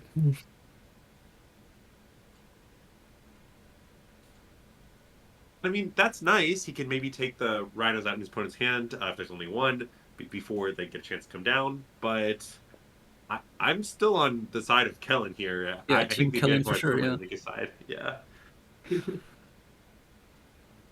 Depends slightly on what else is going to happen. If there's literally nothing left afterwards, maybe the Fable plus Grief.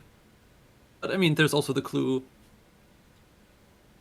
So it's unlikely that Rhinos will brick indefinitely here. And there's the subtlety, which, Yeah, so was mentioned in chat. Riki has the choice, I think, assuming there's a blue card to go with that subtlety. Actually, there's not. No, there was. There is Shardless there. Agent. There was a Shardless Agent there, so it's Dead Gone, Shardless Agent, Yes. and Subtlety.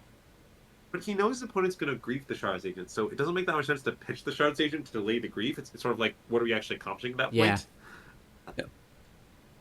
Especially because, okay, in this alternative world where he holds on to subtlety, he can just attack, destroy the chalice, and maybe even just pass with subtlety up. And that honestly isn't bad. He drew Force of Vigor. Wow. It makes the Kellen look less good because the Force of Vigor can just take out the stuff anyway, right? I have cycled Thopter tokens with Kellen in Limited. I did not consider the idea of cycling my Shardless agents with Kellen, but that is an amazing line that Ben is pointing out. Well, that's real nice.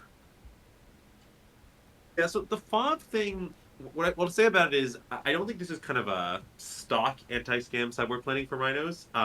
Yeah. It is something that I've seen considered, and I think some people do it depending on kind of the number of total hate things in their sideboard. Like, if sideboard's particularly hateful, you might put in maybe some of your Force Vigors, probably not all of them. It's definitely not crazy, but I am a little surprised. It looked like Yeah, Takumi's hand was Fable, Scam. Like Fable, not dead after all. But the Force is getting paid off here, yeah? You get to take out 2 Fables. And better yet, you can take them out when your opponent doesn't have mana to not dead after all, the reflection. Yeah. Yeah. Although, he might not have 2 green right now, right? As in, Oh, you're right. I think he think- has 2 blue-red lands, a forest, and a Mutavault, so he That's can't correct. actually cast it right now, which obviously would be the tempo swing you're looking for, but... All right, so all we can do is crack the clue. And we have found... It looked I like don't know what we found. it was another green card, because we knew about the subtlety. And we knew Okay, about the but- force. But most green cards are Cascaders in Rhinos, so Yeah. if you drew a Cascader, he's probably going to want to cast it, not fob these two Fables. All right, let's see if we get a better look at his hand. If you did draw a Cascader, it does raise the question of whether you want to play it slow, take out the Fables, and then Cascade later, or Cascade now, but give your opponent access to the Rummage. Plus, I suppose, Yeah, it's definitely the pretty chance of a interesting. Fable activation. So, Yeah, it's actually not clear to me which one of these reflections or fables or whatever is the more annoying one. Cutting off chapter 2 seems like... oh, you can take out both, right? With Yeah, I Force. understand we do get both of them. But that could be even more Right, but- enticing than taking out the reflection before it's active. I think the card But that was there's- drawn was another Force of Vigor. Another Force of Vigor, yeah. And we're going to upkeep it? Whoa. What's the Okay, so benefit Interesting. in letting Takumi And untap? pitched as well. So like this way he gets to keep up subtlety, right? That's the upside. The downside is it allows scam effect. All right, so now we get to see if they're going to get the rules interaction right. But for those who are unaware, you do not take 1 damage in this scenario, as the roll is never created. So the life totals were 14 to 10, and they should stay 14 to 10. Yes. He may not be asking a judge what happens, but what happens is the roll doesn't get created. Although, on Moto, notably, they'll take 1. That All seems right, like so they're on top of it. now this ticks up from 1 to 2. Should the Fable be tapped though? Oh god, it maybe should be, I don't know. I think it is unlikely to make much of a difference though. The draw for turn is Molten Collapse, so that will clear the way for an attack with Ragavan. And the token. One of the tokens is new, but one is not. Takumi has to consider is if there's instant speed Rhinos here, I suppose. Yeah, absolutely. Right?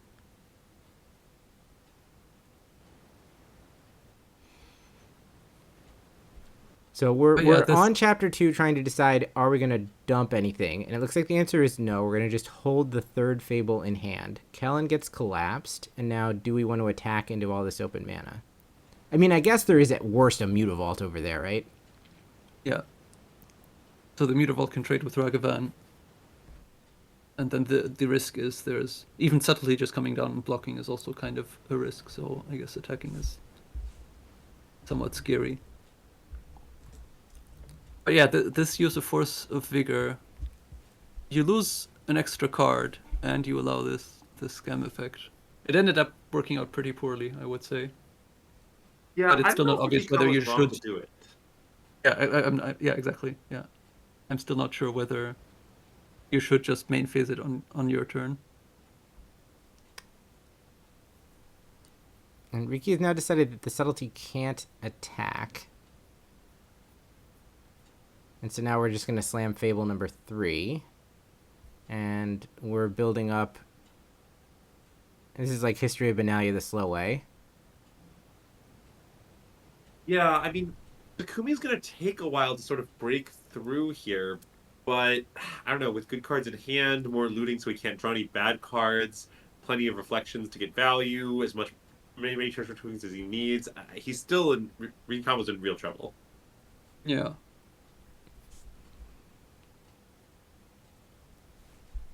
I guess you can argue that the second force doesn't do much. But, it is still a card in hand, and it still might do something. And it would have done something, actually. Yeah, as it turned out, the fact that Takumi just completely flooded on Fables meant that the other force would have been quite good. At least a 1-for-1, yeah. But I do agree that on average, the second force is of pretty low value. Riki has drawn another Mutavault, which I guess does prolong the misery here, but 2 bricks go away for Takumi, and he has redrawn Legion's End and Kroxa, Titan of Death's Hunger. Okay, Kroxa is going to end this game in a hurry. Yeah. Riki is hellbent at the moment. So it just represents 3 right now. And of course, there's going to be a lot of treasure. It actually represents 6 right now, right? Because he can both cast and escape it. Yeah. So if he attacks with everything, yeah. That's You gonna... can even copy a goblin, attack with everything, and then use the 4 treasure to do it if you wanted to. I'm not sure if that's better or worse. Well, we're going to have to... I think we have to expect some blocks with Mutavaults here, right? So, like, there's no way Ragavan's going to connect. Riki does not need lands numbers 7 and 8, or whatever he's got out there. No, I was just saying he could use the reflection to copy a goblin to make. Oh yeah. That's right. That just represents, that's mana neutral. You're correct. And I think you're right that it's better, right? It just adds another attacker, and the outcome at the end of the turn is just better, right? You just deal 2 extra damage. It seems better to me, yeah. Yeah. Subtlety is all that happens. 3 tokens connect for 6. I'm a little surprised that that Riki didn't feel like a Mutavault was worth trading for Ragavan there, and instead only blocked with the Subtlety. Well, Island off the top kind of seals the deal there. And Takumi escapes. Wow. That game kind of fell crazy, apart man. on that one turn, no? I mean, yeah. Yeah. Well, what I think is so insane is I think that of the 3 games that they played, Riki Kamo was maybe winning all 3 of them, but only And lost the actually next won one one too. of them. Yeah. Now, not saying he played. It's tricky. I wouldn't necessarily say that he punted. He had a lot of close decisions and ended up on the wrong end of all of them. But it's really hard to know for sure if they were exactly right or wrong. No, I agree. Yeah. Well, we're getting I think I somehow don't like the way the force. I think that one, I do kind of dislike the way it worked out. I'm not sure what are you stopping with the subtlety that's so important to keep up the subtlety. Yeah, that is pretty unclear. I agree. Maybe Shieldred, but even that seems like a problem 1 turn later. So what are we really doing here? I guess maybe it's because he wanted to ambush Ragavan with subtlety in case Kellen gets killed. I guess that's kind of the best argument for it, perhaps. But yeah, anyway, it was tough choices. All right. Keisuke reveals that he had 3 of a kind in hand, being 3 living ends. So he apparently put a cascade on the stack that wasn't going to cascade into anything. And for that reason, it looks like Yoshihiko Okawa is the living end pilot who wins the living end mirror. Ikawa called his bluff, yeah. Yeah. Show me. Yes, this is a classic living end maneuver, which is when you've drawn all the living ends, you can kind of, matter-of-factly put a Cascader on the stack and just say, look, Cascade, living in 20 power, you're dead, and then hope your opponent concedes or whatever. Yes. And then if they make you do it, you're like, oh, yeah, I'm dead. You know, there's some showmanship here. I think this almost never works, but you might as well play your outs. I obviously have tendrils of whatever in my deck, right? Tendrils Yes. of corruption. You're thinking Tendrils of Agony. Agony, is the famous Yeah, Wii agony, story. agony, yes. Yes. Yes. All right, it looks like we're gonna come down and watch. Oh nope, we got faked out. It looks like that's Takumi there, so I'll get this set up. It's gonna be Scam versus Rhinos here in the semifinals. Classic of modern. Yeah, I mean, that is certainly true. All right, so I there's mean, your decks for the semis. I do think this matchup tends to be fairly interesting, lead to some fairly good games. A lot of grindy, drawn-out affairs. A lot of Lorien reveals being hard cast, if you know what I mean. Yes.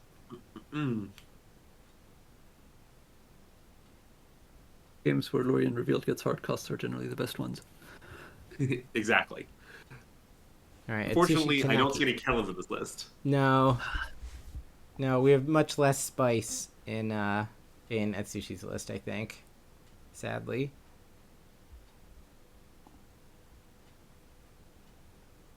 Kellen, tried his best but didn't quite get there anyway.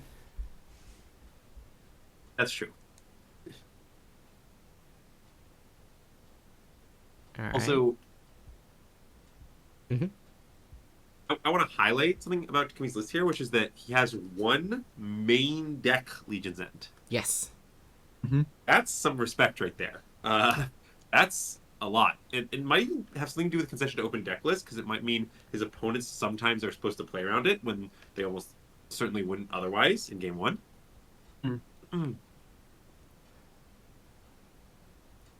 All right, so we got Force of Negation, Shardless Agent, Murktide Regent, Lorien revealed, and 3 lands. We're trying to figure out what goes underneath. It's going to be the Force of Negation.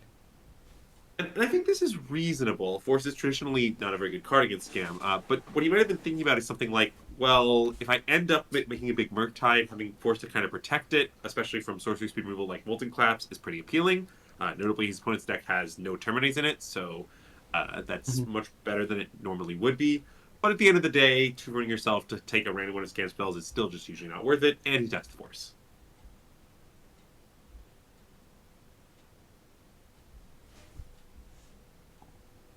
All right, we lead on Thundering Falls, banning Tishana's Tidebinder, and Takumi starts Fetch, Shock, Ragavan.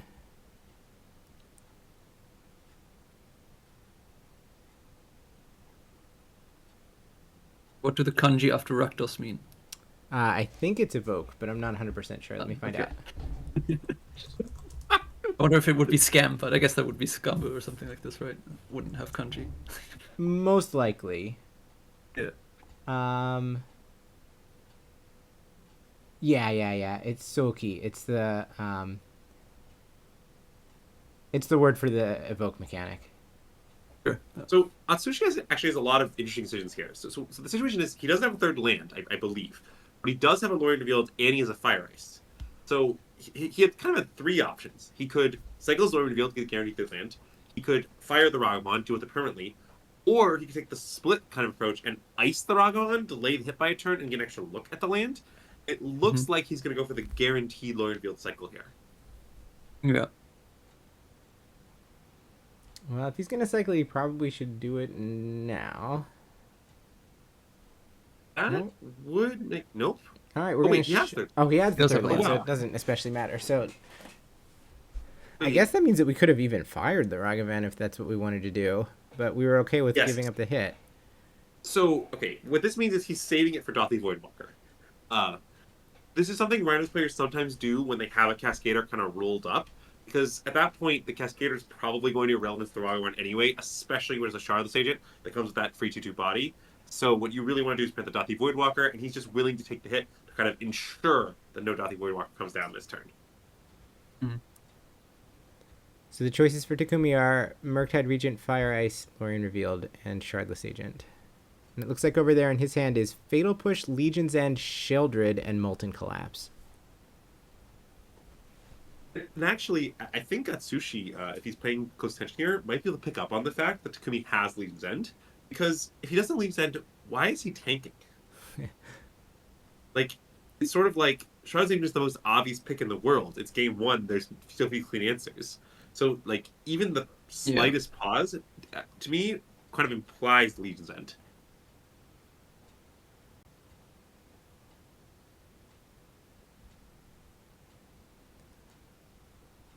One other thing about the Ragavan hit is that it is going to move Takumi one step closer to the Apocalypse.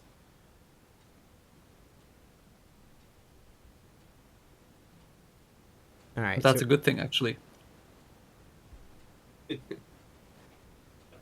We have fetched a Raucous Theater and have elected a top.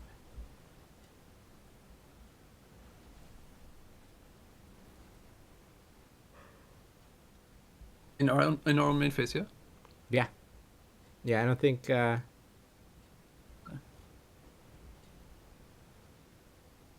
right, now we're going to fire one to Ragavan, one to you. Yes, and he's main facing it so that if there's a scam element, then the treasure will have to be sacked in order to cast it, which is a substantial cost. Oh no, sorry, doesn't even turn. I apologize. Never mind, ignore me. Yeah, this all happened at the end of Takumi's turn, I think. Yeah, the strange thing to me is that the fetch and surveil land happened still in your own turn, right? That's what I was pausing at. Yes.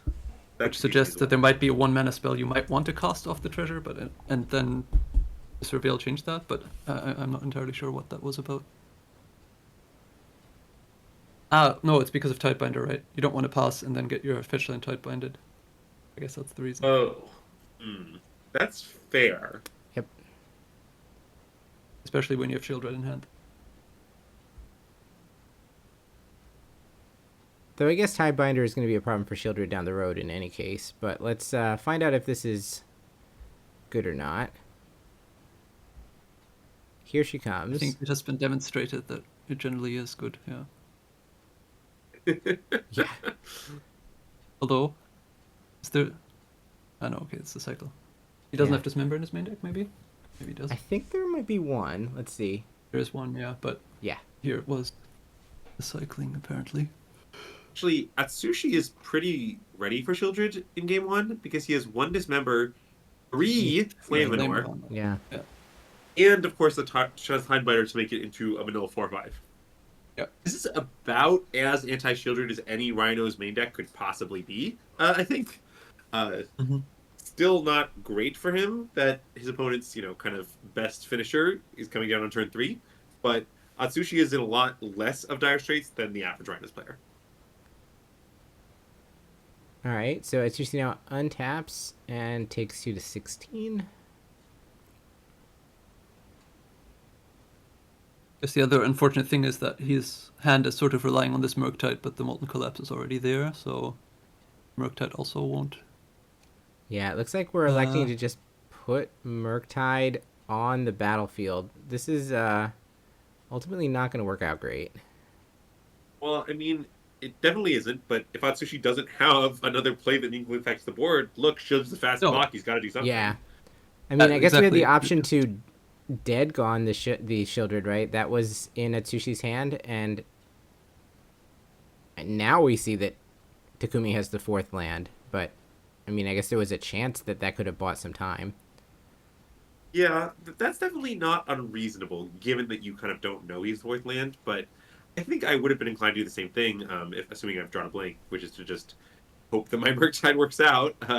It's not a good plan, per se. It looks like Takumi has also I think you have to play that way as well. Yeah, the Voidwalker to pair with the Molten Collapse. And so now everything is going to funnel into exile, so future Murktides are not on the table. Though I guess this could be where the Dead Gone has to go. But Shieldred does 6 a turn. Oh. I mean, I think kind of the right question is, what does winning look like for Atsushi from here? And one easy way he could win is, well, he could peel Violent Outburst, he could cast Violent Outburst on his opponent's turn. That makes the Rhinos into 5/4s. He can double block shields with the Rhinos. There's no terminate, so unless someone has like double Fatal Push or something, that just works. And if that's his plan, killing Voidwalker is the way to make that work. Yeah, I think. Oh, that's so unfortunate. He'd rather dismember when he was a 4. Oh, it is think right. Yeah. He's gonna go out on his own terms and take Shieldred with him, though. Yeah. I mean, Basically, every interaction in that game worked poorly for the Rhinos player. No, yeah. except the dead gun on the Dorothy Walker. That was an okay exchange, but everything else kind of didn't work very well for him. Not to his own fault or anything. It's just the way the game played out. And I want to emphasize here that although I think not killing this Ragavan with Fire Ice basically single-handedly lost him the game, it's definitely something a lot of Rhinos players do, and I think is pretty reasonable a lot of the time. It's like I think in fact the winner of our regional championship Ghent specifically called this out as a play that he often makes against him. So I don't want to fault him for that call. Although I will say that it's conceivable that with his specific hand it was wrong. I'm not really sure. It's certainly not insane. Yeah. Right. Well, excuse me. So no Kellens this time, like we said already. Yeah, unfortunately, Kellen is sidelined for the rest of the top 8. Okay, so the most important aspect of the Scam versus Rhinos matchup is, I think, basically the count. And when I say the count, I mean how many hate cards do they have? So to give people a sense of how deranged things have gotten with the popularity of Rhinos, the average Scam list I think has around 6 pieces of hate post board. That is to say, chalices, EEs, or Legion's Ends. Some combination of those things usually. If they have 7, that's a little more on the hateful side. If they have 5, then you're pretty happy. That's below average these days. So let's take a look at where Takumi's at. So he has this 1 main deck Legion's End, which certainly should be counted, and it looks like he has 3 6 chalice, more on the sideboard. 3 chalice, 2 Legion's End, and 1 EE. So 6 more coming in. That's quite a bit. And it's especially quite a bit because the general dynamic of this matchup is that game 1, Team of Rhinos is substantial favorite, and then Scam improves substantially more post board. So being down a game into a 7 HP Scam list, not the best place to be. Certainly the ones that can still win. Not saying it's over, but I would think smart money's on Scam right now. Yeah, I agree. Seems Takumi cut 2 push and 4 Bowmasters. Yeah, the That makes sense, Bowmasters yeah. look like That's they're not wanting correctly. for a target, so that makes a lot of sense. It looks like 1 And a Molten Molten Collapse Collapse, might have yeah. snuck out there too. Now, I think actually the more interesting question is maybe how Atsushi's going to sideboard, because there's a lot of disagreement among Rhinos players regarding how to sideboard against Scam. So basically, I think everybody would agree that Brotherhood's Ends and All Flames should be in. I don't think anyone really disagrees with that premise. But then the question is kind of whether the flex shots should be Endurances, Tide Binders, maybe leaving in a few Force Negations for hate cards. It's sort of unclear between those cards what fills out the last few slots. Yeah, the Force of Vigor we saw in the last match as well, right? As a Oh contender. yes, and the Force Figure. Yeah, that's definitely consideration as well. Tidebinder isn't fantastic, I don't think, no? It's okay. Yeah, it enables your flames, and Yeah, Atsushi does have 4 full flames. It also can sometimes get a chalice in a long, scrappy game. It can grant a Fable Chapter 1 or Chapter 3, counter a recursion trigger from a Scam element, counter Dothy Voidwalker casting your spell. It does a bunch of things. It's decent. It's not exceptional. It's annoying that it gets hit by your own Brotherhood's Ends. Like I said, I think I know Rhinos players who side down to 0. I know Rhinos players who leave them all in. I think it is not settled whether Tidebinder is good or bad against Scam. Yeah, you can see arguments in both directions for sure, yeah. I mean, Endurance is also not really a fantastic card either. Basically, it's one of those ones where the Rhinos doesn't really have particularly amazing cards beyond... Well, Flame of Honor is certainly great. Brotherhood's End also good. But yeah, Yeah, I mean, I will say this for Atsuji's list. I think this is one of the most anti-scam Rhinos lists that I've ever seen.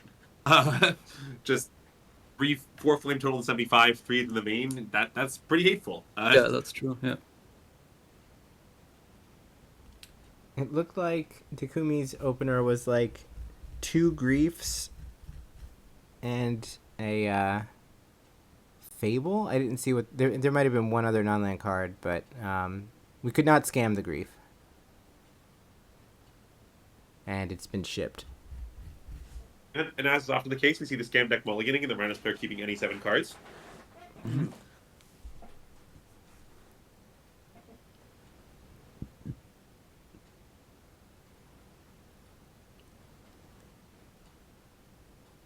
All right, now we've got Grief, Voidwalker, Molten Collapse, Fable, and 3 lands.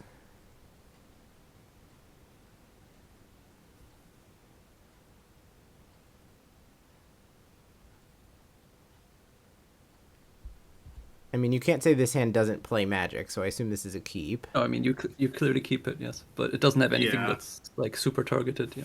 Yeah. Yeah, there's a term for these hands in my circles. It's a keep lose. Yeah. Yeah.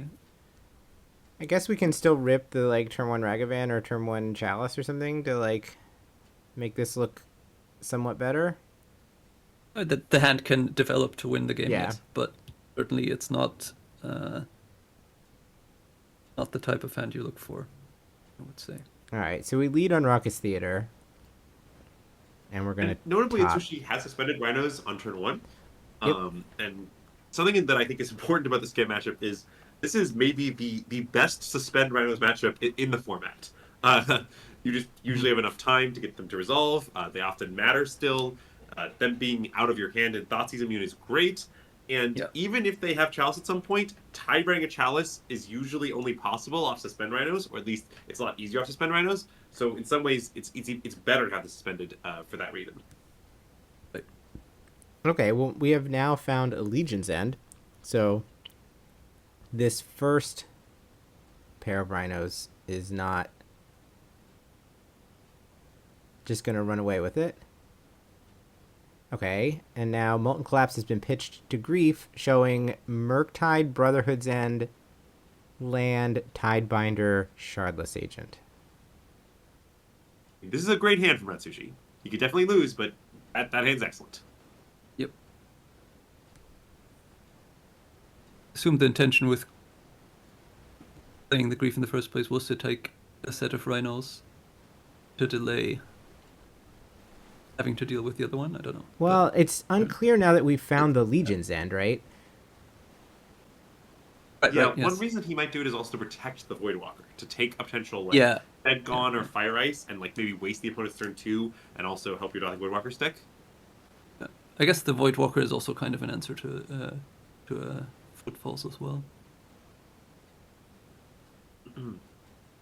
I would say so. And Yeah. The Legion's End, having picked that one up, also takes a lot of pressure off having to top deck something immediately after. The Voidwalker is going to do good work here because it is true that, like, in theory, the Legion's End could clear all the Rhinos, but they're still going to be staggered by so many turns as it stands right now that's not really an option.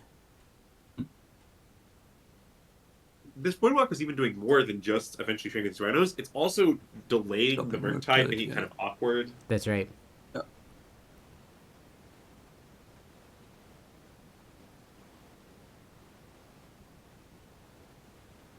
It also means if Takumi draws a scam element, it's going to be very good. Although, obviously, there wasn't a scam element last turn, else the Grief probably wouldn't have been used in this fashion. Yes.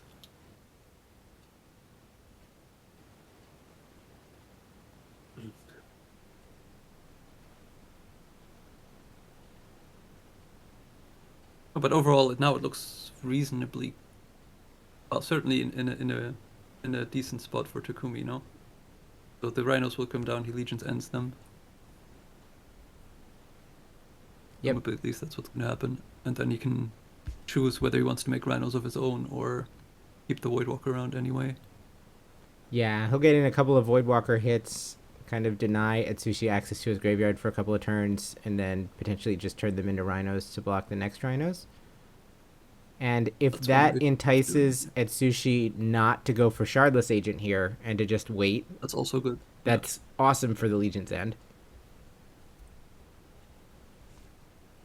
I'm sort of wondering if Atsushi's just going to fire off Brotherhood's End here. So that got taken by Grief, right? That's why. Oh, I'm sorry. Yep. Yes, you're right. So because of that, we're just going to go ahead and put the 10 power on the I board. think, barring a different draw, I think Atsushi kind of is priced into this, because what else does he do? Keep up Tidebinder? That doesn't seem like a particularly fruitful play, even though this is also not particularly fruitful. Yeah, agreed.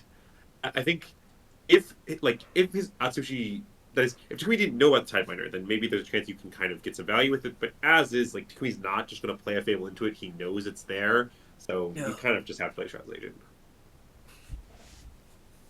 Doing it through the Red later is also nice because you sort of reduce Takumi's chances to draw a scam element, which Atsushi also knows Takumi doesn't have right now. Mm-hmm. The card drawn is Chalice. So on the one hand, too late for the Shardless Agent, but will burst the bubble of this Crashing Footfall as it's waiting to come off suspend. Yes. Now the Tidebinder play is coming into play, right? Correct. Since we know about the Tidebinder in hand still from Grief. Yeah, and Takumi does too, but it's sort of unclear what he can do about it. Yeah, no. I mean, it just means the Chalice is just not actually that effective, despite looking like a nice draw. I mean, I think Takumi's just going to leave Zen the Rhinos, make his own Rhinos, play Chalice.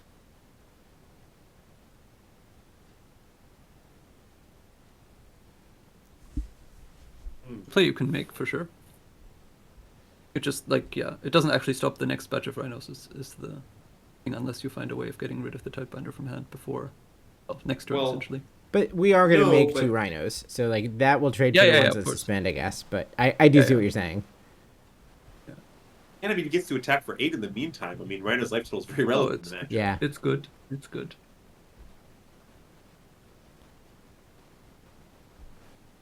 All right, so we're going to play Chalice, I guess, sort of to tie up Atsushi's mana. You could look at it that way, like now. Yeah, on the turn where the Rhinos come off suspend, it sort of binds the mana that way, yes. Tide binds the mana that way. Yes, nice. Also, just kind of, it's sort of unclear what else he would do, like slow roll the Chalice and then hope that Atsushi time or something else. Like, yeah, I mean, that's right. The Legion's End this turn was kind of forced. So, like, the only other play that Takumi had was to play Fable, and that doesn't look as good in the face of the Rhinos. Yeah, I'm just kind of pointing out that the Tidebinder and the Chalice are sort of destined to exchange in this way. Yes. All right, here comes Murktide from Atsushi finally. I think there were 2 spells there, right? Okay, yeah. There was the Brotherhood's End that was griefed, and then the Rhinos traveled through many zones, but eventually was delved away to the Murktide Regent. The Grand Tour, as it were. Yes. From the hand to exile to on the stack for the opponent, and then finally to the graveyard. Okay, so it's just Fable Pass. Not going to attack a 4/4 into a 5/5. And now the Tidebinder play happens, and Atsushi gets access to 2 Rhinos.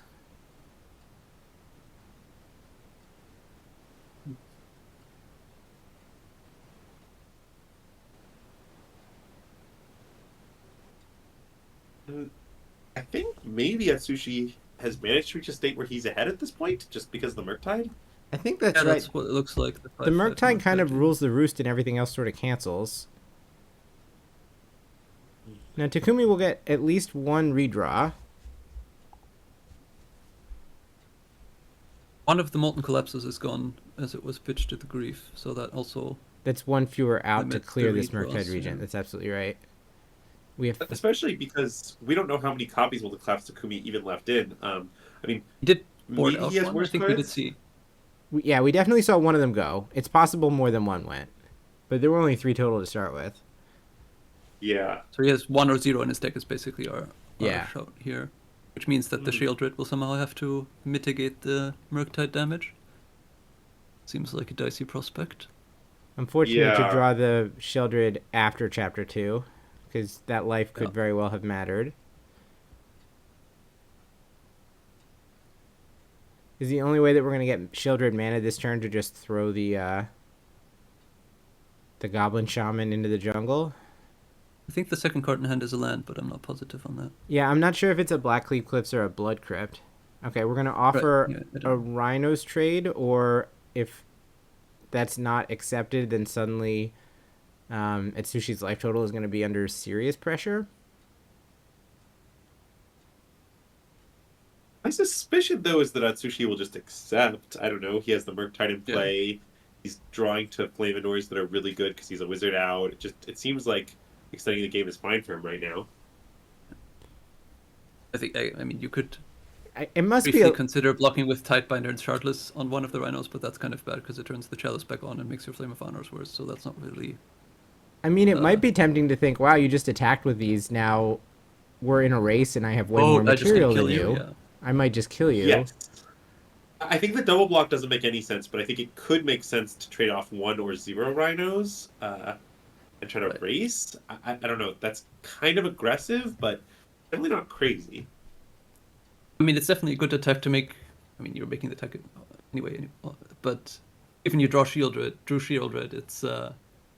this kind of suggests to me he must be able to cast it, right? Yes, yeah, that last land must be a Blood Crypt then, or a Bloodstained Mire. But yeah, tempting, or offering the tempting proposition of just racing and then playing Shieldred to stop the attacks is obviously Okay, a nice so fiction. Atsushi doesn't take the bait. And now we're in a position where we just kind of have to play Shieldred, hope Shieldred holds up the ground, and buys us enough time to come up with an answer to Bloodstained Mire. this Murktide Regent. So it was a Bloodstained Mire, and I believe, yeah, that we've seen, actually, now that I think about it, we have seen Takumi's Unglued Basics, so... He scrolled past Molten Collapse, I think. So I think Okay, so there's still one more in the deck. Bottom portion of the deck. I mean, I could be wrong about that, but I think I did see it. Oh, he's going for Crux. So I guess that might have a chance of racing. That probably has a better chance of racing than Shieldred. Oaks has an extremely fast clock that Sushi cannot discard spells to it very consistently.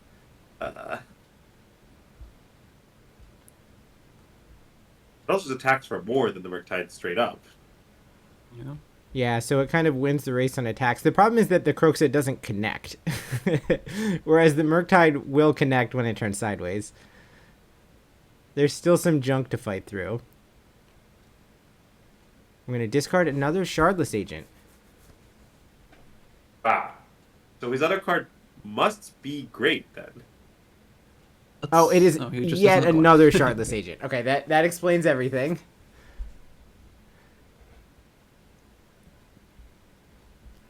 It looks like the other cards in hand were lands, but one of those lands may have been a Boseiju. Yeah, I I agree. think what happened is that Sushi chose to hold on to the Boseiju over the second Shardless Agent, thinking that, well, maybe he'll need to destroy the Chalice because he'll have a Tidebinder, maybe he'll need to destroy this Fable, and also maybe you just might need 3 life. So that's reasonable, I think. Mm-hmm.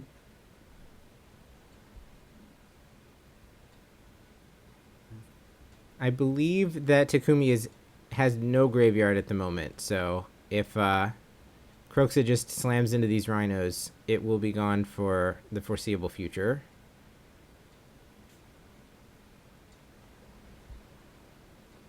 Now, there's still some wild draws that Takumi could have here. There's certainly 2 more Legion's Ends where that first one came from. So you can take out the 2 shardless agents, right? Actually, that's not a legal play. Oh. Oh, wow, wait, did he draw Legion's End? I think he actually did. He's going to elect to play Shieldred first. Legion's End can only hit something with mana value 2 or less. Yeah. But otherwise, that would be pretty saucy. Alright, so now we're lining up what the blocks look like. Note that this Fable of... Or sorry, the Reflection of Kikijiki is not as good as it might be, since there are multiple legends that cannot be copied. Yes. The legendary Fable copying Kroxa play. Yeah.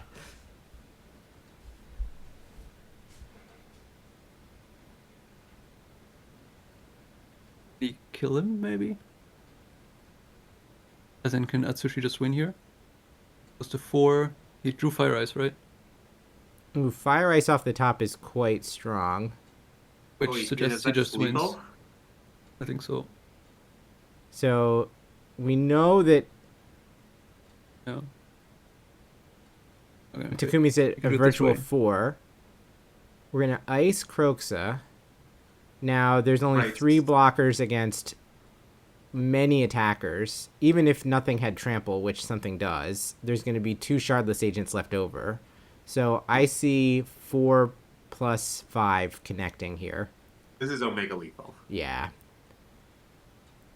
It's more than regular was- lethal. I mean, just fire, I think, was lethal, actually. On just alpha, let him Just- block, fire the Faith for 2. Yeah. But ice is very lethal. Well, it's 4 a.m., but that shouldn't stop us from getting a game 3. Oh my god. I will say that I made it further than I thought I was going to make it before I started to feel tired, but I am starting to feel tired. Don't worry, chat, we're making it all the way today. Nice and sunny out, actually. It's a crisp Monday morning in the United Kingdom. Quite so, yes. Although the weather's not actually been that crisp, it's been really warm. It was Pleasantly. warm enough for my family, my father-in-law and I to go golf yesterday, so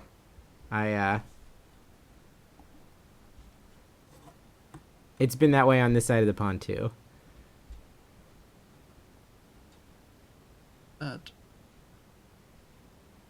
It's been 3 RCs in one day. That's true, I suppose. Yep. Yeah. It's been a busy day of Magic. 3 pretty big RCs too. I was going to say they had it in the past as well, right? But then it was like Australia or Yeah. C or something as the third one, besides Japan plus Yep. either Europe or US. Yeah, I don't think usually there's ever been Japan 3 sort of... Usually Japan is the same weekend as Australia and New Zealand, because sometimes people come in and I can tell them that if they're bored of us that they can go watch the Australia stream, but Right. not the case this time.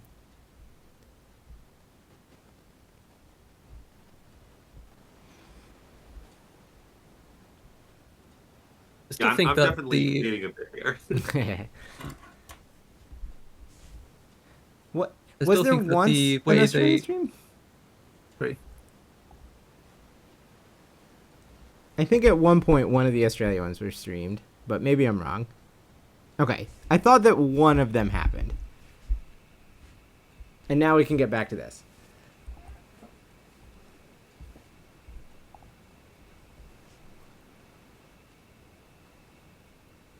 Yeah, it's kind of, I don't know if the US and the Canada ones were also record sized.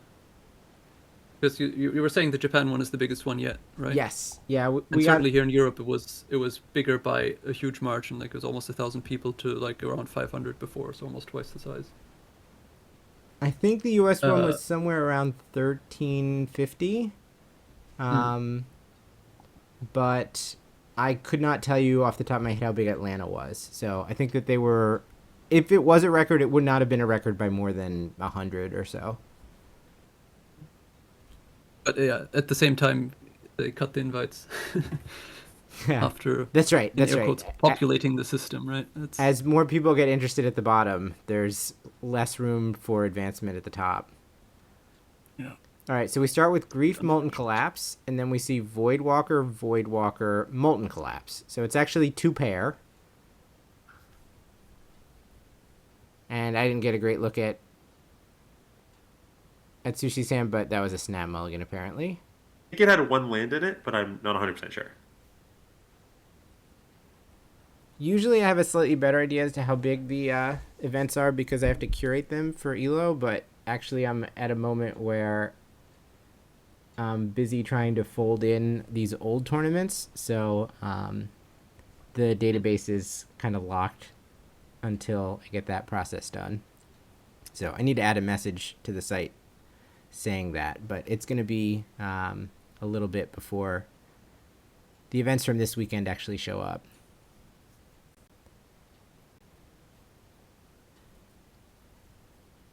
Yeah, I agree, Dracos. It is a lot of work. And for some reason I elected to take on this like 500 to 1,000 hour project of adding SEGs and stuff. Which I won't say I regret, but I'm feeling it right now.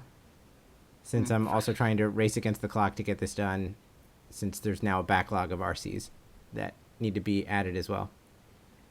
Okay, we're underway with Dual Decks Polluted Delta versus Wooded Foothills. Foothills blinks first and finds Stomping Ground.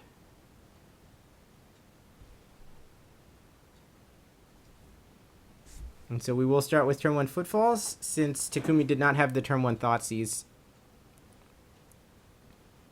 Now, as Andrew suggested, that is just ticking down towards Rhinos. Takumi leads on Raucous Theater. Honestly, Yeah, it's something that Sushi has to feel pretty good about. Yeah. Yeah. Takumi didn't have any 8 card, right? He just No, has nothing. 2 Molten Collapse, 2 well, there you Dauntley go. Voidwalker, and a Grief. And now he's found the Chalice. So I guess he's just trying to wait to see if he can scam the Grief. And he has maybe 1 more turn. Presumably his goal is to take a 3-drop out of Atsushi's hand.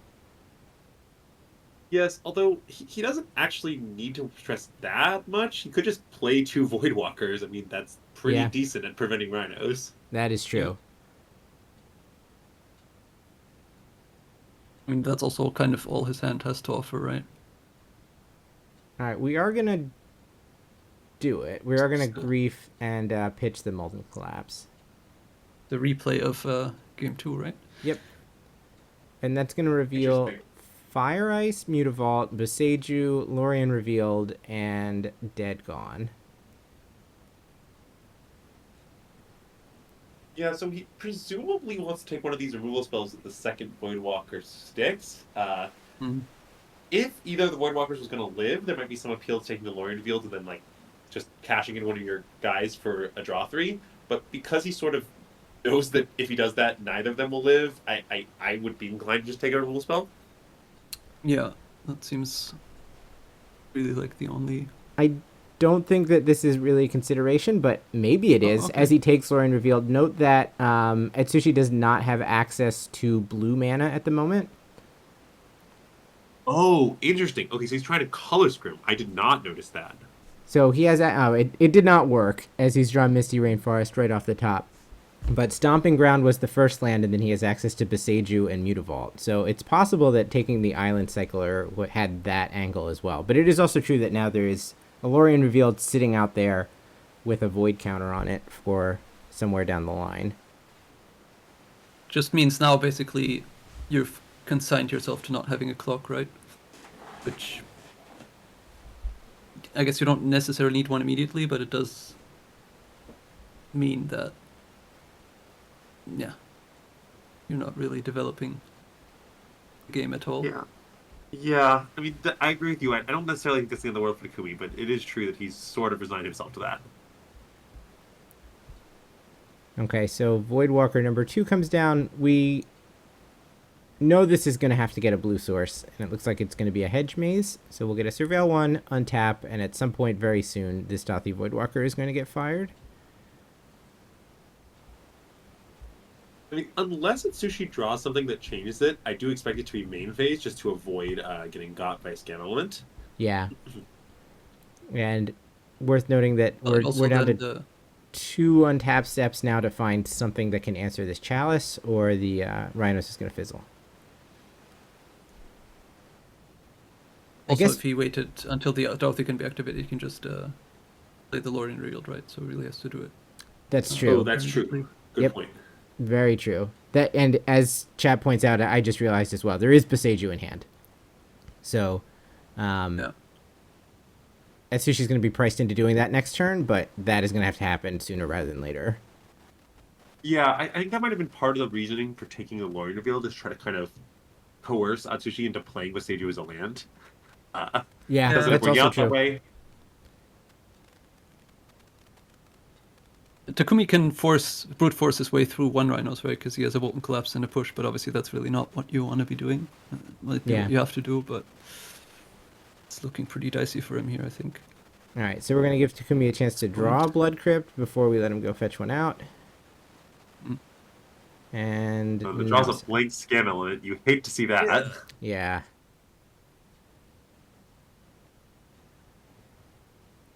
Though he never really had the motive and the opportunity there. Both times he played the Voidwalkers, he had no third land. All right, while we're here, we're just going to crack this blood-stained mire. We'll fetch out another Blood Crypt. And so, yeah, we might have to answer this Rhinos the hard way, but...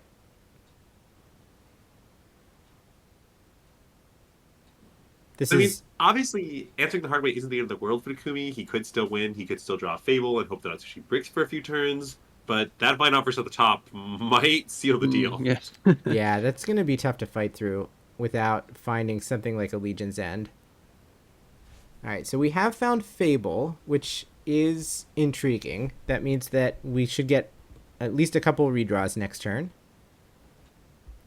He's probably going to play Fable and then push a Rhino, take 4, just to get the card flow going. So, Dracos, we do not know what's in the finals yet. This is the first semifinal that was televised. The tournament is over or close to over at this point, so don't go looking on Melee if you don't want a spoiler.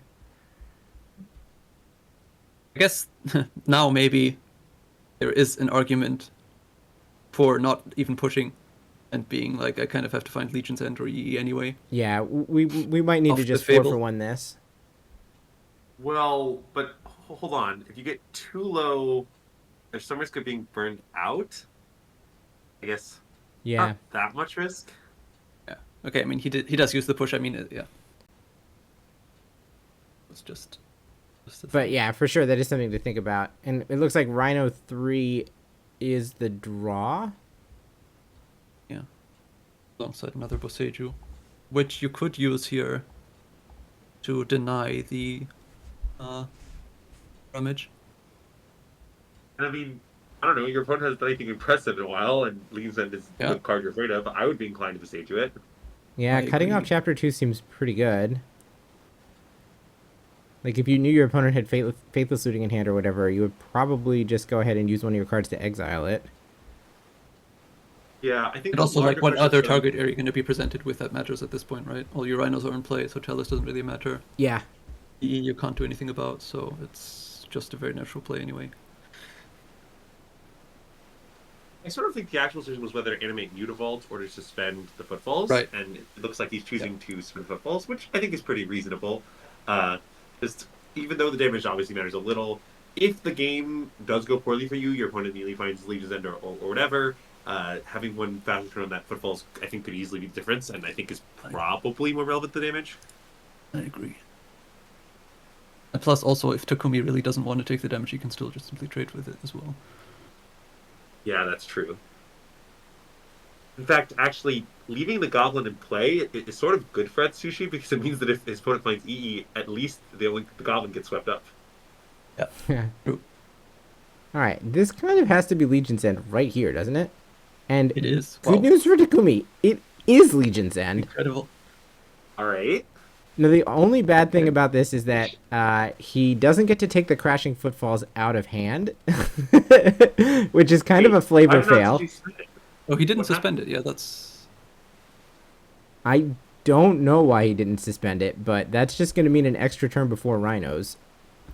But That's very surprising to me. now, do we try to get in with Mutavault now? I would imagine so, but I'm trying to think of a reason why you wouldn't suspend. Oh, he I drew don't Finn. understand Oh. the method. Okay, so we're going to animate Mutavault so as we can cast Flame of Anwar. The only reason really would be that you want to use it to pitch to a green pitch card, right? But that just doesn't make sense either. So I think that was. Or I guess you want it in hand so you can discard it to Croxa. You don't take 3 at some point further down the line. I think. It all seems pretty marginal. Yeah. I agree with you. I agree that it's unlikely to really actually make sense. Now you're kind of even more punished, right? Because you had to spend, or you chose to spend this turn. Doing something Not other than suspending it suspending, again. yeah. Yeah. So it still could be down to 2 and if you had suspended it. Yeah, I mean that Legion's End definitely blew the game wide open again. For the time being. Yeah, I mean, I think with the Flame Manor, Atsushi is still ahead again, but it's definitely close. Yeah. All right, so it looks like the 2 cards drawn off the Flame were a Wooded Foothills and a Dead Gone. And the Okay, Wooded Okay, so Foothills he does get to suspend it this turn. kind but of at the cost of absolves 2 life. some of the problem. But obviously this is on... I mean, we effectively suspended this for 5 turns instead of 4. And took 2 for the privilege. Yeah. Maybe even 3. All right, so the hand on the other side is Molten Collapse, Not Dead After All, Marsh Flats. And Yeah, I mean, the pretty bad Flame Manor draws are met by pretty bad hand draws from Takumi, so Yeah. the game continues. Note that this is the only Raucous Theater from Takumi, so that there's no utility represented in the Marsh Flats. It's just losing a turn off the Mutavault clock for no real gain. Okay. Okay, I guess that one gets killed by Collapse, but Yep, so Yeah, I mean, the Murktide a fine draw, but we know it's covered and therefore not Yeah. that impactful. it is posturing. It's like gonna talk a big game, but we have multiple different levels of exile here. real problem is this Mutavault actually. Yeah, because that's I was about you to just add can't that. use your removal on it anymore. You have and the Voidwalker. Voidwalker, the draw. That is interesting. So Although that one is going to be good, yeah. we might have to just immediately cash that in for the Lorien revealed, right? Well, hold on. That's not the only option. No, You there's a also couple could- of... Is there a Dead kill Gone them under all. there? Yeah, or at least there's a Fire Ice for sure. Update. Yes, There's a there's a Dead Fire Gone Ice. in Atsushi's hand. Okay, so this Voidwalker actually just. But no, we have the scam card, yeah. So it's actually it is. That's it is- correct. Takumi in does have play. Not Dead after all. And honestly, the main thing that we've learned about, like, that Takumi has shown us in the last couple of turns is that he doesn't have an answer for Mutavault. Right? There Well, was but- no fatal so- push when that connected last turn. I mean, that's certainly true, but okay, I mean, I think his plan might be to use Voidwalker to answer the Mutavault. Yeah. Yeah. It's Well, I mean, the not question is pretty. whether it's better. Is it better than hoping that you can draw a creature that can just block it in three cards, right? I mean, the other issue is Yeah. that there is a Footfalls on 2, right? So it's possible that he might need the cards to answer not just the Mutavault now, but also the Rhinos down the line, given that he's only at 3 life. Yeah, you guys are right. He probably just the desperation draw 3, but I don't like his chances. So what creatures can he? If he hits Fable, it's okay potentially. I mean, okay. Also, Atsushi always gets the chance to draw something himself. Right? Yeah. But I mean, think, yeah. you're obviously kind of Shieldred priced would into be drawing. kind of insane. Yeah, Shieldred is clearly. Croxa can get cast and recast, so that's like also an option here that would do some work. I mean, there's some big Ragnarok draws. to block. Yeah, Grief can block, and I These think that's what we're lands gonna can do see because I anything. think it's like 4 lands and a Grief in his hand. Yep. Oh. Oh, and dead. it's Subtlety, which ends Wow. the game. Well, that was a what word do I want? That was a Patient Subtlety. Something I liked there is that although obviously the right place to subtlety the grief on the stack and deny your opponent's draw in case they rule spell or whatever, he actually would have won with a line of in response to the grief trigger cast subtlety. That's Yeah. right. You may have your Grief. People underestimate surprise 3/3 flash flying, but it's better than it looks. Oh, people used to laud the Ambush Viper mode of Snapcaster Mage, right? So I'm not surprised sure to did. hear that Storm Rider Spirit or whichever limited card you want to use as the example here.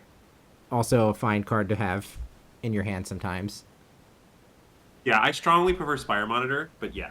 Oh yeah, that's a good one. Although this one is 1 mana cheaper, so it's really Cosmos Charger, I guess. Although that's, That's also right. rare, I don't know.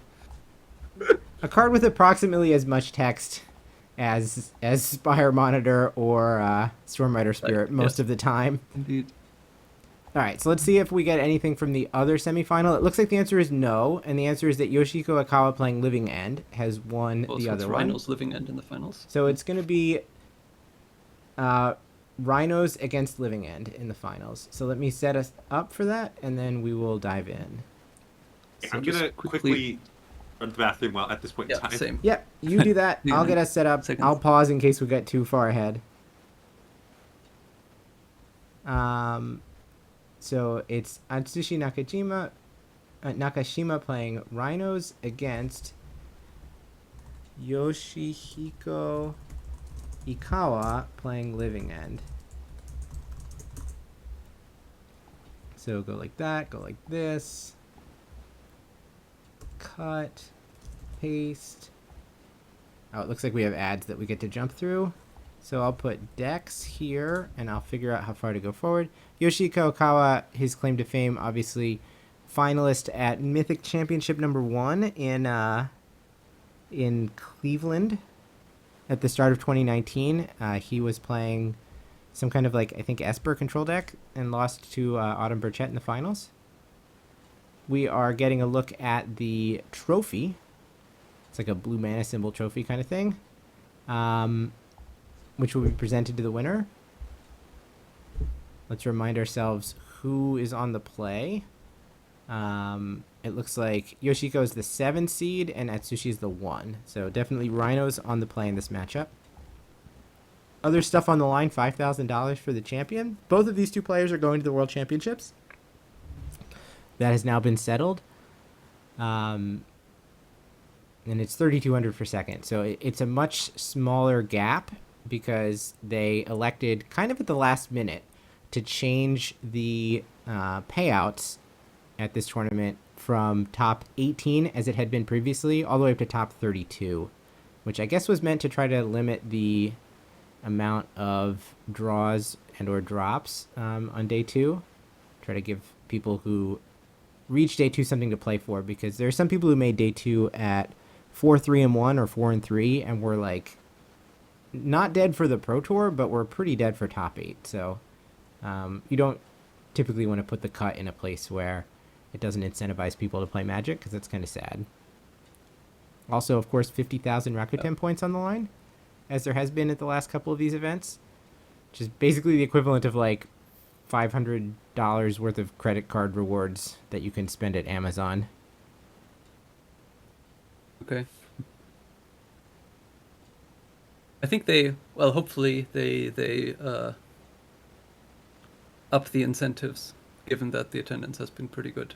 Yeah. I understand that they were probably conservative at the first, because they didn't know how well everything would put up again, but it seems like there is quite an appetite, though it would only be fair, but I mean, we don't know. Yeah, Lex makes a good point that $500 and 50,000 yen are no longer actually the same. It used to be not that long ago that the way that you would convert was just to put a decimal point 2 spaces over, Yeah. but that is not true. The yen is not as strong as it once was? Yeah, I was in Japan recently for a longer while, and yes, I was pleasantly surprised how far my pounds carried me.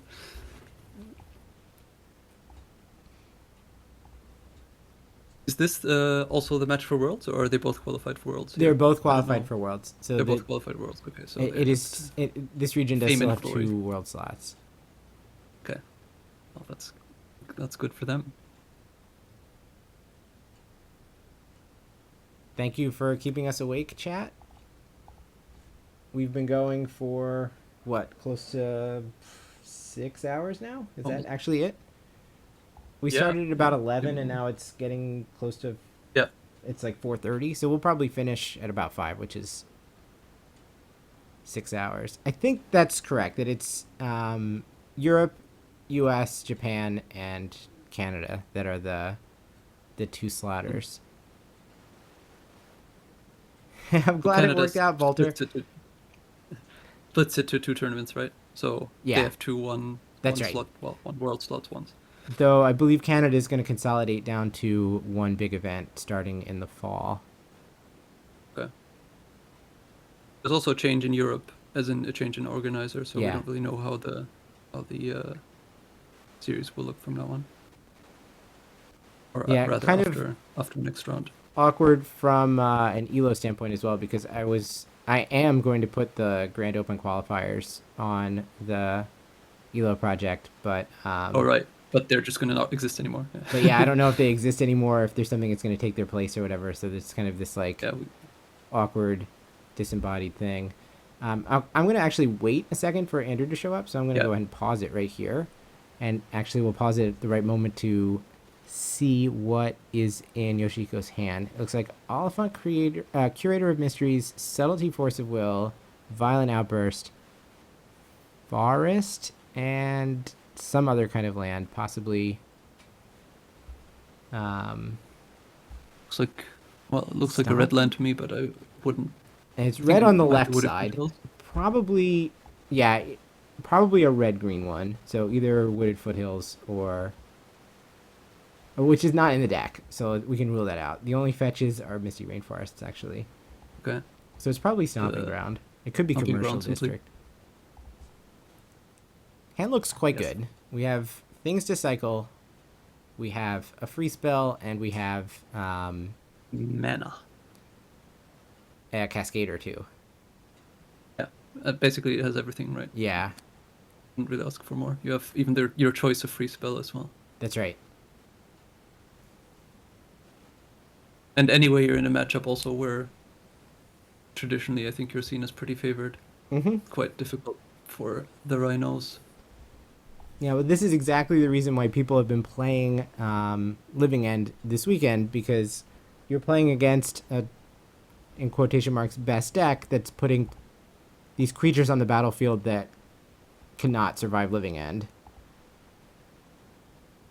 Yes, and also don't even go in the graveyard, so you can just Living End With whenever impunity. Yeah, exactly. things might go out of control.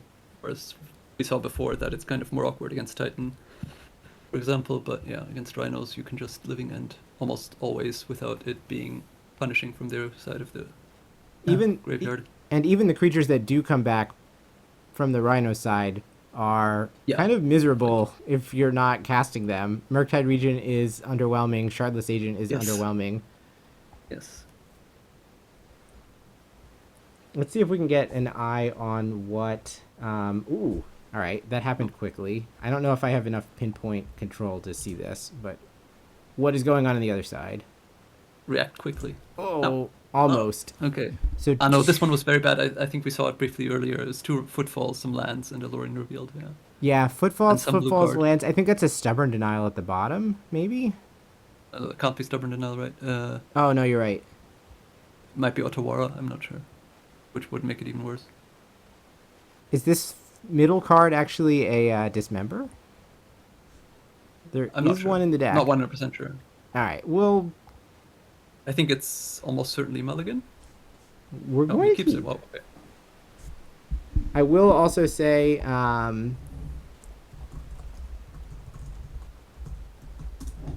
Interesting. Yoshiko so is his hand must be better. Yeah. pretty far ahead on sleeves.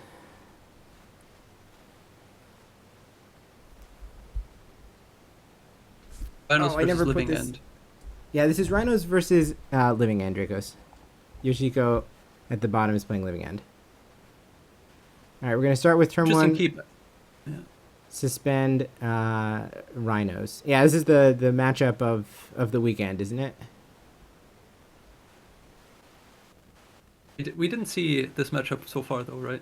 Actually. Oh, we today. haven't seen this specific matchup. You're right. We've seen... Oh, yeah, we've seen a Cascade deck in almost every match. That's true. Yeah, Maybe even every. I don't quite recall. No, there was a Scam Mirror at the very beginning, so not quite. But I think everything else has been. Which is convenient for me because I've learned what's going on in these two decks and I haven't had to pick up most of the rest of the format.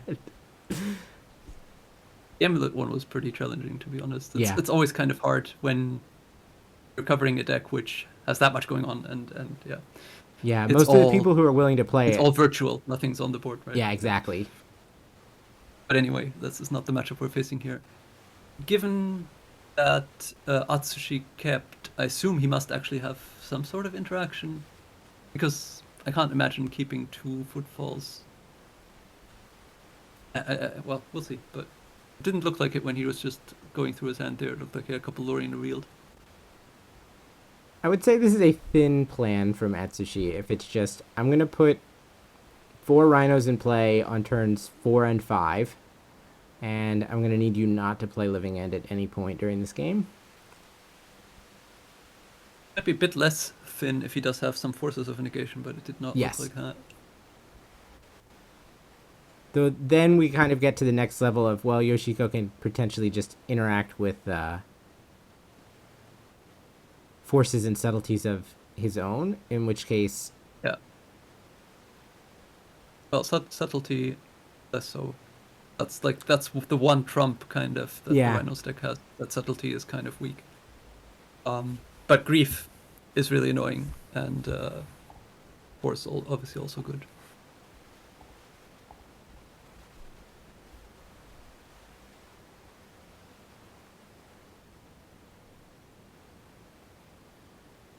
It'll be interesting to see if these sort of decks keep up existing after Modern Horizons 3 comes out as well. I think Yeah. perhaps there's an argument to be made of just waiting until, if that shakes up the format as much as Modern Horizons 2 did, perhaps there's no need to take any further action.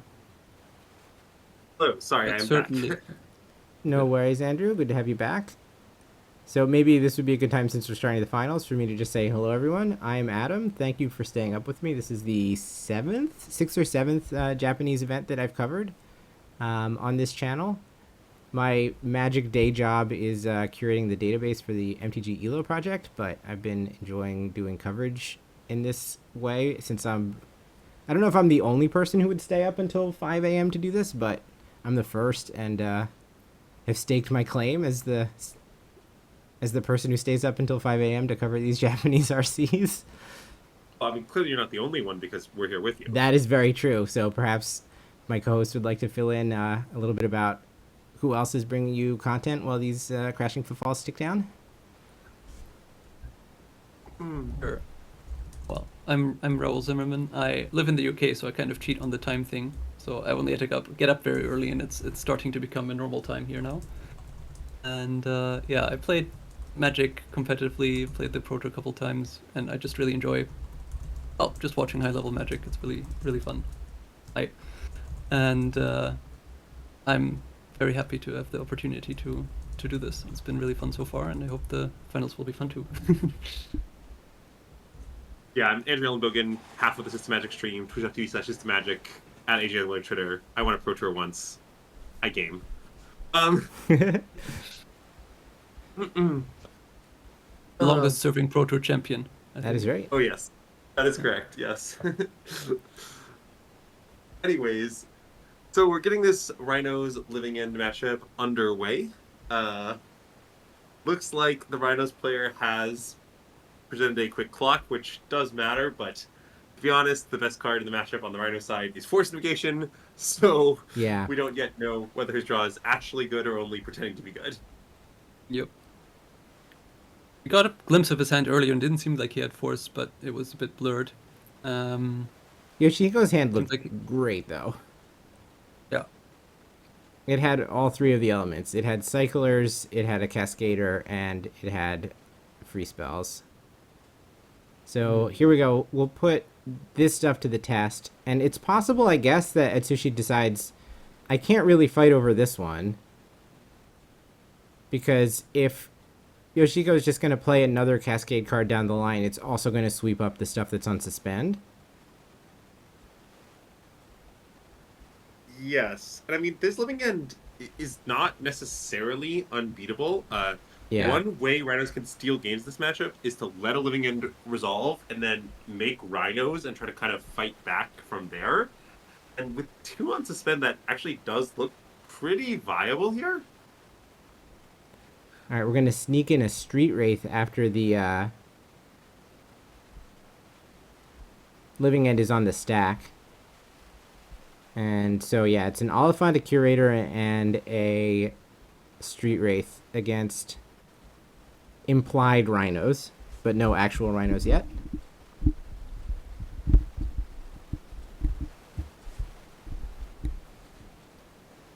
I think Atsushi probably needs to cast another hand Rhinos before to buy enough time for these kind of suspend Rhinos to save him, but... Yeah. Oh, okay. This is... We're going to Dead Gone trying to bounce the Oliphant, I believe, and it's answered by Shardless Agent pitched Force of Negation. And now we have to do That Oh, was has a kind of how it second works. force in hand as well. a quick count to decide, am I dead? And the answer is yes. Oliphant It's is, just 15 damage, yeah. yeah, 8 plus 4 plus 3 is 15. So, whoops. I mean, that hand from Ikawa seemed just basically unbeatable. You know, Yeah. Like, enough of a clock put in the graveyard in time and then Force of Negation to protect it. It's nothing you can do, really, as the Rhinos Oh, well, player there. That's certainly agreed, although I also kind of think that the general dynamic of this matchup is that game one is unbelievably It's- bad for Rhinos. Yes. It's horrendous, yeah, it's terrible.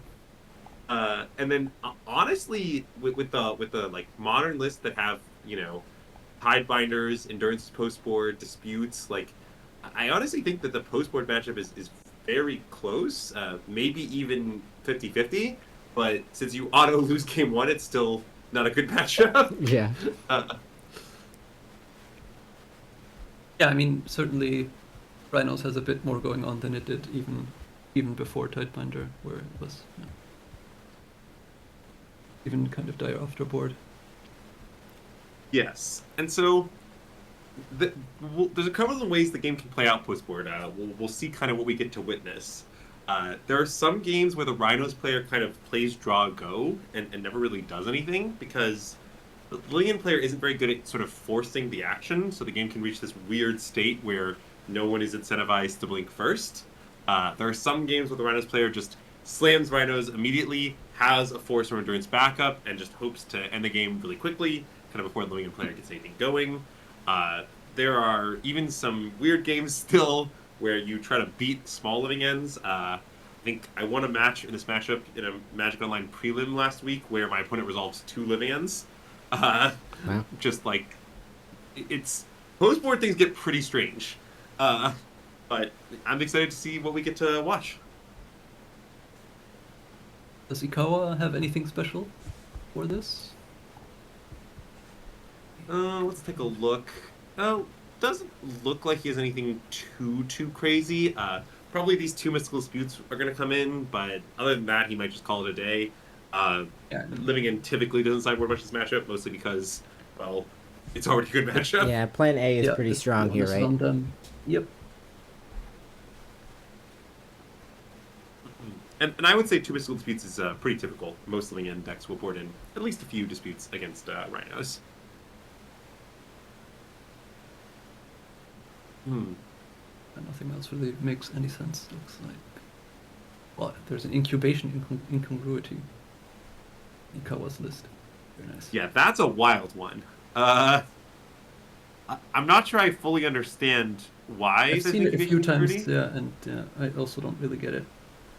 That Oh, was wait. a card that that Atsushi asked about, and we wanted to see the Oracle text on it. Yoshiko pulled it out of his deck and showed it to him.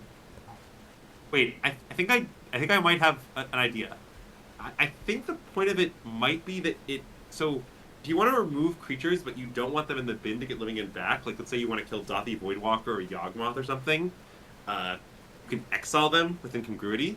And then if you draw it randomly in a matchup where you don't want incongruity, you can just cast incubation, find a random creature off the top, and it'll probably Cycle it away or whatever. Mm-hmm. All right, so That's my guess is the intention. how's the Sure, game yeah. two-hand? We did not get to see what was going on from Atsushi before he mulliganed, but I think I saw, again, Force, Subtlety, Mana, and things to cycle. I did not catch a Cascader, though.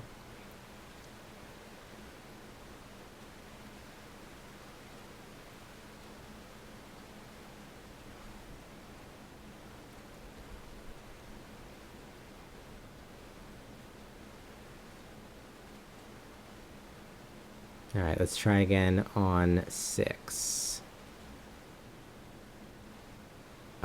Just an Yeah, I was gonna island. say that doesn't look great either. Just an island. Uh-oh. This is might be an anticlimactic end to the stream here. Yeah, it might be. I do know that Yoshiko has a grief in his hand, so we might be at the point where... Imagine someone mulliganing to 4 against you in one of the potentially deciding matches of a high stakes tournament, right? Yeah, I mean you would have to be extremely lucky to have anything like that. Yeah. Which Probably certainly is. wouldn't apply to anyone here. You would be happy about that, though, I assume. Well, I mean, of course. I would be. Yeah. I take everything we can get up. All right. All right, see. let's try to We're find... not quite that far, right? It's only 5 for now. Yeah, let's try to find 5 that we can keep. Mhm. Did we manage? I think there's like there's you at least a did. land and a Lorien Yeah. revealed, so we're going to be able to operate. The question is how much of this And other also stuff force can we keep? navigation. Yes, though that's going to be a tricky one to be able to deploy on Used. Yeah. 5, I assume. But there's then, it looked like both a Shardless Agent and a Violent Outburst, I think? There were multiple Cascaders, I believe. I think there's a Flame of an Orb. Oh, yeah, maybe one of those was a Flame. I'm actually pretty surprised to see Flame of an Orb still in the deck. I mean, it does a little. It can help in a Drago game by drawing 2. It can help clean up the living ends, but it's not a great card for the matchup. Yeah. Alright, so we lead on Wooded Foothills. I actually think that Flame not only is in the deck, but it's still in the opening hand after 2 mulligans. Yeah, probably because it's intended as the pitch Yeah. card for force. I think this Well- might be sort of a problem of what you brought out again right here, though, as in you're bringing in some stuff. No, but mean- you actually have lots of cards in their sideboard. Yeah, like he's boarding in 7 cards, so Yeah. I would sort of guess. I guess Dead Gone's. No, actually, I guess you might Now, be right. subtlety, dead gone are really bad, right? And the dismember, so Subtlety's not so bad. I mean, subtlety lets you fight over. Well, first of all, it counters their subtleties on your Tide Minders, which definitely does matter. sure, okay, fair enough. Yeah. And second of all, you want to hit their griefs a fair amount. And the final thing is, when you play these weird games where living end resolves, sometimes you end up casting it on hard cast creatures, which I don't know, sounds like a meme, but it happens more than you might expect. Murktide is also kind of bad, so that's another 2 cards. Yes, to me, the obvious cards you'd cut are 3 Dead Gone, 1 Dismember, 2 Murktide, which is Ooh. 6. 6. Yeah. At I which don't- point, yeah, you I probably have I something guess left. the Okay, issue okay. right now is that Atsushi can't operate because he fetched into Thundering Falls and elected to bin Endurance. Which is not something that you would do if you felt like you could actually play your cards. Well, yeah, I mean, I wonder if he's trying to, like, delay Living End by putting creatures in his own graveyard, something like that. Also possible. I mean, Endurance is kind of a dinky creature, but it's better than nothing. I don't know. Interesting, right? Because I mean, probably it's because he doesn't have lands, but it might still be better to just have an endurance in hand and hope that there's a Yeah. land underneath, right? Yeah. Yeah. Definitely not crazy. Yeah, don't know. you might be I think hoping that Yoshihiko is at like a 50% draw rather than at an 80% draw, where like if you can stifle the first living end, that might give you enough time to claw your way Yes. out. I also think there might be some weird aspects of this where, like, I don't know, you already mull to 5, so like things aren't going great, and you kind of have to imagine your opponent's hand is pretty weird for you to be able to win anyway.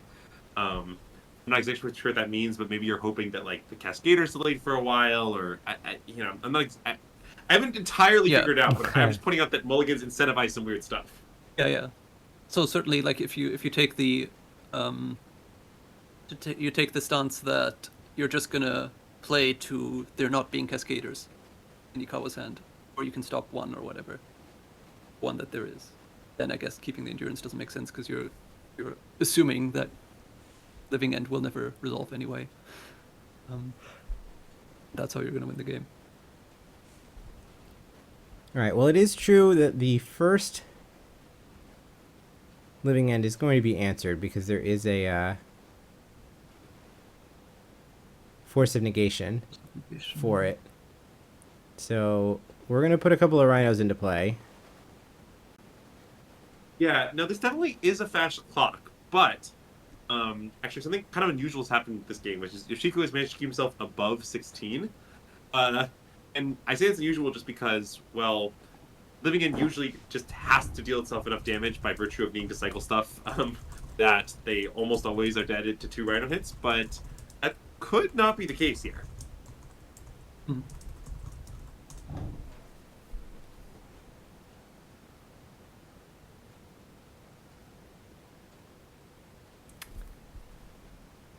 He drew living end, but Kind of not where you want to see it.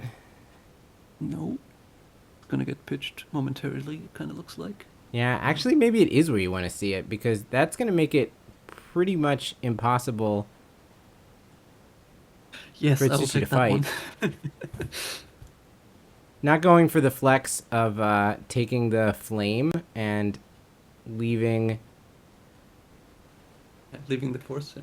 the force uncastable. Yeah, I mean, I don't know. Yoshiko would kind of take whatever card floats his boat, you know? Yeah. It's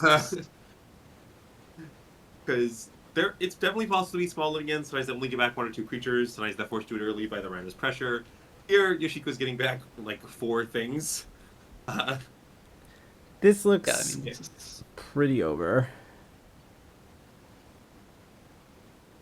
Corey Burkhart described Modern as being about trying to create more Black Lotuses than your opponent. Mm.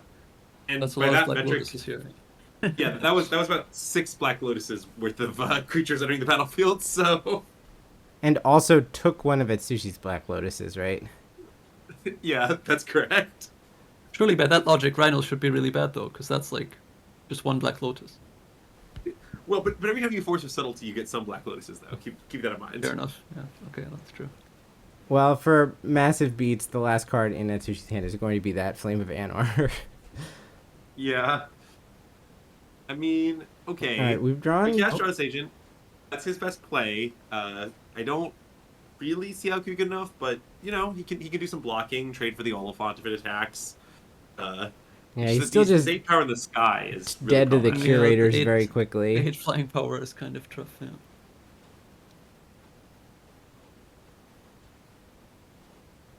Well, we're going to go out the way we came in here, which is cascading to the end of time. And there's even a force of negation to answer that. You want to look at these cards? No, I'm good, you're just dead. Yeah.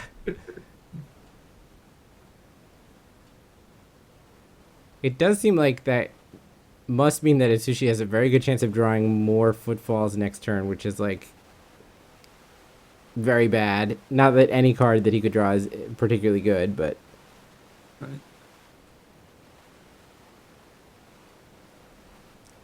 let's try to figure out how we're going to arrange the creatures that are about to beat you into oblivion.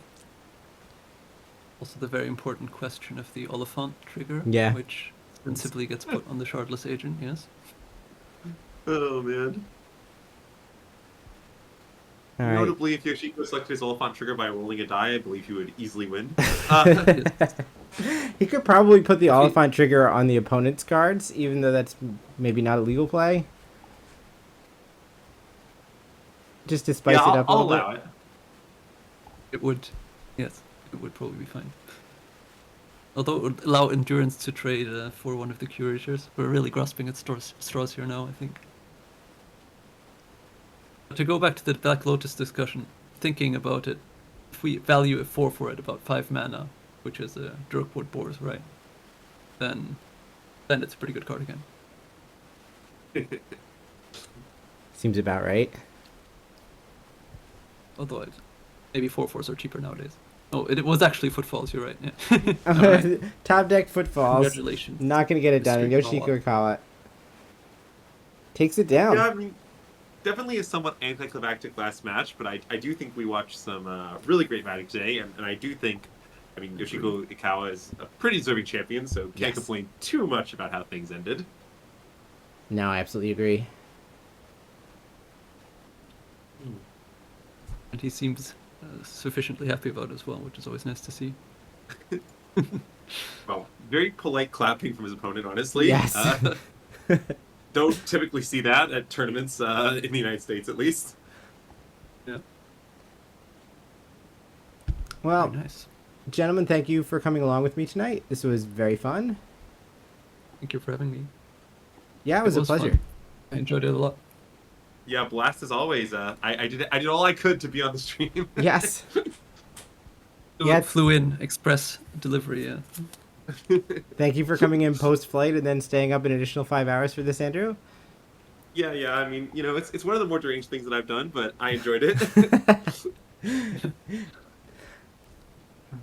So this is going to do it for us tonight, chat. You will see me around the next couple of weeks, streaming some nonsense. Mainly Magic, but also some random old retro games and things. And I will definitely be back for the next one, where we'll be watching some standard action. At some point, probably late April, early May. So look forward for announcements to that end. But for now, gentlemen, I'll let you get to sleep or whatever you're doing with the rest of your day, Raoul. I'm gonna start working. At end of Sunday / beginning of Monday. And I will see you all later, chat. Cheers, everyone. Bye. Cheers. Bye.